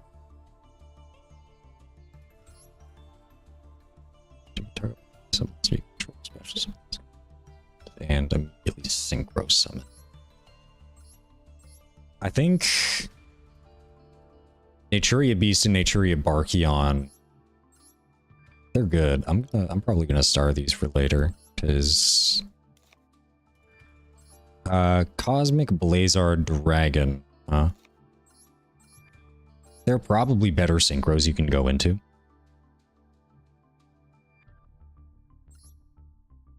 Like Cheng Ying, Psyframe Lord Omega, technically Chaos Ruler. Add 1 Excavated Light or Dark Monster to your hand. I don't think any of these are light. Yeah, none of these are light, so Chaos Ruler is probably not the best pick. Psychic End Punisher, huh?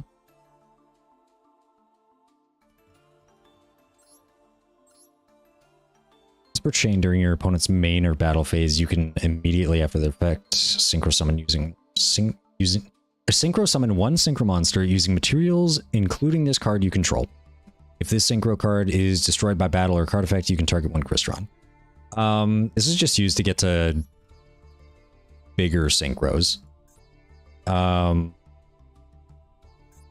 Okay, let me see. Get rid of all that.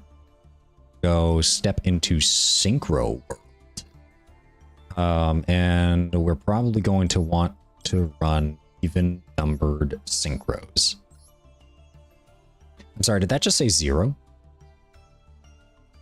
There are rank 0s? Why is that included? I'm gonna look into that. Mary Melfi's, okay. Could do Cupid Pitch. Herald of Arclight is a really good pick, actually. With Herald of Arclight,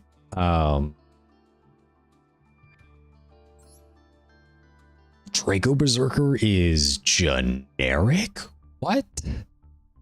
Ronin Raccoon, huh?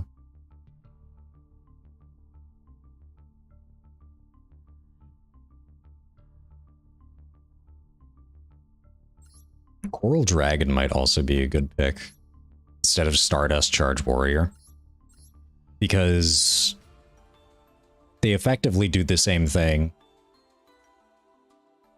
except Coral Dragon is a tuner, meaning that you can go even further, further upwards. Maybe a rank 8 tuner? Penguin Brave. Your opponent cannot target face-down defense position monsters you control with card effects. You can use each of the following: Synchro Summon, Special Summon Penguin, flip 1 face-down defense position water monster you control face-up. It's so specific. That needs to be worm, that needs to be water. Crimson Blader might be actually kind of good instead of Cyframe Omega. Does this deck have a good way of banishing monsters? Because if it doesn't, then Cheng Ying can come out of the deck list. As much as I love Cheng Ying, I think Crimson Blader probably has a better place in this deck. So let me take out Cheng Ying. Let me take out Airbellum and Mine Mole. Let me add a Kaiju. Let me add a second Call by the Grave. This dude was cooking something. Like, he was definitely on it. And now I've basically stolen his deck list and kind of like altered it for my own sake. And technically the sake of a friend. He was interested in building a Melfi deck. Melf?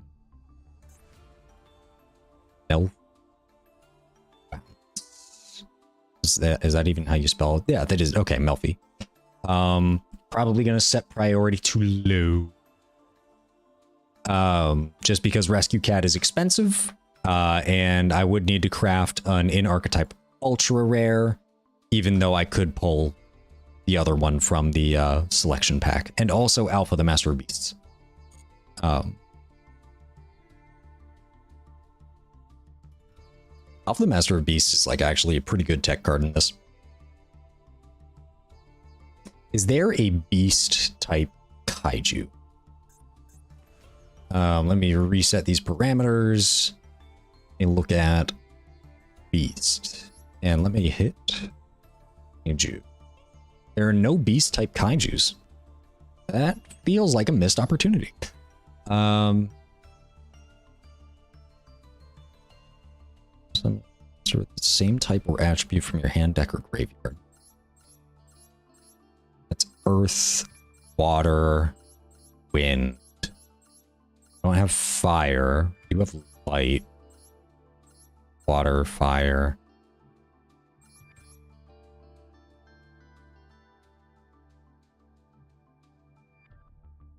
Mannequin Cat might be an interesting tech.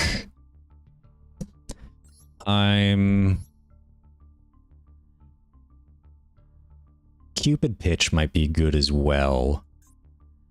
So Cupid. Cupid Pitch. So we'd have to remove 2 cards from here. Wait a minute, I just realized that if we have Cheng Ying and Cyframe Lord Omega on the field, Cyframe Lord Omega triggers Cheng Ying. So we have 3 potential cards to cut here. Herald of Arclight. Hey, welcome the amazing Clack. Thank you for joining me. Yeah, so we actually... This is a deck list that we actually... We just faced somebody in the Attribute 4 Festival with our True Draco list, and they were running a Melfi list pretty similar to this.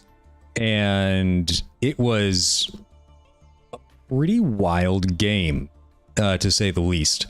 So I wanted to see what I can do, because, I mean, I pulled a Royal Rare Melfi Mommy. I think Yu-Gi-Oh! Is trying to tell me to make a Melfi deck. And I was kind of struggling for a little bit to think of anything good, so when we faced that player, I figured, okay, let me copy the deck list and see what I can make work. At the current moment, I think I have the main deck down. Yeah, I know I know it can't be used, but let me go ahead and show you the deck list that they had. Initially, they had some pretty funny shenanigans with Switcheroo, as well as Alpha Master of the Beasts, and Dagoran, the Mad Flame Kaiju. So they had Switcheroo, which I imagine what their game plan was that they were just trying to ensure that you know, they would bounce as many of your cards as possible, and anything they couldn't bounce, they might be able to steal with Switcheroo and give you one of their Melfies, which isn't a bad game plan because Melfies return to their owner's hands whenever like they're targeted for attacks or anything. So if your opponent misplays and activates their effect to return to hand, you basically leave them with an open field and you have their cards. Now, that didn't happen to me in the game, but I can definitely see what they were going for with this. I personally thought that they could run maybe a little more of the Sprite package, get Gigantic Sprite out because it summons any level 2 from your deck, and all of your XEs are rank 2, so you're not necessarily locked in, and a lot of your special summoning and extra deck summoning occurs on your opponent's turn. So it's not like playing Gigantic Sprite would be too much of an issue. The one issue I did really notice was that they're playing Naturia Barkion as well as Naturia Beast, and they managed to get Naturia Beast out with X-Saber Airbellum, but they don't have another rank 3 Earth monster to get Naturia Barkion out, so I cut that from the extra deck. But I'm curious, you say you're a Melfi main. Like, does this deck look anything similar to what you might be running, or like, do you have any other preferences or tech cards that you like? Do you mainly run it as like a Synchro or an XZ deck? Like, tell me about it. I'd love to hear about your experience with Melfi. But for now, I think I'm probably gonna have to cut 3 of these. You run wild stuff with it? Okay, cool. Do you run stuff like Switcheroo? Like swap your entire board with your opponent?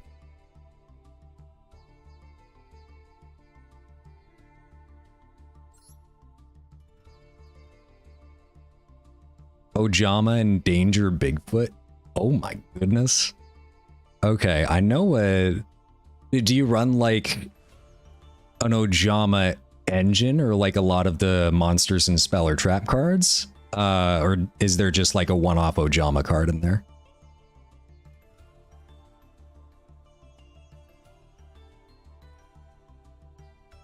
Earthbound Immortal too. Okay. Alright, that's interesting. I don't remember what Earthbound... Oh, okay. Yep, now I remember them. Interesting. So you got quite the deck list going. I might have to come back to this. I still have to think about what I want to remove from the extra deck. And I think I have almost all Ojama cards in the old Melfies. It sounds like you're just running Ojamas with some Melfies in there. You know, as long as you're having fun, nothing wrong with that. I could show you in Duel Room? Alright, yeah, sure. Let's go ahead and let me see. Nope, that's not it. Leave Duel Room. Create a room? Yeah, sure. Let me see. Let me finish the duel you're in real fast. Sure thing.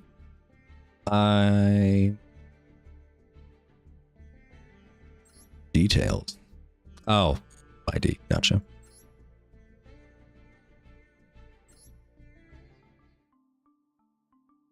I only learned recently that B Troopers is also getting more support. And it hurts my soul because it's a card that works with Instant Fusion, and Instant Fusion is about to get banned because it is too strong. Most unfortunate, but it's, you know, it's gotta happen. I think Instant Fusion was destined for the ban list for a really long time. Like, rest and rip the relinquished players and Lunalight and stuff, but, you know, Konami keeps releasing cards like Kit Kalos and El Shadal Winda. And you know what? Eventually you're gonna... It's like asking for the Instant Fusion to get banned.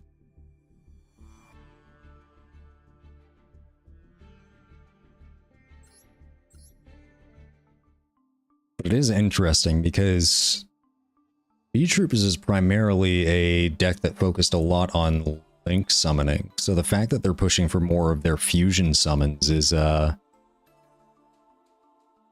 gonna have to change things up a little bit, because it is a good fusion summon. It is a really good fusion summon, and I'd be surprised if most B-Trooper decks don't want to run it, but at the same time, that does mean they need to run the fusion spell. I mean, at the very least, they can search it up with Sting Lancer, but at the same time, if they draw it in their opening hand, it might not be the best.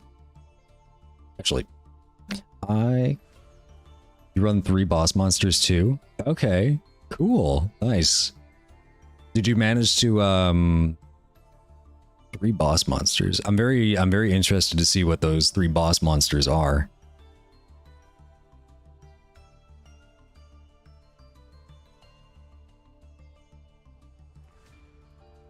Let's see.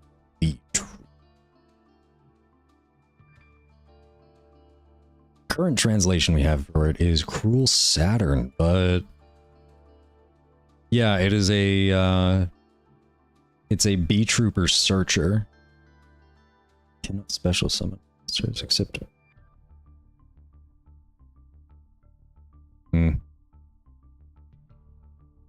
It could be interesting. It's just a B-Trooper card from your deck to your hand, but with Sting Lancer already being able to search spells and traps, all of them revolve around your deck type being Beast full field around level 2. Okay. I see how that works.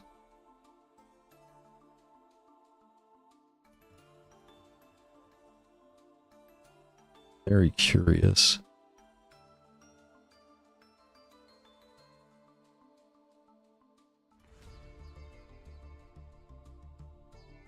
What would you even search with Cruel Saturn?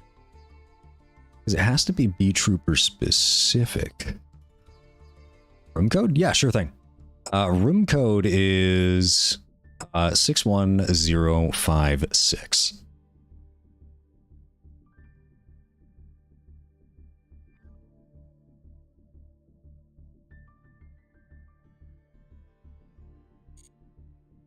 And I'll just enter right here.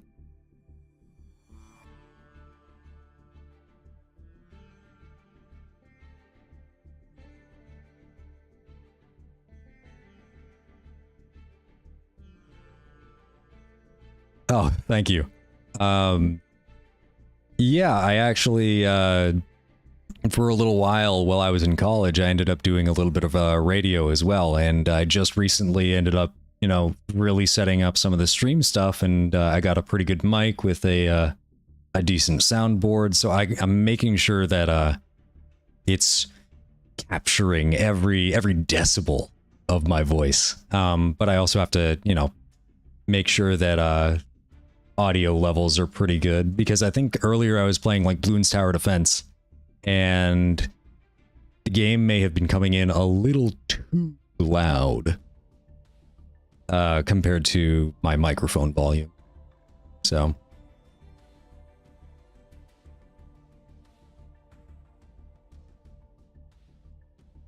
but thank you. Hopefully, you know, maybe I'll be able to do something with it. Begin duel. All right. I'm psyched to duel with you too. I'm very curious to see your deck, so I'm gonna let you go off, and because I really want to see like your end boards, like what it goes for. So I'll let you go first.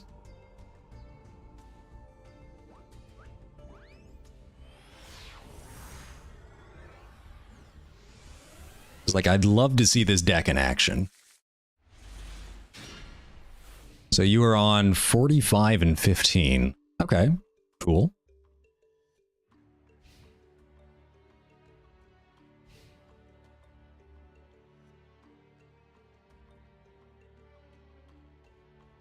Kind of a brick? Ah, it's all right.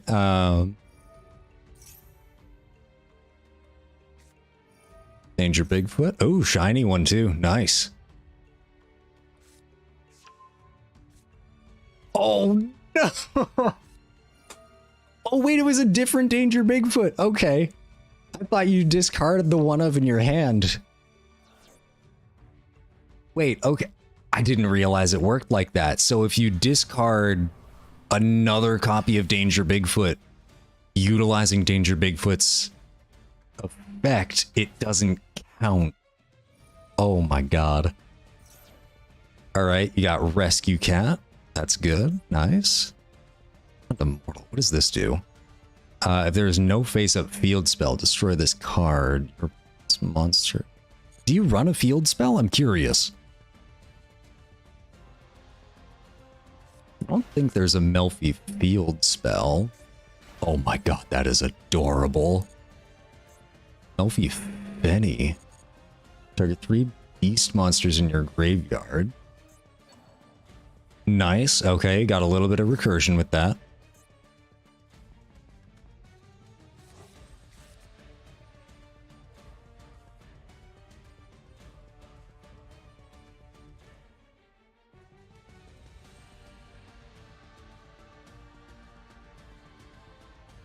So from here, it looks like you can go into a Synchro 10, maybe Synchro 12, Link 2 or 3,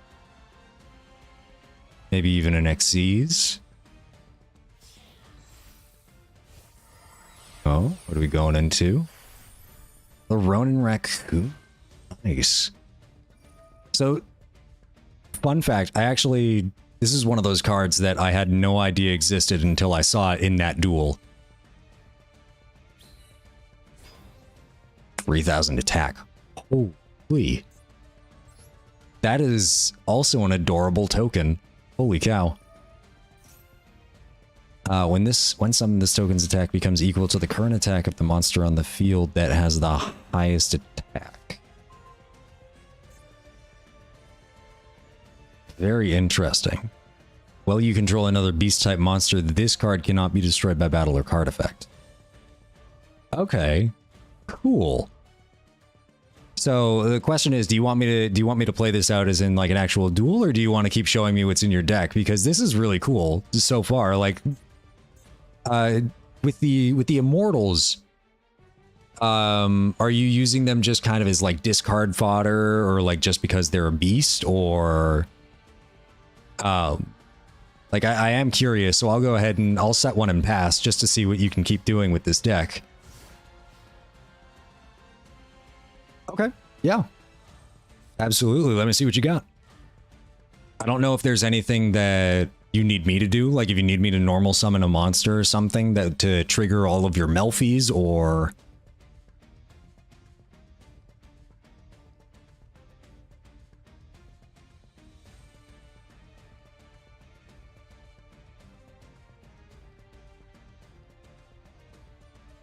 Take a look at this art again.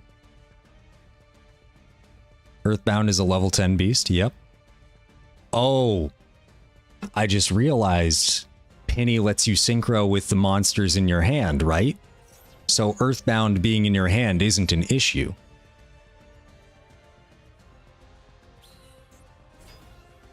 Okay, you can spawn 2 of those? Oh my god.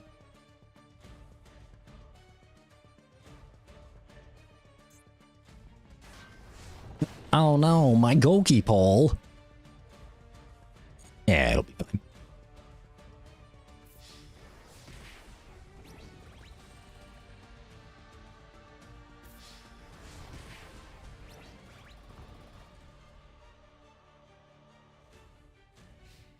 Some nice 3,000 beaters right there.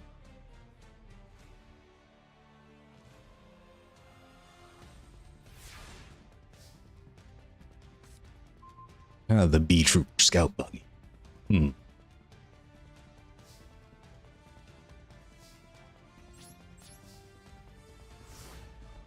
Oh, I can normal summon? Whoops, I already ended my turn. Sorry about that. Yeah, that probably would have triggered Puppy to actually be able to do things. Well, if you want me to normal summon something, you can always just pass back and I can do that. Or you could end the duel if you would like. Which boss monster you want to see? Oh, What's your coolest one? Like, what's the one you like bringing out the most?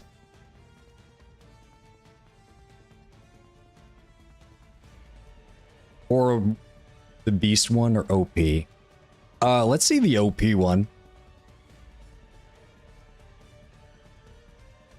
Very interested in seeing this. I mean, if you could bring out both. The most used one, huh? All right. If you don't want to get that one out, let's go ahead and see the beast one.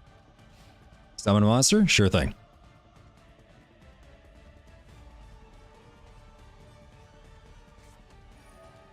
Got pony on the field. Nice.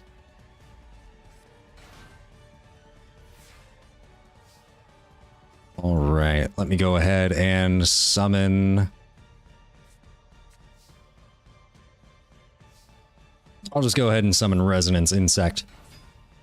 That doesn't have an effect on summon.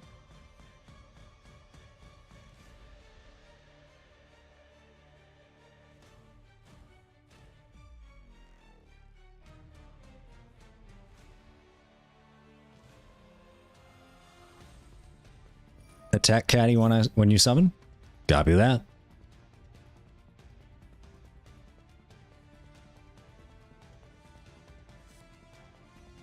There won't be anything preventing me from doing that.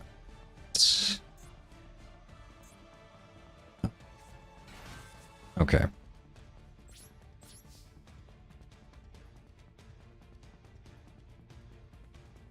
Let's see what you got.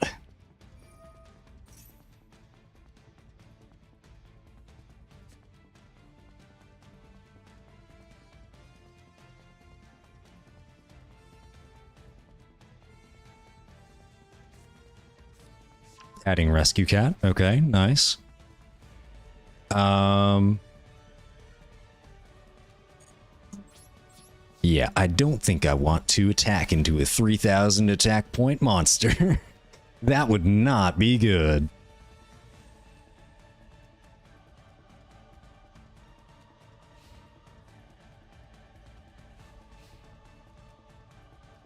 It's kind of wild how much advantage or card advantage Melfi can get. Oh, so you have the Earthbound Field spell. Well, any 10 level 10 monsters around the field, neither player can target this card with card effects. Also, it cannot be destroyed by card effects. Nice protection. You can treat one synchro monster as two tributes for the tribute of an Earthbound Immortal monster. If a synchro monster is special summoned, except during the damage step, you can add one Earthbound Immortal spell trap from your deck to your hand. Okay. That's pretty interesting. I didn't realize that the goal of Earthbounds was to utilize their extra deck synchros for... Oh no! White Lady jump scare. Oh god. Very nice. The Underworld Goddess. It's a good one. I really like this one. It took me so long to craft it.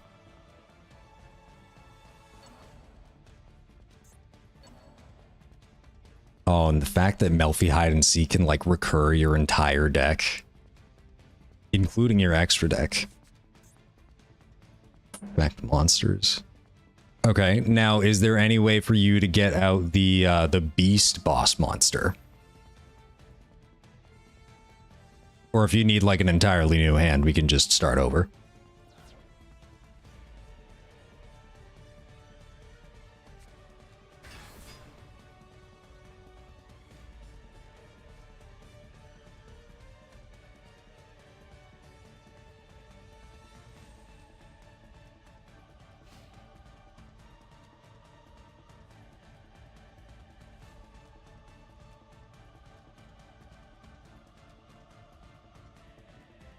You need another turn? Sure thing.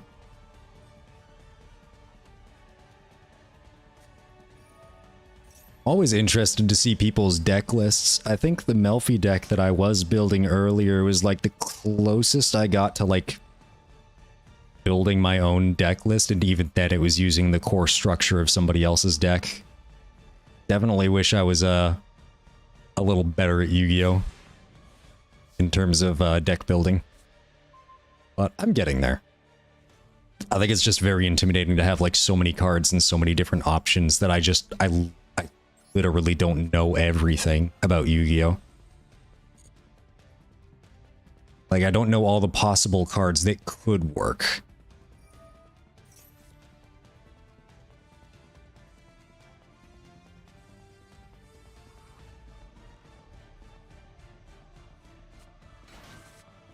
Got Wally. Nice. Go in for the attack.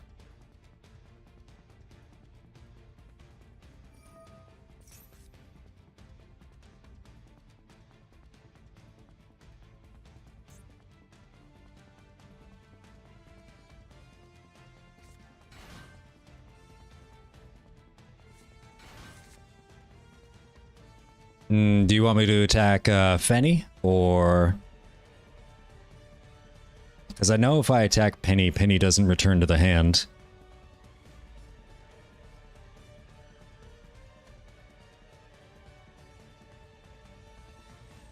Melfi is great to get out stuff. Yeah, no, they can get a lot of advantage in a very very quickly, surprisingly quickly. Don't attack? Okay.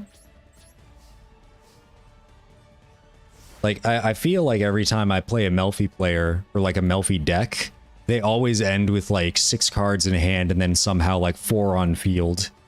And I'm just sitting over here with, you know, True Draco or B-Trooper with like maybe 3 or 4 cards on field and nothing in hand.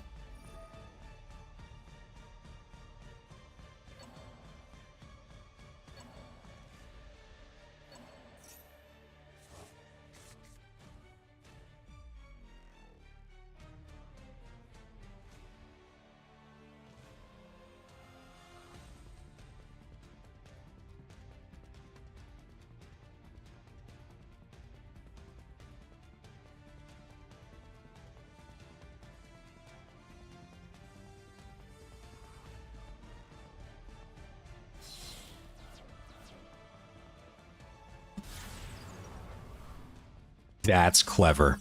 I did not think about Shiraig as one of the boss monsters.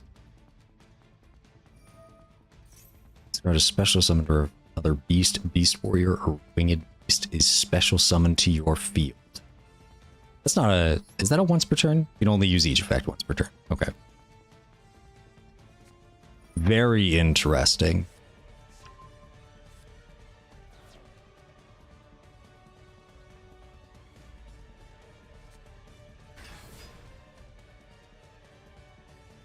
Okay. Now, do you primarily run Link monsters in your extra deck, or do you have like synchros in there too, like aside from Merry Melfi's? Because I know Merry Melfi is the only Melfi synchro. Wait, no, is there a second Melfi synchro?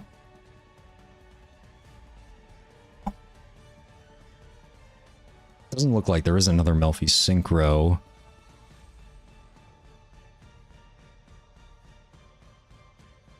You only have Mary. Okay, so you primarily run this as like a Link deck and maybe an XZ's deck? Or like maybe just the need another turn? Sure thing. Need me to attack, just let me know which one.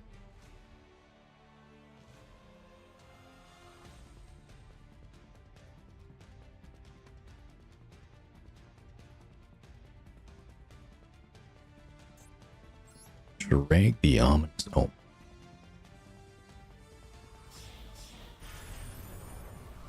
You are also running Sprite in your list. Okay, I knew I was going somewhere with that. I knew I was going somewhere with that.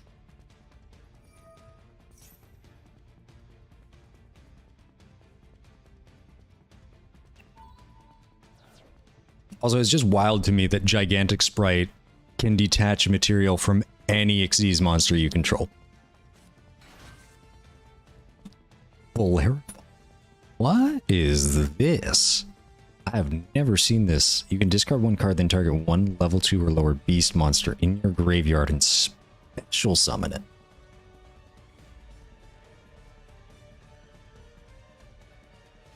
Bellerophon, huh? Interesting. I might have to come back to that.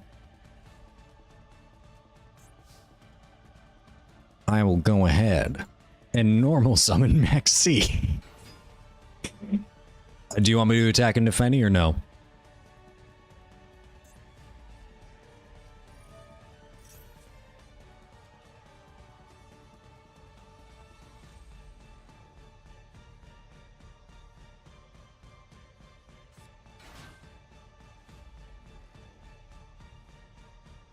That Melfi Penny.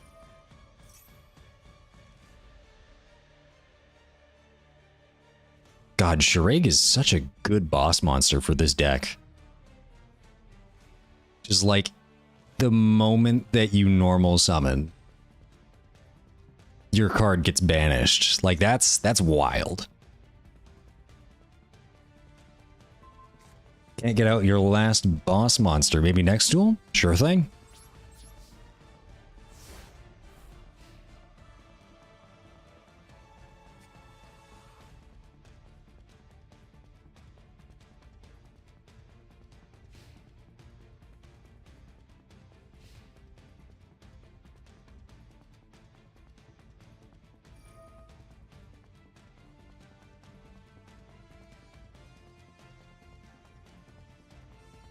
So I have to ask, do you run Nimble Beaver in your list?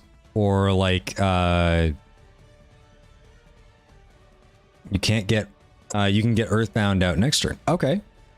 Alright. Well, let's see. Let's do what you need to. I'm here for it. Let's see it. No Beaver? Okay, yeah.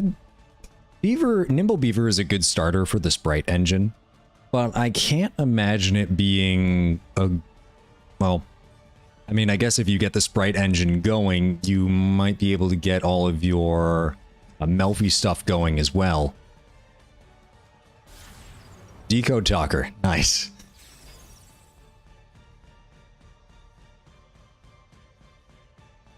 But I guess people run that. It is a beast. Is a rank 2 that can special summon itself from the deck, but I think the fact that you need to use your normal summon for it, I just don't know if it makes it a good pick to actually put into a Melfi deck.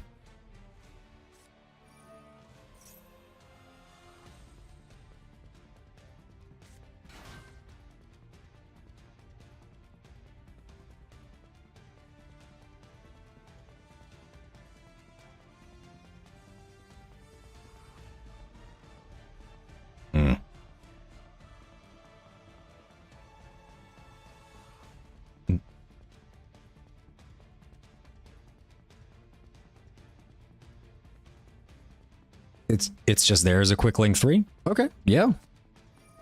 Link climbing is definitely needed.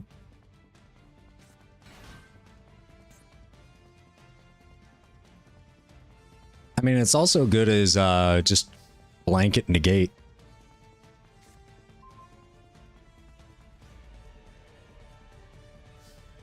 Alright, would you like me to summon anything?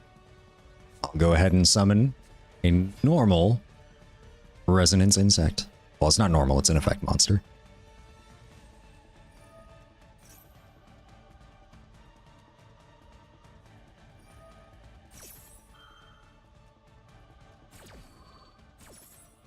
Alright, Caddy back to hand, Fenny back to hand.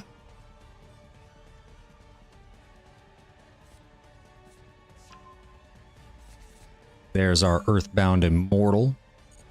Wait, so you could just search for an Earthbound Immortal with Melfi Caddy? Yeah, you can add one beast monster to your hand, from your deck to your hand. Okay. Your opponent's monsters cannot target this card for attacks. This card can attack your opponent directly. If this card would be destroyed by battle, you contribute one other monster instead, and if you do, have your opponent's life points. Jeez. It's pretty strong. That is pretty strong.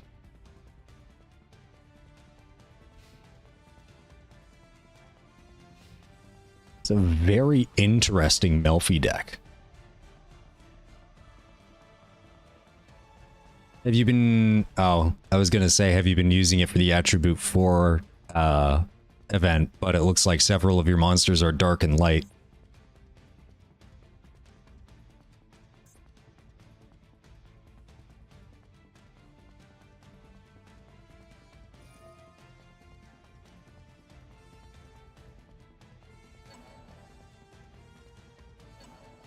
You have 7, 8 cards in hand? Oh my...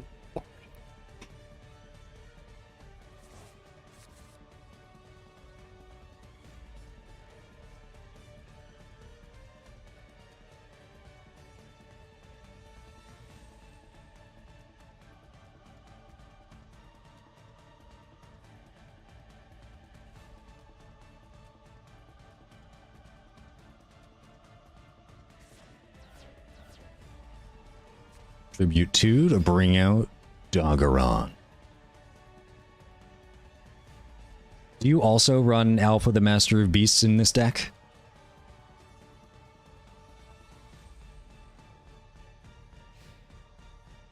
End it. 07's in chat. Hey, you run Doggy too? Oh, okay. You don't run Alpha. Gotcha. It's a very, very cool deck that you had there. Have you been using it to climb, or no, you're broke? That's fair. I fully understand that. I've got like maybe 13 or so deck lists built out, but not enough materials to make all of them. That's the position I'm in. But thank you for showing me your deck. That was really cool to see. I always appreciate, you know, non-meta decks. Because like as fun as meta can be sometimes, you know, playing the same game over and over again is just like not really what Yu-Gi-Oh! Is about. You made it to gold rank 2 with the basic Melfi deck? Okay. And did you make it any further after you added the Earthbound Immortal and the Bigfoot?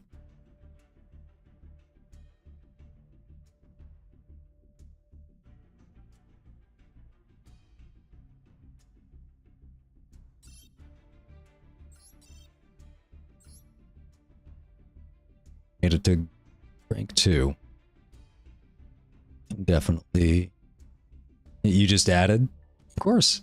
Sure thing. I will, Oh. I do not think... Oh no. Wait. Hold on. What's your... what's your player ID? Or title lookup? No, not title lookup. Wait, what? You can look people... Okay, this is the first time I've ever seen this. But the amazing Clack, thank you so much for showing me your deck. That was really cool. I really like seeing that. Follower. Huh. Wow. Elfies, huh? Yeah, I got way too many decks planned. Just a very, very quick breakdown. If you see a deck with like a number in parentheses in front of it, that's like the order that I'm trying to build them, and then the number C1 Numeron KS Gate Sonya. Oh my. C. Okay.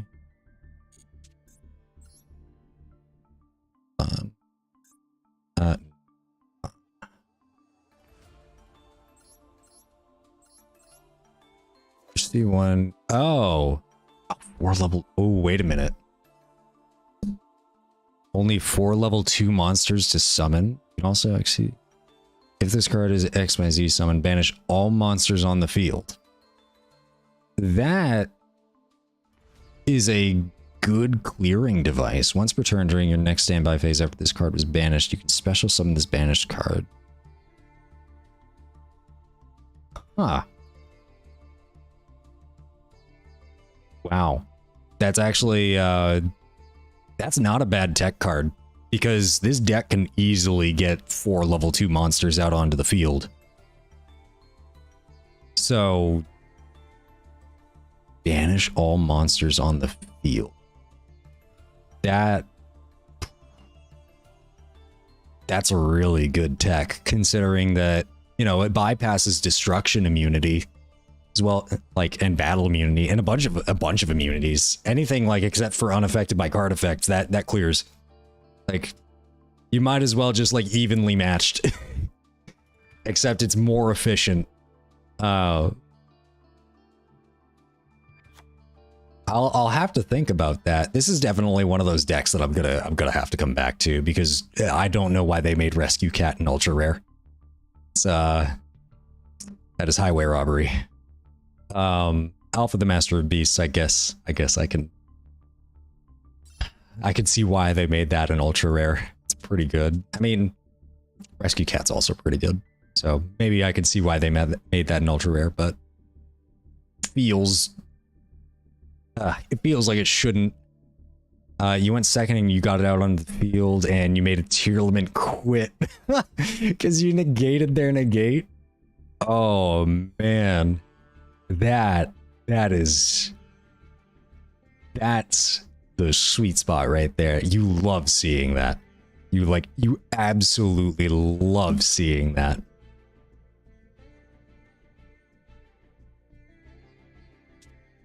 But yeah, if you see like medium, low, low on the right side of these, that just means like the priority / like how many like how difficult I deem it would be to make this, with low being the most difficult and high being the easiest. Meta defeated by Melfi's. That's how we do it. That is how we do it. Let me see. Healthy bounce. Right now, we're kind of just running some True Draco in the Attribute 4 Festival. How close are we on missions right now? We've been playing Master Duel for like maybe 3 hours, and we've only won like 4 times out of what? How many duels? Oh goodness. What? Okay, so the Amazing Clack, what have you been using for the Attribute 4 Festival? Have you been using any of the loner decks, or have you made did you make one of your own? Did you make a deck of your own? Okay, so like we're at like a 50% win rate. I suppose that's not that bad.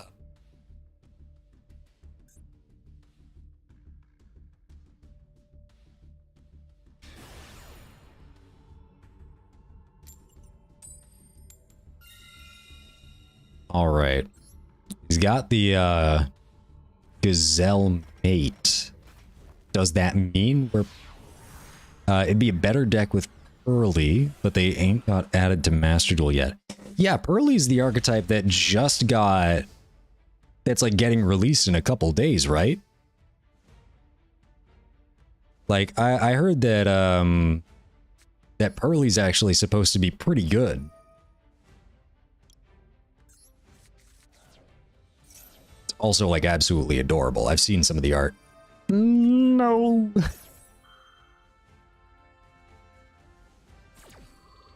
Okay, so I think I can... They are? Okay, yeah. Okay, cool.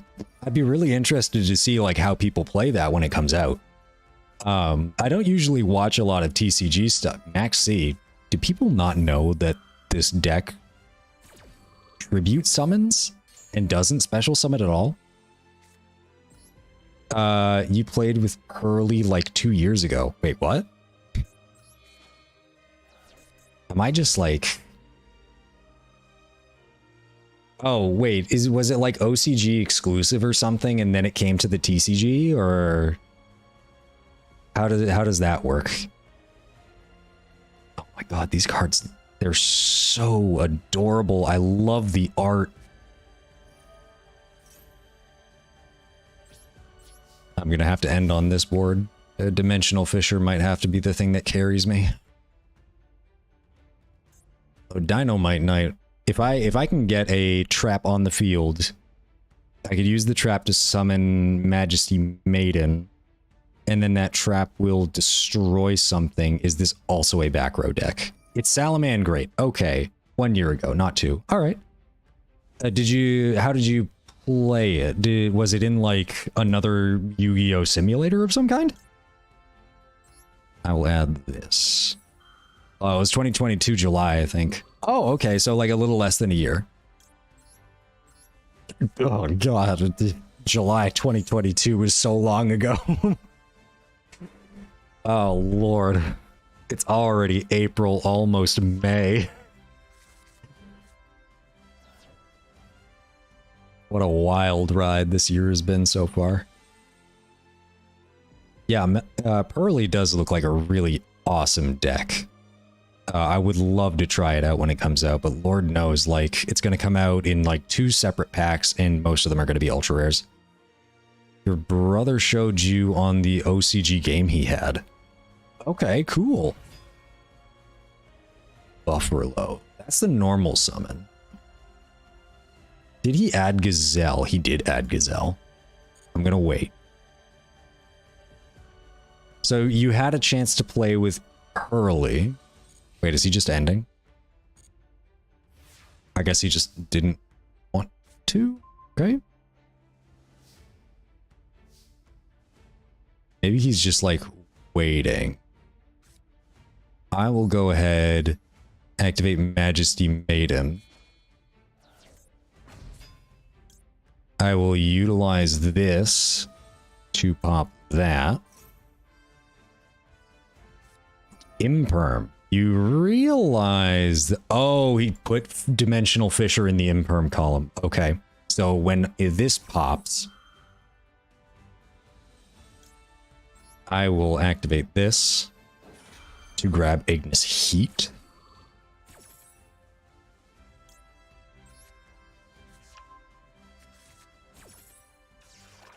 But you said you went ahead and you played with Pearly for a little bit. So what did you think? You really liked playing with it? It seems like a really cool XYZ deck or XYZ deck.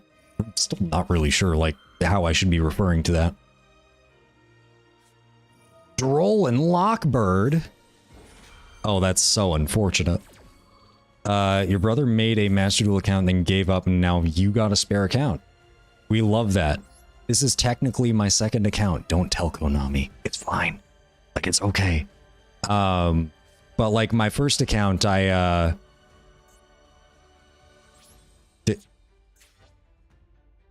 why did he my opponent Droll and Lockbird himself, and he discarded Gazelle to activate Flame Buffalo. Oh, buddy. Oh, dude. Pearly is alright. You didn't get into the XYZ, though? Okay. That's fair. I like, when I play Yu-Gi-Oh, I like to think about, you know, the different types of events that they make, or like they have every once in a while. Like the XZ's festival, or like a Link festival.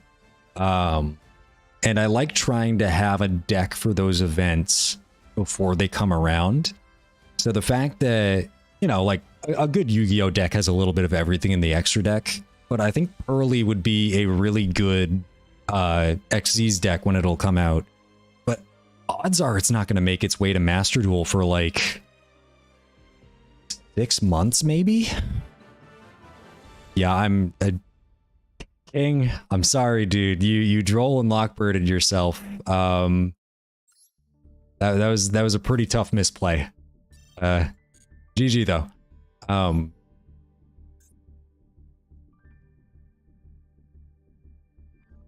Yeah, I'm trying to, I've heard people talk about it like it's supposed to be this like really powerful deck, and I guess I just have yet to read the cards and like determine how it's powerful. I've seen like some of the other support that like the TCG has gotten. Like especially with Gate Guardian. Like Gate Guardian seems kind of fun but also ridiculous. But I would be genuinely surprised if that was a cheap deck. I don't think it's going to be. What else have I seen recently? I mean, obviously Cash Tier is something that's like I don't want to say plaguing the OCG TCG. Oh, I guess we're up against Fluanderies. I have a pretty good win rate against Fluanderies in this festival, but there was one time I lost because they played really well, so... I guess it's a matter of what boss monster they go into. It's either Ryza... No, they're definitely going into Apex Avian, right? Or they're going into Snowl.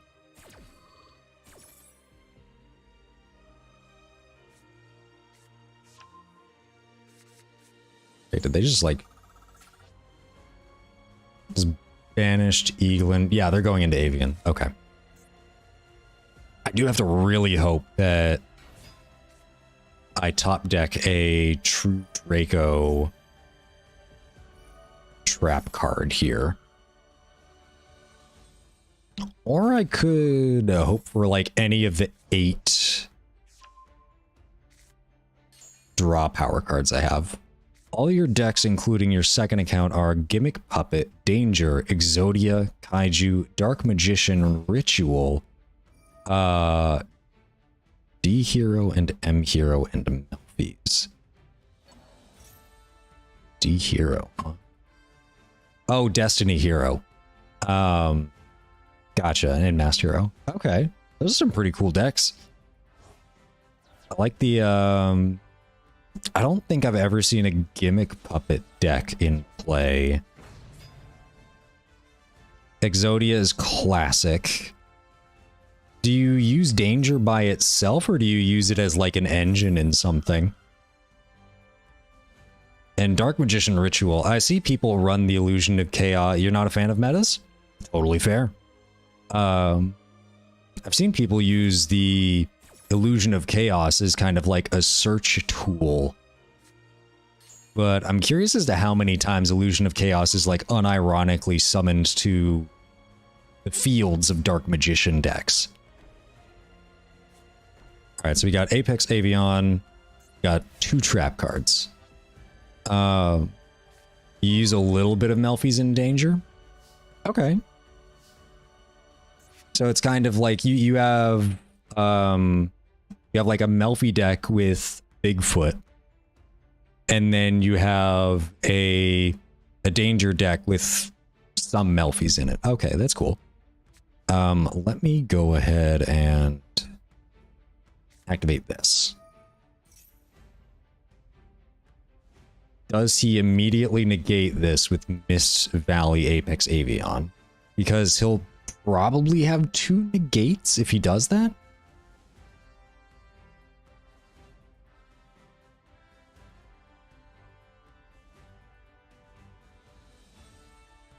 There's a little bit of Melfi's in Danger.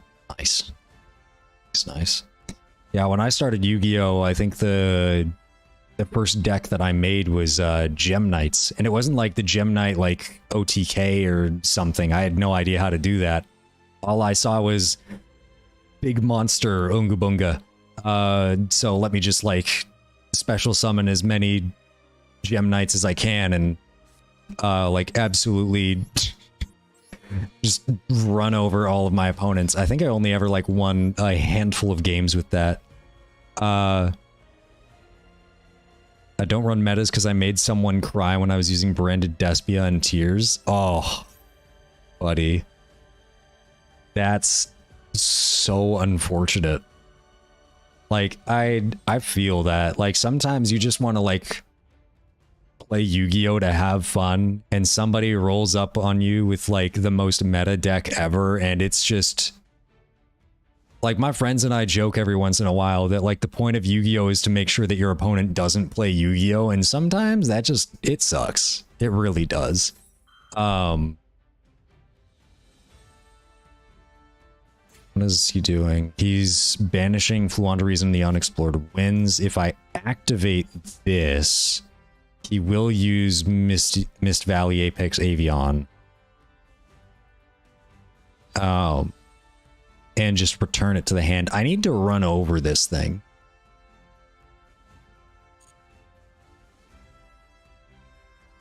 I went from saying GG to get good, loser. I feel that. They're just like... Ugh. God, you know, there are some times where it's like, you know, you gotta keep the like, you gotta keep the good mood. Okay, now I can activate this. Let me see. I will. Oh, he had the ash. Oh no. That is most unfortunate.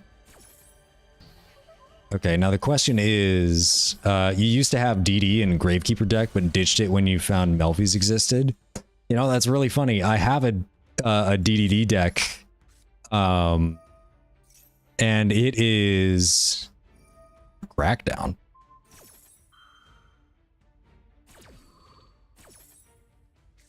That's most unfortunate. I do have a DDD deck. It was actually the first deck I made on this account that like wasn't meta. And I think that was like the second or third deck. And it is quite difficult to pilot. Like it's actually pretty dang difficult. Honestly, I'm hoping that they kind of turbo out Apex Avion so I can just Solemn Judgment it. But like mad respect to anybody who can run DD or DDDs and like really figure out how that deck works. Just because there are so many lines. Like I liked the deck, but I found that too frequently it was a little too resource intensive. The first deck you ever made in OCG was Winged Dragon of Ra, life point gainer. Oh my god, wait, I just watched somebody the other day play that hand trap. I think it's called like Winter Cherries or something, where every time your opponent special summons, you gain life points. Did you run that in there? So that like when you summon Winged Dragon of Ra, it was like a 20,000 point attack point Winged Dragon of Ra?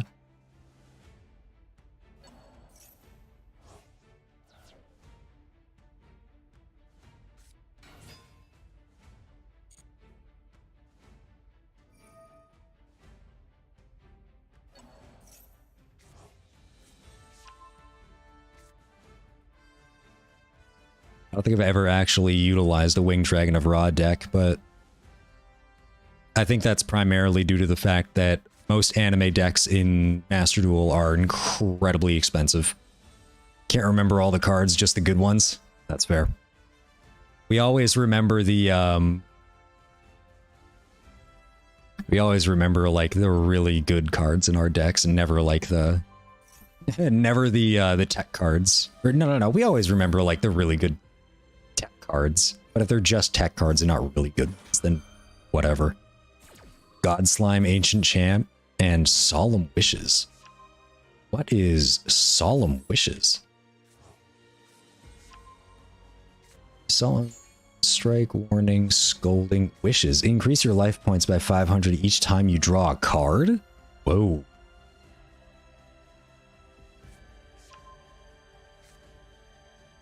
That could really add up over time, huh? It would also like kind of play into Winged Dragon of Ra, like pay 1,000 life points and destroy a card. Metal Reflect Slime. Yeah, Metal Reflect Slime is, I think it's still good by today's standards. Like Metal Reflect Slime, it can't be destroyed by battle. It can't be destroyed by card effect. Or am I misremembering that? Oh wait, not Metal Reflect Slime. Egyptian God Slime is what I'm thinking of. Metal Reflect Slime is like still a good defensive card.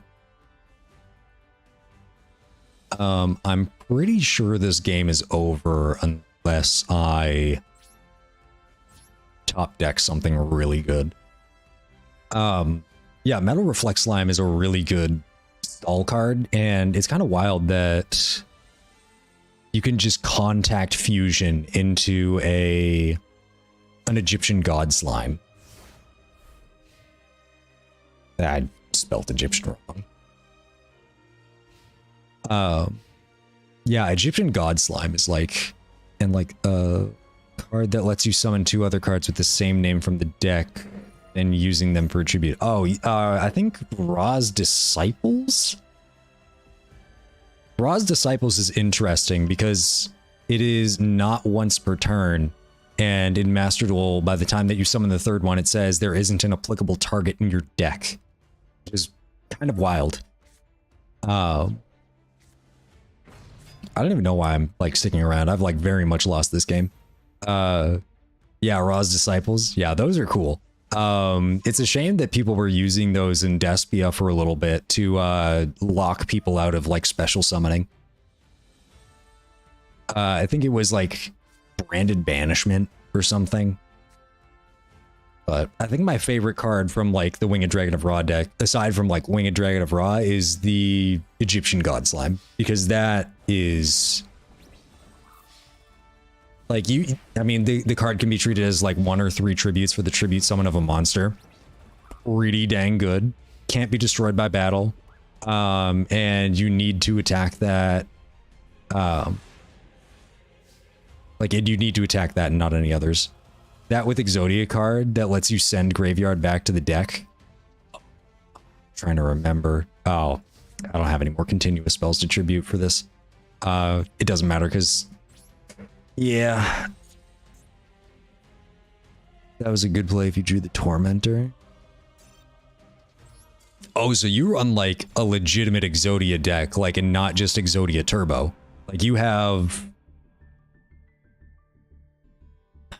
See, yeah, like the I think it's Obliterate, where you could send a Forbidden One monster or Exodia card from hand or deck to the graveyard and then bounce a card.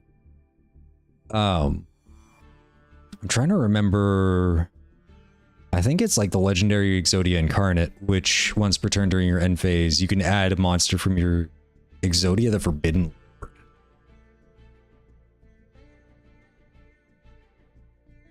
I see the legendary Exodia Incarnate. I think that's similar. Once per turn during your end phase, add 1 Forbidden One monster from your graveyard to your hand.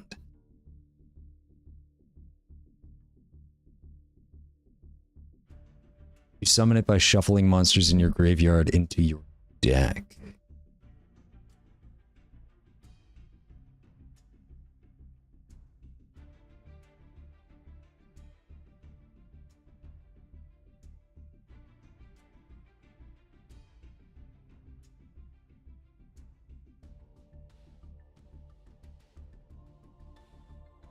Let you get Ra's Disciples out again for another tribute, huh?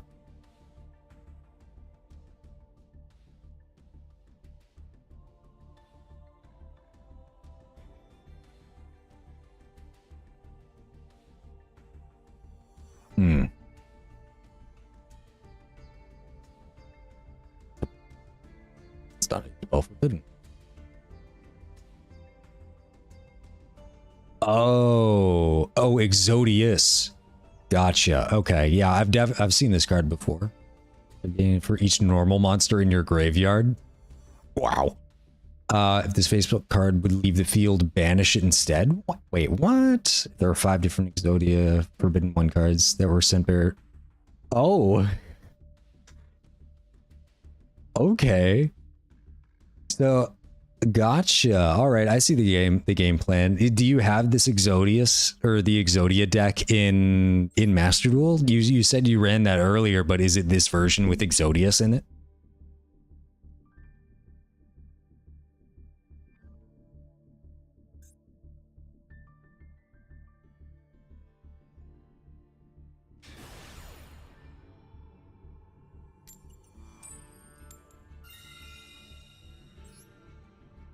You run Exodia with Exodius? Okay, cool. Seems like a really unique way to play Exodia, because I feel like far too frequently people just kind of play the turbo with God, what is it? TG Hyper Librarian and like the mystical libraries. You could use him, but he doesn't get protection. Oh yeah. I think Exodius is like a better card than the other Exodia card that like. Yeah, the legendary Exodia Incarnate. I think Exodius is just better than legendary Exodia Incarnate, because like the legendary Exodia Incarnate adds those cards from the graveyard back to your hand, and it actively loses like attack and defense. And that's just like not really that good, because they can just run over it with something, and all of a sudden, you know, all of your Exodia pieces are in your graveyard and you can't really do anything otherwise. I'm going to tribute summon this because I can just get another one. I don't want to pop anything. I'll activate Card of Demise. Draw 3 unless they have Ash. They do have Ash, which is really unfortunate, but I will go ahead and activate Ignis Heat. Activating True Draco Heritage, and this will allow me to at least draw one.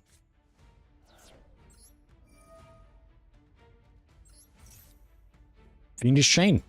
Okay. I can live with that. What I can do is I can do this. I will pop True Draco Heritage, add... do I add Majesty Maiden? I do add Majesty Maiden. Don't activate that, and I will end my turn. Oh, no. I was gonna say, oh no, Ignis Heat can get me another Emancipator. Oh no. My only real attacking monster in the Exodia deck is Divine Serpent Geh. Interesting. I will add this. Yeah, I'll activate True Draco Heritage again. Yeah, Divine Serpent.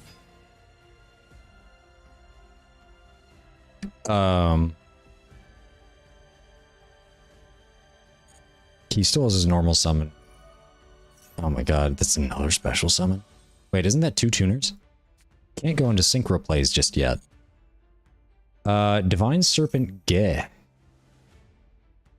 I'll click on that, just read it. Come on, Gate Blocker. I'm sorry, what was that? Gate Blocker. Negate the effects of your opponent's field spells. Your opponent cannot place counters on cards on the field. Your opponent cannot target other monsters you control with card effects. That is so rude. That is so rude. He didn't want to go for the Kawaki Meru Overload.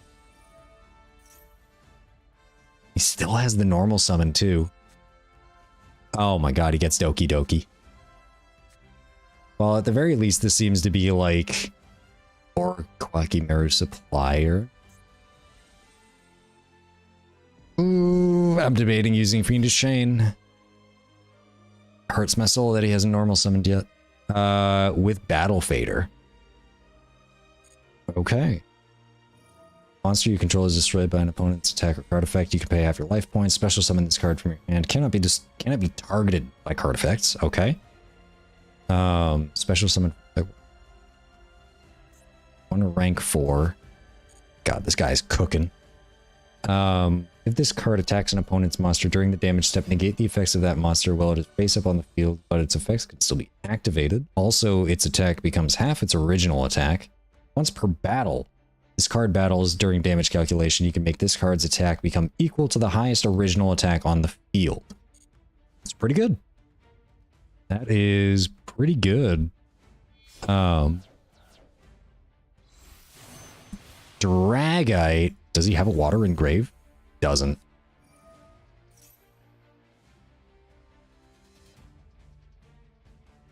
Why would you summon Dragite? Oh, Dragite can bounce. I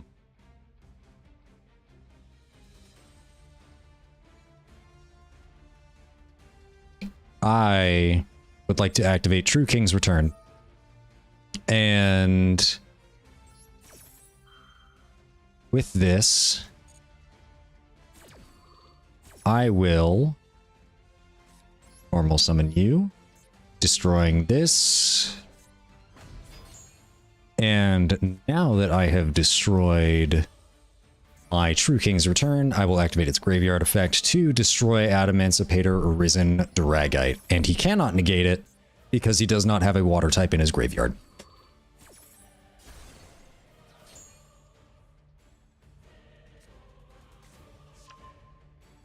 Rocky Marrow Overload. He still has not normal summoned. Oh no. Another rank 8. Oh, he has another Dragite. Oh, I should have known. Okay, well. I mean, he has to negate this, right? Yeah, he negates it. Okay. Chat, this ain't looking too good. This is not looking good. You gotta go. Amazing Clack. Thank you so much for joining me for as long as you did. And thank you so much for showing me your Melfi deck. That was really cool. And, you know, just hanging around and chatting. I hope you come back. It was great talking with you and, you know, have a good night. Probably gonna end stream really soon as well.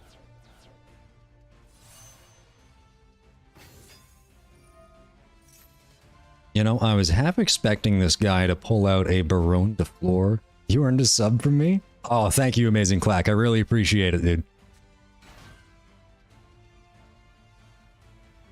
I hope to see you around. I'm trying to be a little more consistent with streaming. But, you know, hopefully you see me at the next one. Or I see you at the next one, obviously. Oh, he does have Hidden Gem. Okay, that's 1, that's 2, that's 3, that's 4 bounces. Oh, no. Or can he go for lethal? Because it just returns them to hand.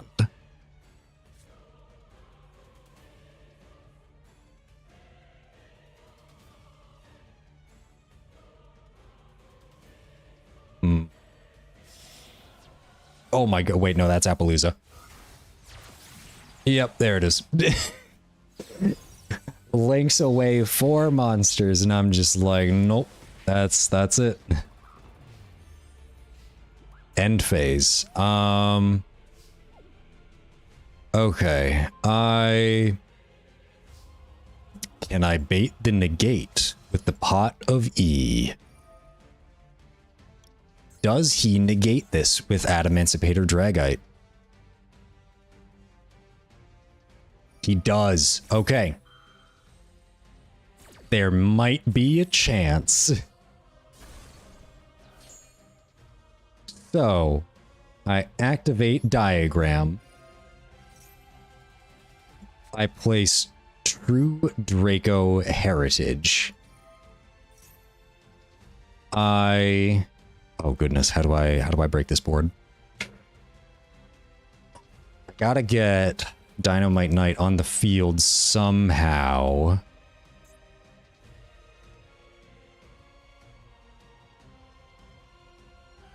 I will activate this. Pop Majesty Maiden. I will add True Draco Apocalypse. I will set True Draco Apocalypse. I will activate this effect to tribute summon this. And with that effect, I will pop Dragite. And now I will normal summon Ignis Heat. And I will not crash, because even though, yeah, I'm basically, I'm gonna hope he activates an effect. Oh, he just goes straight to battle phase.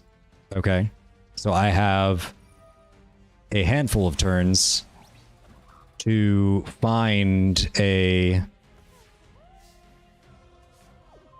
True King's Return. That is exactly what we need. I will set True King's Return. I will activate Draconic Diagram. I will pop the back row. And I will add Disciples of the True Draco Phoenix. Now that I pop True King's Return, I will activate its graveyard effect to pop Appaloosa Bow of the Goddess. And I will activate Andy Scoops. We have broken the board. Oh my goodness. The fact that he was running 2 Dragite definitely threw me for a loop. I did not know how I was going to get through that, but you know what? Sometimes all you gotta do is just play it slow, take care of the problem cards first, and then honestly, like, Appaloosa in a mostly monster-based deck is horrifying. It is 4 negates. But because True Draco is primarily a back row heavy deck, Dragite was honestly more scary. Like, we don't really care if we can't immediately get another piece of back row if an Appaloosa is on the field, because if an Appaloosa negates us one time, we could just walk over it. And that's why Appaloosa is a good card, but it's a good card in a... Well, I mean, if you're smart, you know how to play around it. Pot of Extravagance. I will go ahead and activate that. Because, good lord, do we need it. This is not a great starting hand. Pot of Duality.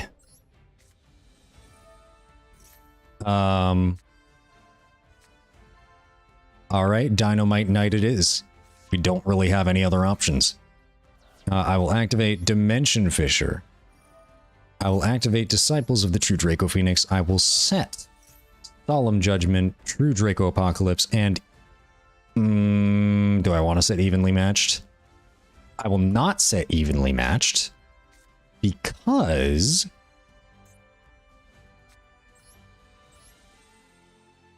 I don't want to.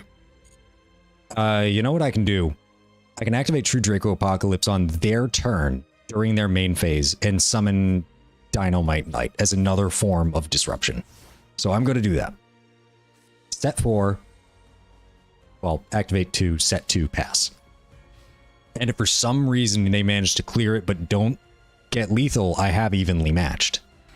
They are setting 1. They are setting 2. A Legendary Ocean. Is this Penguins?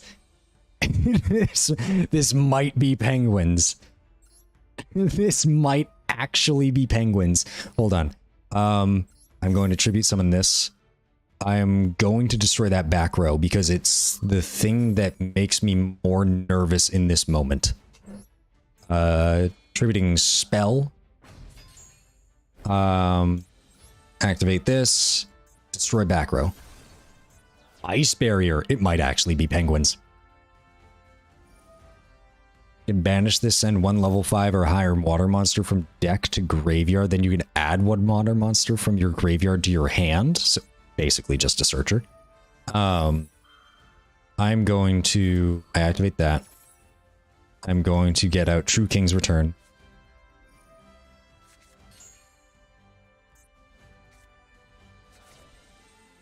Oh, okay. I mean, Kairyu-Shin. Sea Stealth 2. Your opponent cannot target water monsters you control with non-water monster effects. Okay, so this is actually like Umi control and not Penguins. I mean, that face down is like it could be Penguin Soldier. I don't know.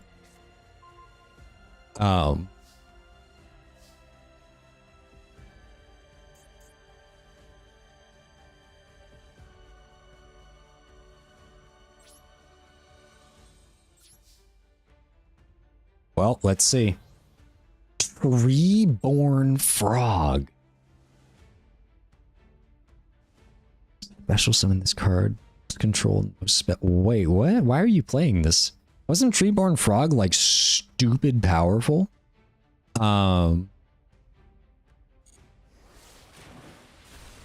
I could have sworn it was a part of like a really powerful frog deck, but I have no knowledge of this.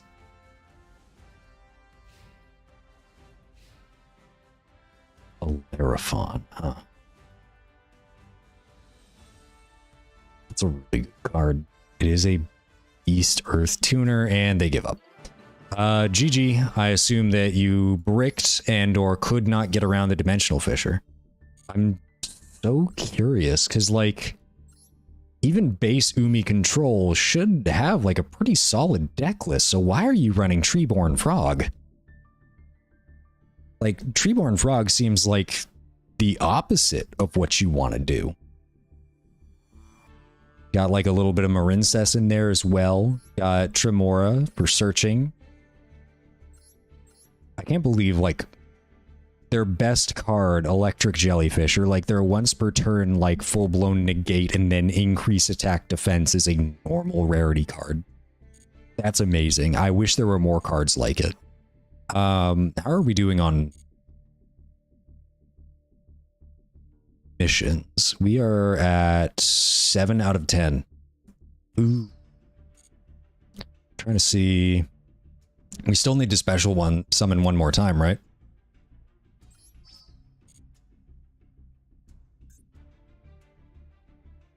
Special summon one more time, we get another 40 gems. I imagine that by tomorrow we will be able to open up another 10 pack if we do dailies and such. Right now we are trying to get this Attribute 4 festival over with. Not gonna lie, I am currently in Plat 1.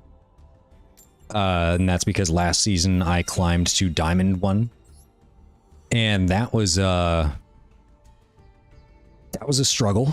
Climbing up to Plat 1 was a bit of a struggle. It was harder at the beginning of the season, but it was a little easier in the middle of the season. And I think that's because a lot of the people who got, like, the really powerful decks and were very good with them ended up climbing out of Platinum and straight into Diamond.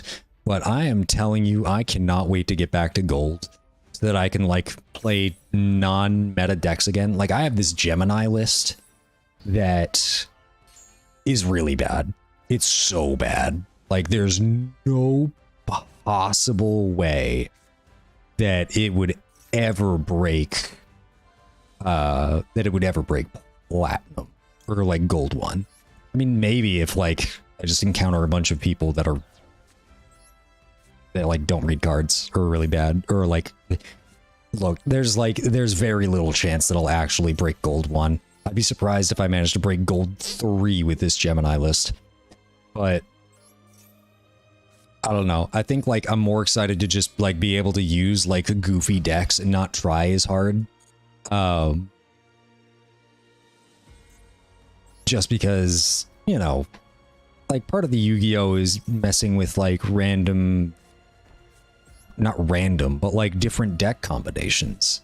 Ayo? Ayo? Oh, was this? Let me go ahead and, summon this. Get out Ignis Heat. Activate this. Get out Dynamite Knight. Please, for the love of God, don't have evenly matched. Because that would be the most unfortunate. Please no. Please don't. Look at my Karibo. Look at my poor Karibo. My poor Karibo would be so sad. And so will I, but that's not important. My Karibo will be so sad if I get evenly matched right now.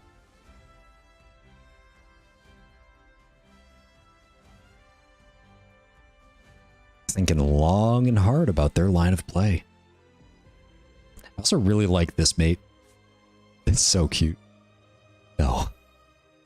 Destroy all attack position monsters your opponent currently controls. Very well. He had the out. I'm not happy about it. And it's not evenly matched. But it basically does the same thing. It's a darn shame that, like, these are when effects. And not if. But, like, if they were if effects, that would be, like, that would be so strong. That would be unbelievably strong. End phase. That's it. Ash. Oh, wow. Okay. Let me go ahead and do this. Use the effect to get back Ignis Heat. And then I will immediately summon over Ignis Heat with Majesty Maiden. Please don't be Gradle. Max C. Oh, dude, you must have bricked really bad. Well, actually, no, he probably didn't brick. He just knows. He might be one of the few people we've encountered that actually knows you can't max C. You can't max C True Draco because they all tribute summon. None of them special summon except for the effect of True King's Return.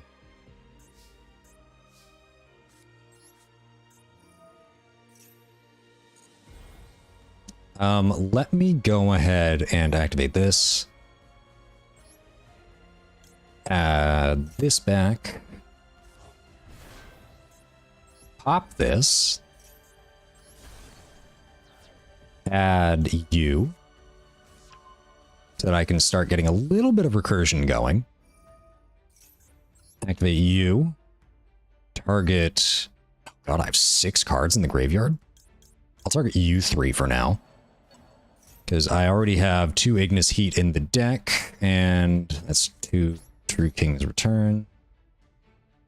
That is second Max C. Oh my God, he must have drawn like all of his Max C.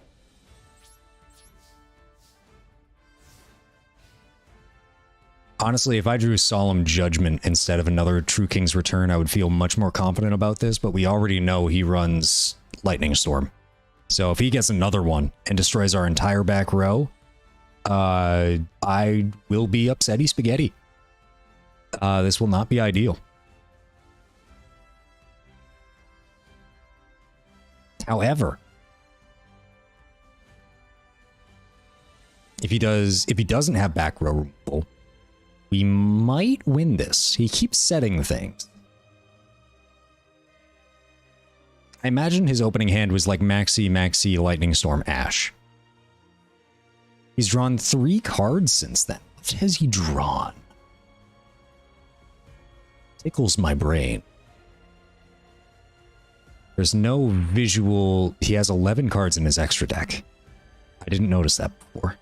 He's on 40 and 11. Oh, and I just got Kaiju.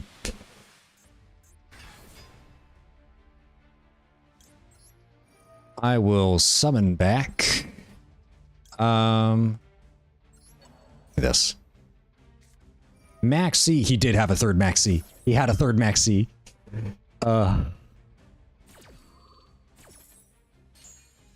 He must have drawn that. He gets that. He gets the +1. That might have actually been what he needed to...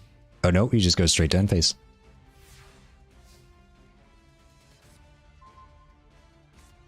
Drayeth, huh? Activate this. I will shuffle these back in. I will draw 1. Joe, look at that. Tribute this. Now, change you to attack. We are at 5,000. We need 1 more.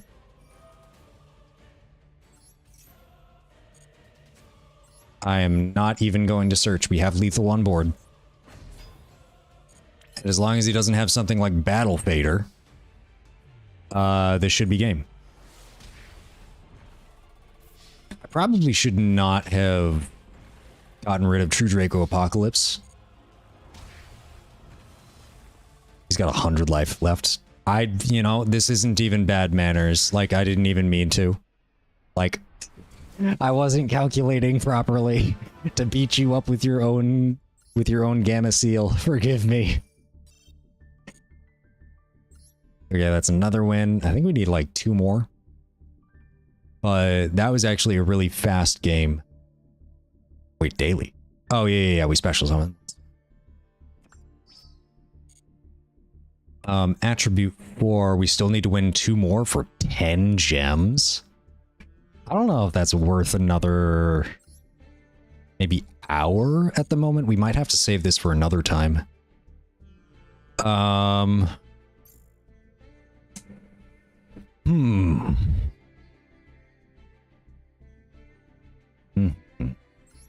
Yeah, I think I'm gonna call the stream here. Crack open a couple legacy pack. See if we get card destruction. After all this time, we did not. Very unfortunate. We're still looking for it, but we do have a penguin engine instead. I did see one thing. I do want to add this to the Melfi list before anything else. Valerifon. It is this new? No, it's just in Forest Friends. Okay. So, with that, I'm very curious. I'm looking at 2 other deck lists right now. Both on MasterDuelMeta.com. Pretty decent, solid website if you're looking for inspiration. And they're both from the same person. They both run Nimble Beaver. I don't like Nimble Beaver. I think I might cut one Calantosa, because I don't know how often I'm going to be special summoning. God, wait, that's not even once per turn. Maybe I should keep that. I will get rid of one Hoppier Squadron, because I don't know if I need 2 of them, as well as like 3 of Penny. Odds are I don't even need this many Penny, but look at this face. How can you say no to this face? I should probably get some of the more of the Melfi spell cards. Melfi tag. Yeah, Melfi tag is probably something that you're gonna want. I don't know if you'll need 3 staring contests. There's something that recurs spell traps from the graveyard.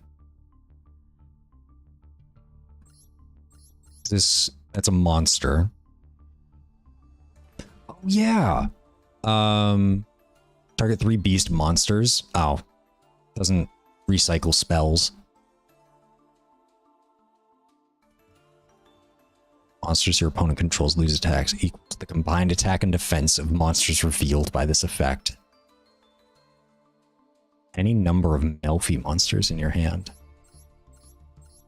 Oh, so they might not actually lose a whole lot of like attack and defense, but if you have like a bunch of monsters in your hand, then it might add up. It's just a question of like, I have Caddy. What is like the Melfi monster with like the most attack, and do I need to run it? Yeah, it's like a monster I can have in my hand, obviously.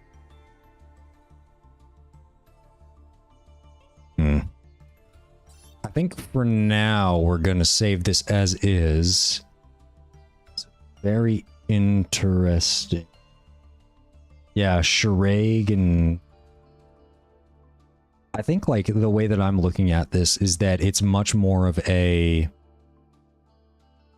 Synchro XZ's deck. I'm seeing other people run it as Link deck.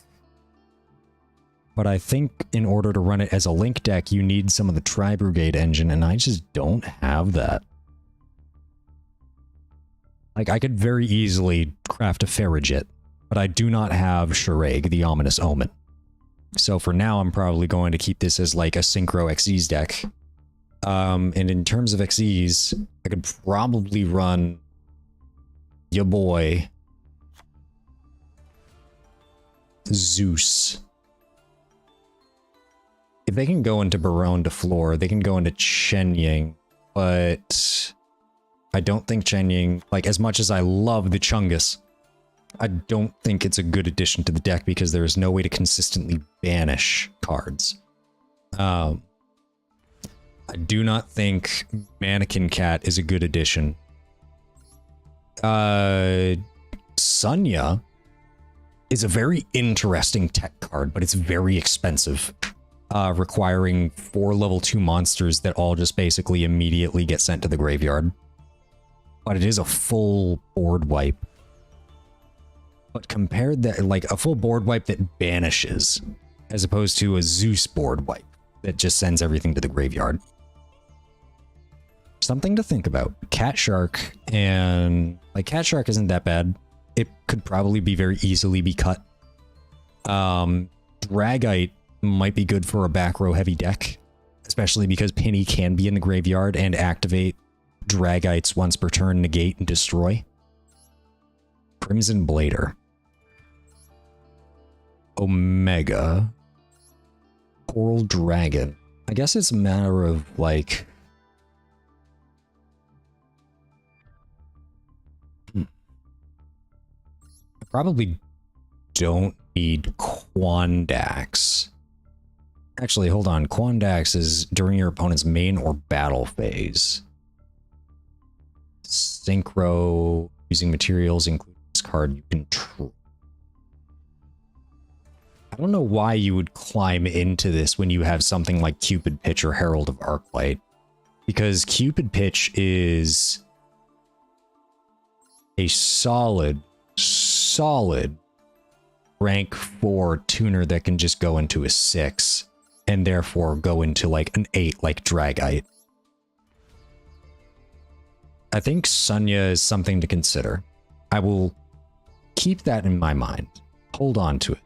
But I will remove it from the deck list for now, and I think the same goes for Cat Shark. Psyframe Lord Omega.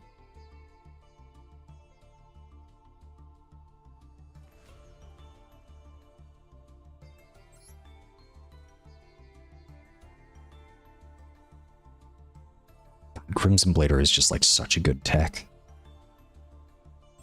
Psyframe Omega might be good.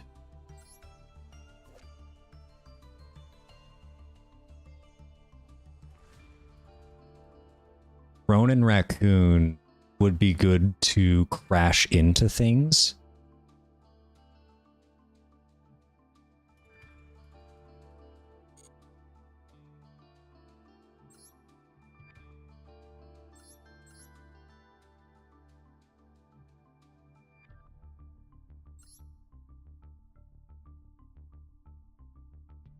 Very interesting that the deck list I'm looking at does not include a 2 Caddy.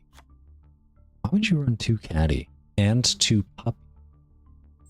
2 Puppy, 1 Penny, 3 Wally. There's Pony as well. Probably a Cantosa. Pero Cerberus is used for Naturia Beast. It's just a question of... No, Naturia Beast and Valeraphon. That is a much better tech than...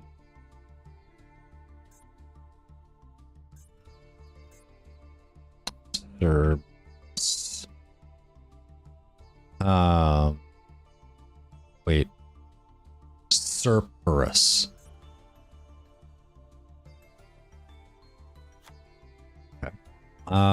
And I can remove I could probably remove one of the Penny.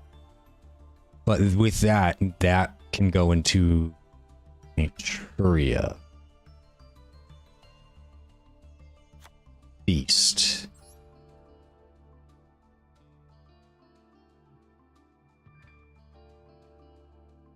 And now we have to cut more things. If I have Naturia Beast, I don't necessarily need Dragite, because Naturia Beast does what Dragite does, but better, but it's easier to walk over. Is it possible? Are there any rank 3 tuners? Or rank 4? You could use Rescue Cat and go into Barkion as well. But using Rescue Cat as material for Barkion... Wait, no, I didn't mean to do that.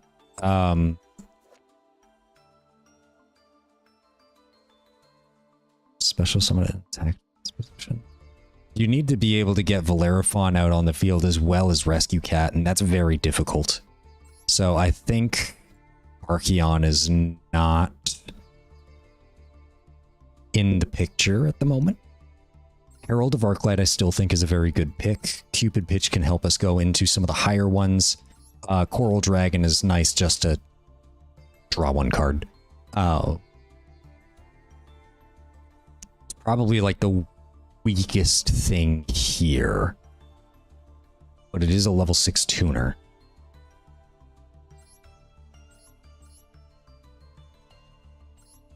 Crimson Blader. Mary Melfi's Cupid Pitch. Cupid Pitch can also go into level 6. If you can add one level 8 or lower monster with 600 defense from your deck to your hand. Do I have a monster with 600 defense? I do. Hop Ear Squadron? I can search out Hop Ear Squadron with Cupid Pitch.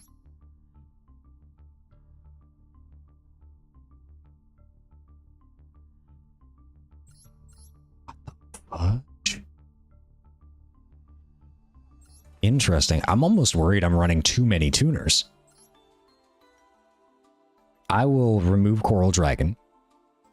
And right now I only have 6 or 7 ultra rares to go. Make that 8. Because I would like to run 2 alphas. Just to see them a little more consistently. And for that I will move 1 Hop Ear Squadron. No, I do want to have a second one in case I open it. Or I get in my opening hand. And I will remove... This person doesn't run any Ash Blossom. And I think that's primarily because it is a Tearlament meta.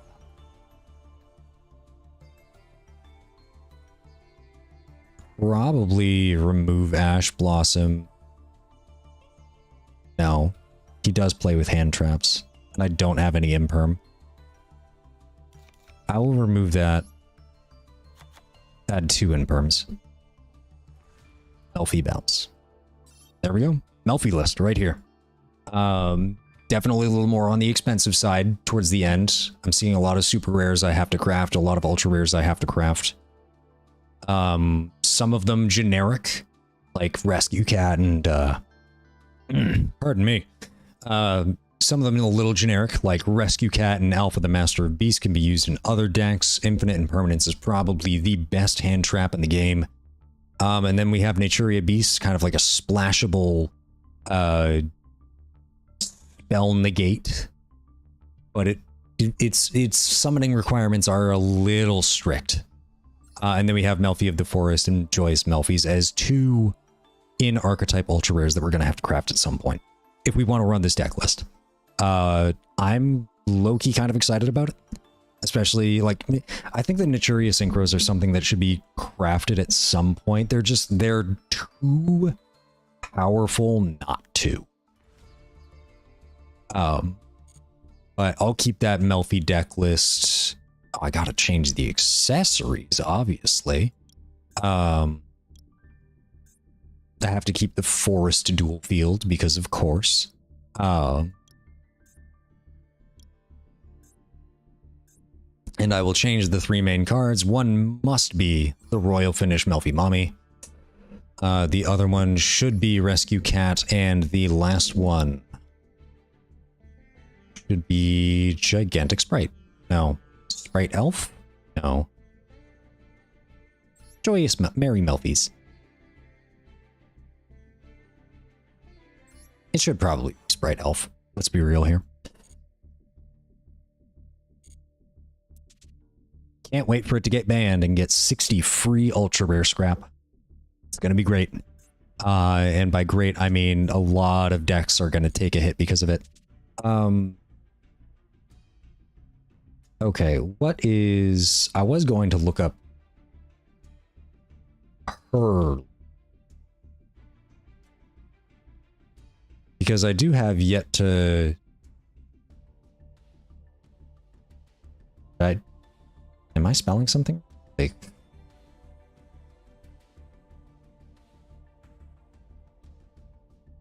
what is going on?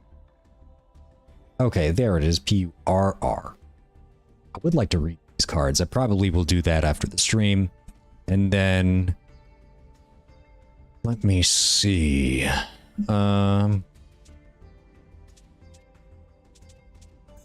We have a Rika deck list. It's going to require several ultra rares.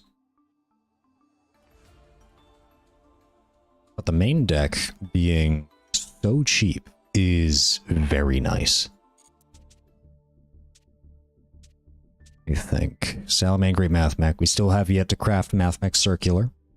It is my hope that we pull Math Mech Circular from the secret pack. However, considering that we're committing to grabbing the structured decks, it might be a little while before Salamangreat Math Mech sees play, as well as Sky Striker.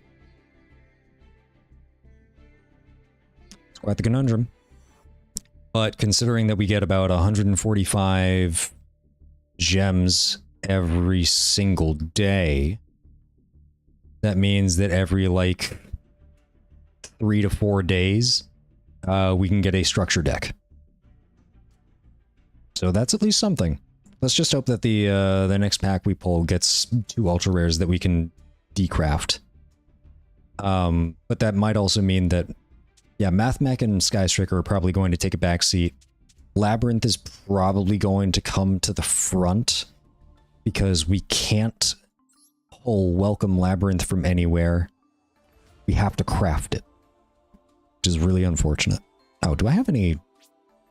I don't. Okay. I was wondering if there are any cards I can decraft after pulling the Legacy pack. Then, obviously, like, as soon as the new season starts, I'm gonna try and get the Gemini challenge done as fast as possible and then just get rid of this deck. Like, I am well aware of the fact that this is bad. Like, it is just not a good deck. But there is a challenge for Gemini summoning like 100 times, I think. Let's hope it's not actually that difficult. But thank you. Yeah, I'm going to end stream here because we've been going for a while. We're going on about 6 hours now. But I appreciate everyone who stopped by the stream tonight. Hopefully we'll get to stream again real soon. Maybe tomorrow, maybe Saturday, one of the two. But I hope you all have a fantastic day. I appreciate you taking the time to watch any bit of this, whether or not you were here live or watching it after the fact. And I hope to see you at future streams. Thanks so much. Spread the love. Peace.